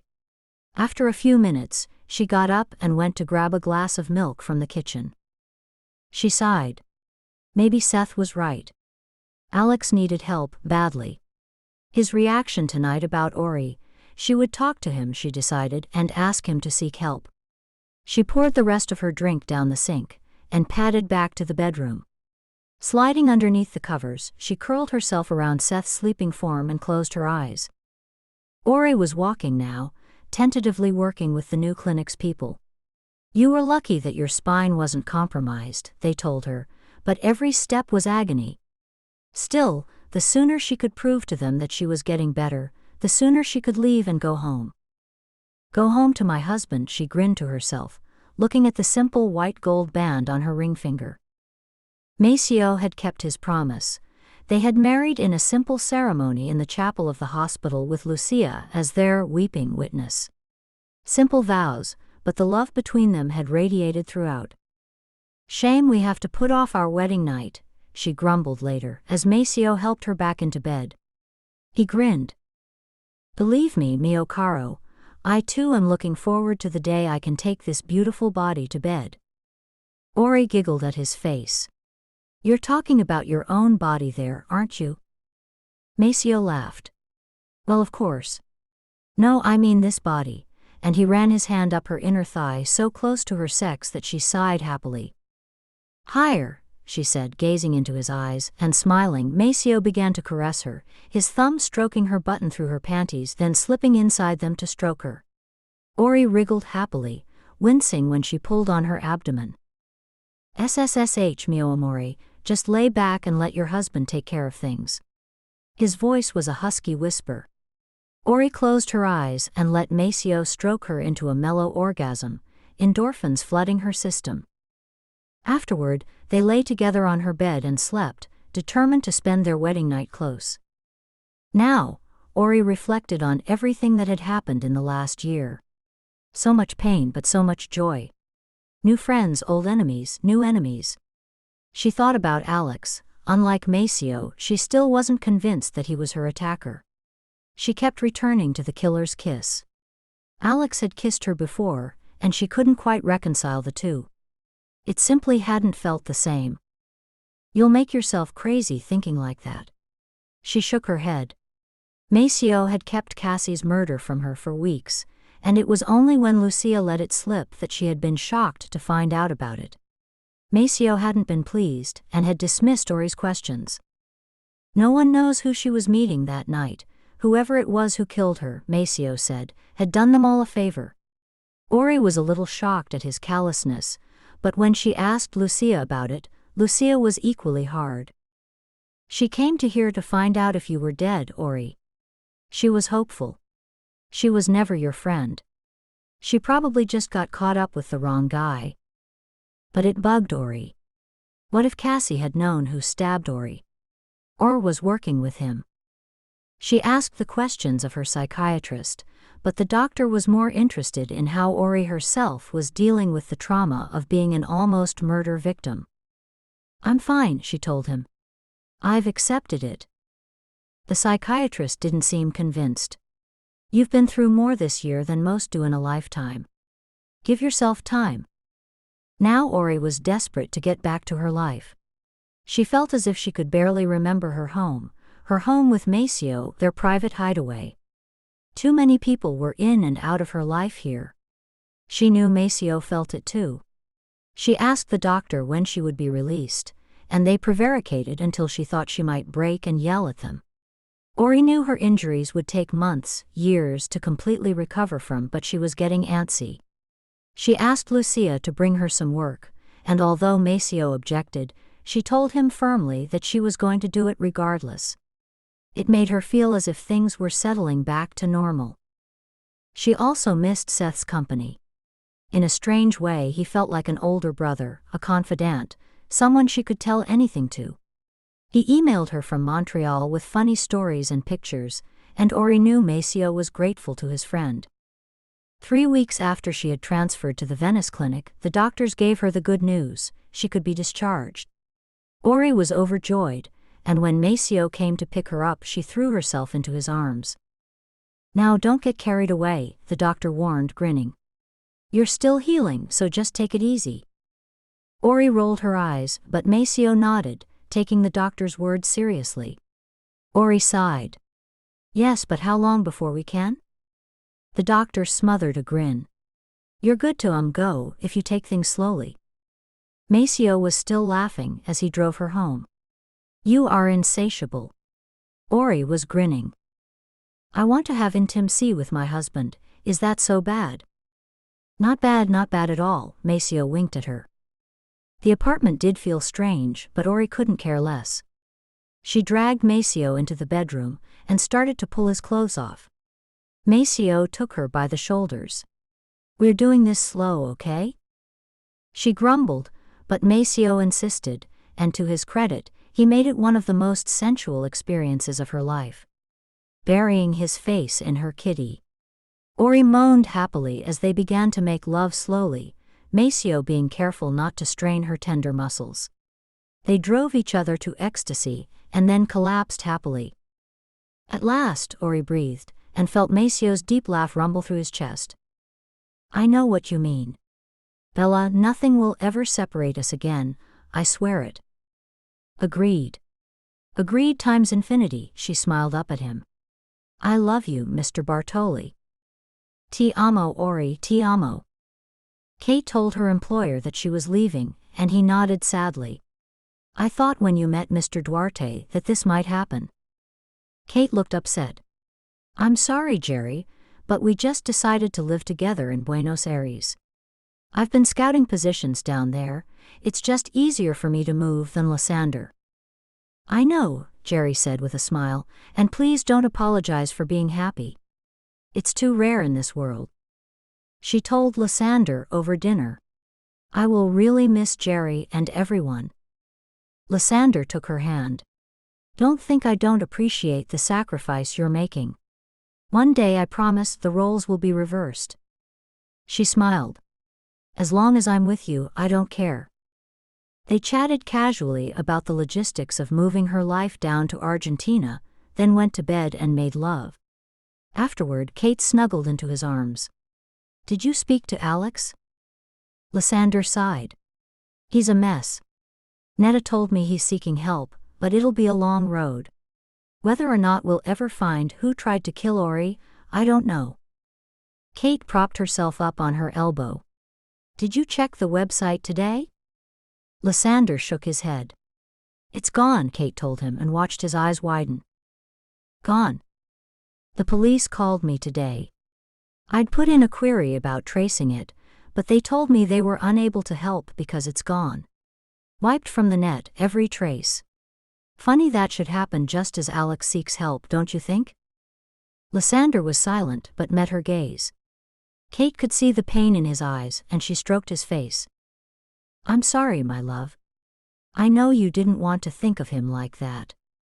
Lysander closed his eyes and pulled her closer, and they held each other for the rest of the night. Netta finished work and left her studio just after 5. She had rented the small room in the local town, a few minutes from Alex's place in Vermont, so she could stay with him and keep him steady. The night was dark and cold, and she was glad when she arrived home. No lights were on, which she found strange. Pushing open the front door, she called out for Alex and got no reply. She walked through the dark house calling for him but found no answer. She could see the light on in the drawing room at the end of the corridor and walked towards it, but as she pushed the door open and saw what was inside, she gasped in horror, just as a hand with a cloth soaked in chemicals was clamped over her nose and mouth. Just before she passed out, she finally realized the truth about Alex. Shiloh had returned to Africa and to her work, but she knew her heart lay in Paris with Benoit. Regretfully, she gave notice and headed back to France, eager to start their life together. Benoit was overjoyed. Their daughter was growing and healthy, and he found himself preoccupied with his new life. He began to make changes at work, inspired by Shiloh's passion for environmentalism, and although his colleagues chafed a little, they soon discovered that their work and social responsibility could work to their advantage. Everything was working out great. There was just one loose end as far as Benoit was concerned. Marcella. Since everything had happened, he could not stop thinking about that night when Shiloh had left, and he had turned to Marcella. The guilt he felt over how he had treated both women was eating him alive, and there was the fear that Marcella, out of jealousy, could still tell Shiloh what had happened. He called Marcella, and she invited him to coffee at her place. Benoit wondered at the sense of going to her place, but accepted anyway. Marcella opened the door to him, and to his relief, her smile was friendly but not malicious. "It's good to see you, Benoit." "You look stunning, Marcella." She was wearing a dark red dress, her brown hair gathered in an elegant chignon. She inclined her head. "As do you. Please come in." She made them both coffee, a rich dark blend, and they chatted idly before Marcella met his gaze. "And how is your lovely Shiloh?" "She is very well, thanks." "And the baby?" Benoit nodded warily. "Good, as far as the scan says anyway." "Do you have it with you?" He hesitated, his eyes wary. "Really? You want to see it?" She nodded encouragingly, and he shyly brought his wallet out. He passed the scan to her, watching her face as she took it. She swallowed, then gave a little laugh. "Okay, well, you're going to have to show me what end is what." He laughed too then, and pointed out the fetus, an amorphous thing at the corner of the scan. Marcella saw his expression change, a sort of awe in his voice. The realization at once made her sad for herself, and happy for him. "It's a she," Benoit said, and she saw the love in his eyes. "You want this child, don't you?" she asked softly. He nodded, smiling sheepishly. "I do. I didn't at first, but then gosh, seeing this. That's my little girl in there." Bewildered joy. She felt tears pricking her eyes, and he frowned. "I'm sorry." She shook her head. "No, don't be, these are happy tears. I'm honestly happy for you, Benoit." She looked at the photo again, traced the outline of the fetus. "You'll be a great father, the very best. I can't say I'm not a little surprised by the turn of events, but I really do congratulate you. You found her. You found the one." "Like you told me to," he said gently, and she nodded. "I did. And I'm sorry about before, Benoit. I admit I was jealous. Very jealous." She laughed softly. "I had thought our arrangement would carry on forever.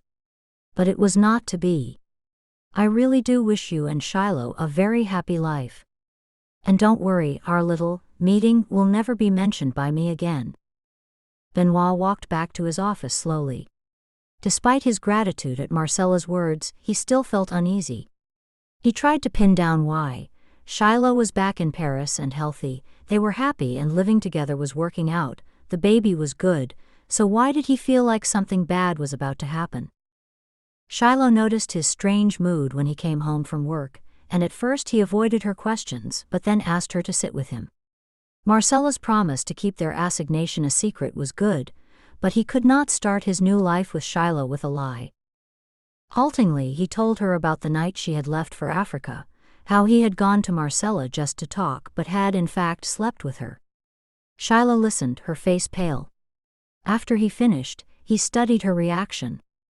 "Shiloh? You know I would never cheat on you. Never. That night.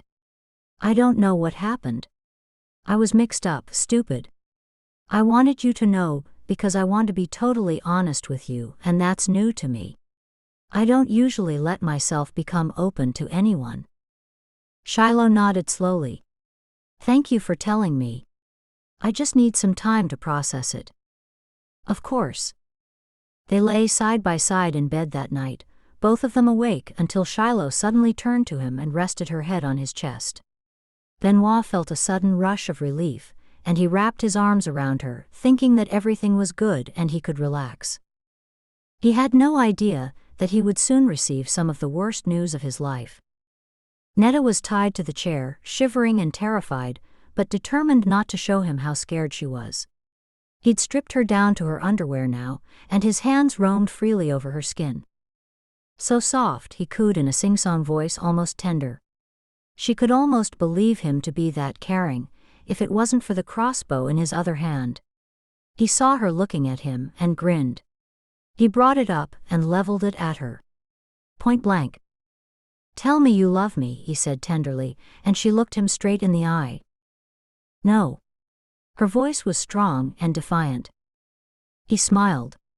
"What a waste of such beauty," he said, and fired the bolt deep into her body. The pain was unimaginable. Netta screamed as the bolt sank deep into her flesh, her blood beginning to flow. "Tell me you love me."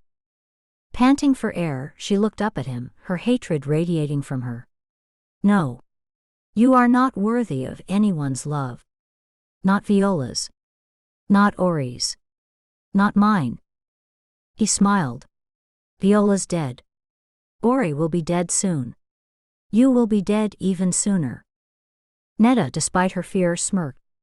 Poor little lonely boy. You're pathetic. That got him. He ripped the bolt from her and used it as a knife, driving it again and again into her soft flesh. Netta felt her life slipping away from her as the blackness loomed.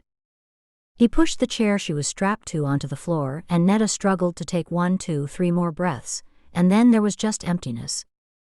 Kate and Lysander were woken by a terrific banging on Kate's apartment door. Lysander opened it to see Seth, his usual tall frame bent over with grief, his eyes haunted. Seth, brother, what is it? Kate watched as Lysander pulled Seth into the apartment and walked him to the couch. Seth almost fell down on it. Kate and Lysander shared a look of concern. Seth, what's happened? Seth looked sick. Netta's dead. Alex killed her and then hanged himself. Jesus, Jesus. Lysander and Kate looked appalled as Seth began to sob. Seth hugged Ori and Maceo as they arrived at the funeral home. Both of them were startled by Seth's gray face, and Ori felt tears pricking her eyes. So much loss. Netta's funeral. The medical examiner had finally released her body to be buried. Alex was still being examined. He stabbed her to death and then hanged himself, Seth kept saying in an almost disbelieving tone. Why didn't he just kill himself? Why take her with him? Ori leaned against him. I'm so sorry, Seth. He put his arm around her. Thank you for coming, Ori. I know you must be exhausted. I'm fine, Seth, really. I'm worried about you. Seth looked at Maceo. Well, at least we can say it's over now. Maceo nodded. But what a price. What a price. Ori and Maceo held hands throughout the funeral service. Despite his rage at Alex and his certainty that he was behind Ori's attack and Viola's death, Ori knew Maceo was suffering. Alex had been his brother for so many years. What the hell had set him off? She knew Maceo blamed himself. If he hadn't slept with Viola, maybe none of this would have happened. They stayed with Seth at the home he had rented in New York, out of the city. I think I feel closer to Netta here, he said, as if in explanation. And Kate and Lysander are here for a couple more weeks. Maceo told him they would stay in New York too for as long as he needed, and Seth had grinned ruefully. I'm surprised your business is still up and running, but I'm grateful. It was in the second week that Maceo got the call from the police in Vermont. They had some questions and wanted to ask someone close to Alex Milland. Could he come up? Maceo said he could, wondering why they hadn't asked Seth. The police office had hesitated and asked Maceo to keep his visit a secret. He told Ori that he needed to go see a client, and she nodded. I'll go see Seth and keep him company. Good idea. He drove Ori to Seth's house and kissed her goodbye. I'll be back this evening, I love you. He took his private jet up to Vermont and talked to the policeman in charge of the investigation. We found a witness who spotted someone at the Milland house carrying a crossbow. Not this time, but when Viola Redman was murdered. Well-dressed, tall, dark. The witness also claims he saw the same man in the local town the day Alex Milland allegedly killed his sister. We want you to talk to him. Maceo nodded. He realized they wanted him to be seen by the witness. He didn't care. He knew he hadn't been anywhere near the house when Alex and Netta died or when Viola was murdered. No problem. The police officers exchanged a look. Let's do it. The witness was an old Chinese man who shook Maceo's hand somberly. I don't know what else to tell you, I haven't seen the man much.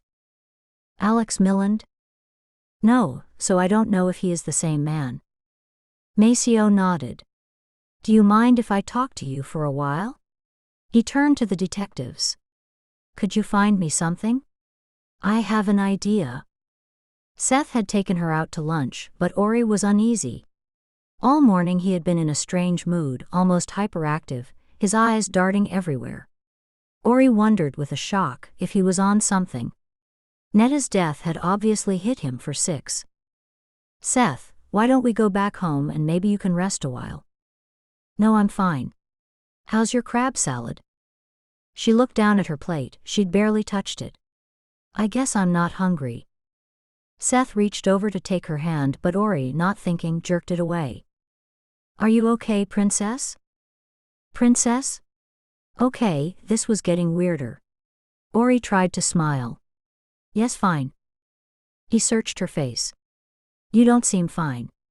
You seem afraid. With a shock, Ori realized that was just how she felt, and she couldn't explain it. It was a gnawing feeling in the pit of her stomach. No, of course not. Even to her own ears she sounded fake. Seth laughed, but it was without humor. He glanced at her, his eyes searching her face. You can't possibly consider that I would harm you in any way? Ori couldn't help the thought that slammed into her mind. Yes. She drew in a sharp breath, and as his eyes narrowed, she struggled to keep her face blank.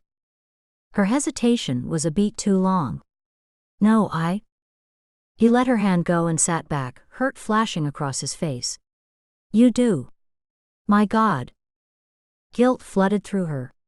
No, of course not. I'm sorry. You think I'm capable of doing those horrific things? Incredulity, his voice rising. She shook her head, trying to meet his eyes. A couple on another table was looking at them curiously, and she felt her face burn. Seth. Please, let's talk about something else. But we're not talking.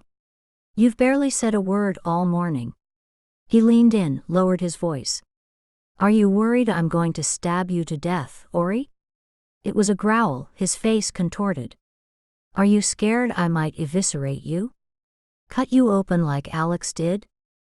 Icy drops of terror went down her spine. She couldn't look away from his gaze. The other couple was staring at them, and Seth turned his head and glared at them. Something interesting. His fierce eyes bored into them, unblinking, the pupils so constricted they had almost disappeared. The couple looked away quickly, clearly disturbed. Seth continued to stare at them until they got up and left, the woman casting anxious glances at Ori. Ori was mortified.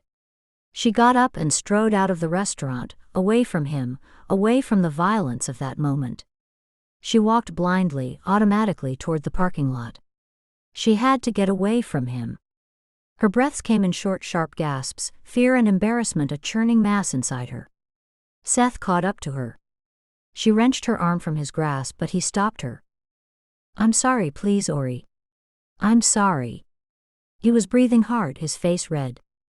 I'm so sorry. I'm just so. I can't believe you'd even consider that of me. I'm just hurt. He stepped closer to her but didn't touch her. I'm hurt because you mean more to me than anyone ever has. I mean it. You are my family.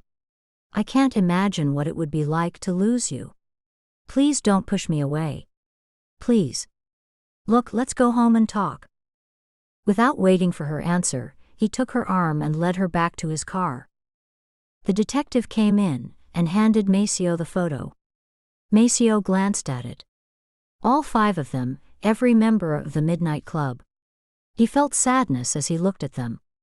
Before all of this. Happy. Laughing. Brotherhood. He swallowed the lump in his throat. Mr. Wu, when you say you saw a man with a crossbow, is he in this photograph? He handed the man the photo and waited. With a sinking heart, he watched the man nod. Yes, yes. I do. He waved a shaking finger towards the photo. Maceo closed his eyes briefly, then said to the detective. There you have it. Proof that Alex was the killer. Good riddance to the son of a bitch. The detective focused on Mr. Wu. Mr. Wu, do you mean this man? He indicated Alex, standing in the center of the group, flanked by Maceo and Benoit. No. The man pulled on Maceo's shirt as he turned to him. Not this man, this man. Maceo's blood turned to ice as he saw who the man was identifying. Everything he knew was wrong. His heart banged against his chest and he felt lightheaded. Oh gosh, no. Because the man Wu identified was the one person he could have sworn would never have done this. The one person who they all relied on. The person that at this very moment was with the love of Maceo's life. The man who had already tried to kill her. Seth. Panting for air, Netta looked up at him, her hatred radiating from her. No. You are not worthy of anyone's love. Not Viola's. Not Ori's. Not mine.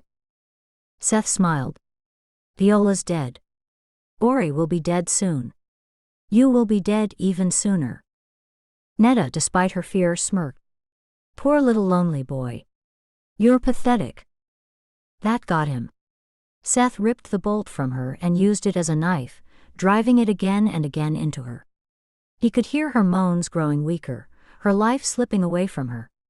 Collateral damage, he thought. As he pushed the chair over and let her bleed out on the floor, he looked at her coldly. She'd been a good intimacy partner, a beautiful distraction from the nearly overwhelming urge to kill Ori. Nothing could compare to that night in the car, Ori's gasp of shock as he plunged his knife into her soft belly. He relived it every moment. Seth coolly watched Netta die, then settled into the armchair to await Alex. Poor misunderstood Alex. How he played right into Seth's hands. A half-hour later, he heard Alex's car on the driveway and got up. Less than 2 minutes later, Alex's howl of grief when he found his sister dead, then as Seth, coming at him from behind, looped the rope around his neck, finally the understanding in his eyes. When Alex was dead, Seth had made it look like he'd hanged himself.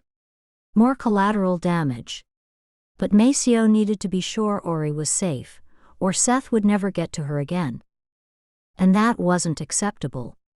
Ori was going to die, one way or another. They had driven back to Seth's in silence, Ori increasingly uncomfortable. You should have stayed in the city, stayed in public. Too late now. At home, as Seth followed her in and shut the door behind them, it sounded to Ori like a prison cell. Why? Why was she feeling like this? She turned to Seth. Seth, I'm going to take a nap, okay? Sure. It was the expression in his eyes, amused, malicious. She'd never seen him like this before. Okay, well, I'll see you later. It happened so quickly, but when it did, Ori felt like she'd been hit with a sledgehammer. She had turned her head just as Seth had leaned in to kiss her cheek. Instead, his lips brushed hers and she gasped, a torrent of memories crashing back. Seth's head snapped back and their eyes locked. At that moment, he realized she knew. This is how I show my love. Ori couldn't breathe. Seth. Friendly, steady, trustworthy Seth had been the one who had stabbed her, who had killed Viola and Netta and framed Alex. And she was trapped here, alone with the killer. Maceo was beside himself. Seth. The police had jumped into action, working with their New York counterparts, and soon Maceo was in a police helicopter being flown back to Seth's house. He tried again and again to call Ori's cell phone, but there was no answer. Please, please don't let me be too late. Ori, please, fight. Fight. Ori darted for the door, panicked, but he was too quick, too strong for her. Hush, he said now, locking his arms around her. Hush. This needn't be scary, Ori. Honestly, just resign yourself to it. Ori looked up at him, fear mixed with anger. You stabbed me. Yes? Why? Seth smiled and kissed her. She spat in his face. He merely laughed, easily holding her with one massive arm while he tugged the tie from his neck and started to bind her hands behind her.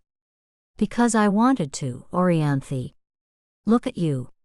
He tugged her in front of the mirror and stood behind her. Look how beautiful you are. He ripped her dress open and ran his hand over her belly, the livid scars from his knife still bright pink and healing. 11. I liked the symmetry of that. He put his mouth to her ear. And soon, my darling Ori, soon, number 12, 13, 14. He was going to kill her. Ori almost laughed. Of course he's going to kill you, you damn fool. Fight, you don't get to win this one, Seth Cantor. Blindside him. She turned in his arms and went into survival mode. She smiled up at him. You don't know me well enough yet, Seth. Why didn't you tell me you wanted me? Seth wasn't so easily fooled. Ori, I know you love Maceo, why else do you think I tried to kill you? I knew you'd never want me. She lowered her head, but looked up through her eyelashes at him. Like I said, she said in a soft whisper, you don't know me as well as you should. She stood on her toes and nuzzled his nose briefly before brushing her lips against his. If you're going to kill me anyway, you're right. This doesn't have to be scary. It could be pleasurable. Please, please fall for it, please. Ori knew she would do anything to stay alive, even if it meant having intimacy with this monster. She'd done it before and survived after all.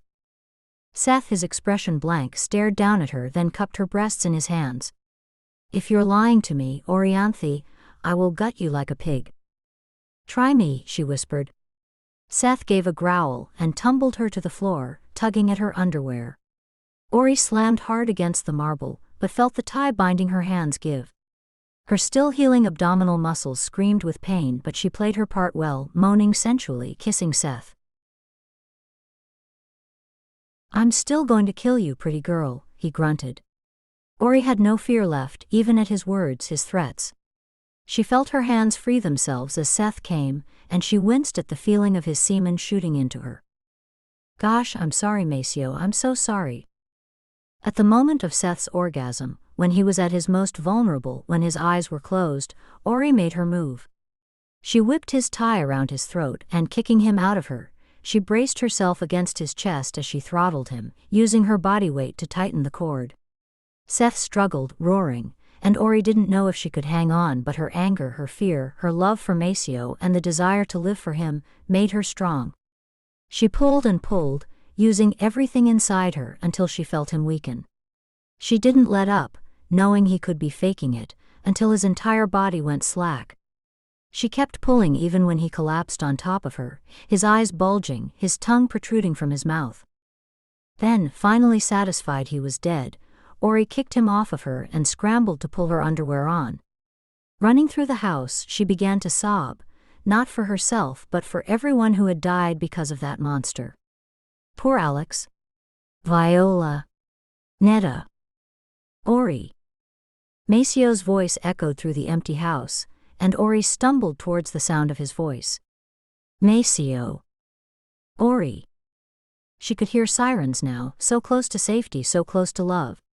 Then she heard Seth's roar and knew she hadn't killed him, and now he was coming for her.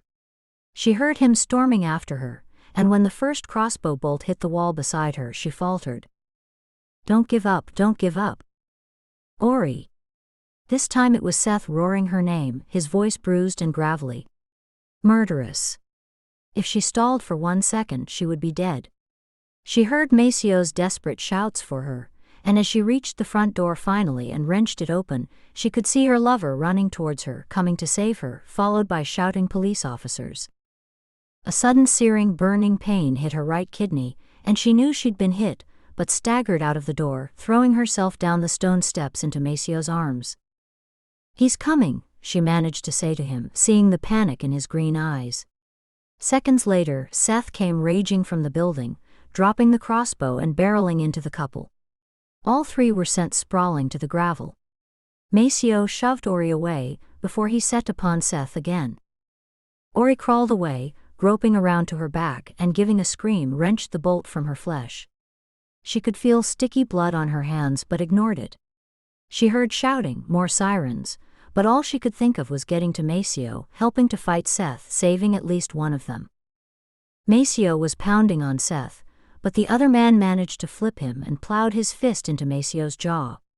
But Maceo was raging, his adrenaline flooding his system, and he once again got the advantage, yelling in Italian, then in English. Non sarai mai toccare di nuovo il suo, figlio di una cagna. You'll never touch her again, you son of a bitch. Seth kicked him away and staggered to his feet, reaching into his pocket and bringing out the gun, leveling it at Maceo. Maceo stared at his friend, the friend who was aiming the gun at his chest, and he shook his head. So this is the way it ends? His friend nodded. This is the way it ends. There was a long silence, as if his friend couldn't decide whether to pull the trigger or not. He decided to take the chance and ask the question he so desperately needed the answer to. Then why all this, old friend? I get framing Alex, but why kill Netta? Why did she have to die? Why stab Ori? She did nothing wrong except love me with her whole heart, and you butchered her. Seth smiled. You don't get it, do you? She was dead the second you touched her. And now I'm going to kill both of you. And he pulled the trigger. Maceo threw himself to the floor as behind Seth, a furious and desperate Ori tackled him. She leaped onto his back as lithe as a monkey and clawed at his face. Seth's gun went skittering across the ground as Maceo launched an attack from the front. Seth threw Ori to the ground hard, and Maceo yelled his anger, crashing into Seth with all of his strength. As Seth fought back, Ori managed to stand up and stagger towards the two men. Seth had Maceo's throat and was squeezing, his eyes bulging with the effort. Ori saw his fingers digging into Maceo's windpipe. Maceo choked, and Ori gave a banshee yell and threw herself at Seth, raising the bloody crossbow bolt he had shot her with. She brought it down hard, not caring where it hit him as long as he released Maceo. Maceo, freed, jerked away from Seth, and then pulled a bloodied Ori away from him too. Seth's limbs were jerking, spasming. Death throes.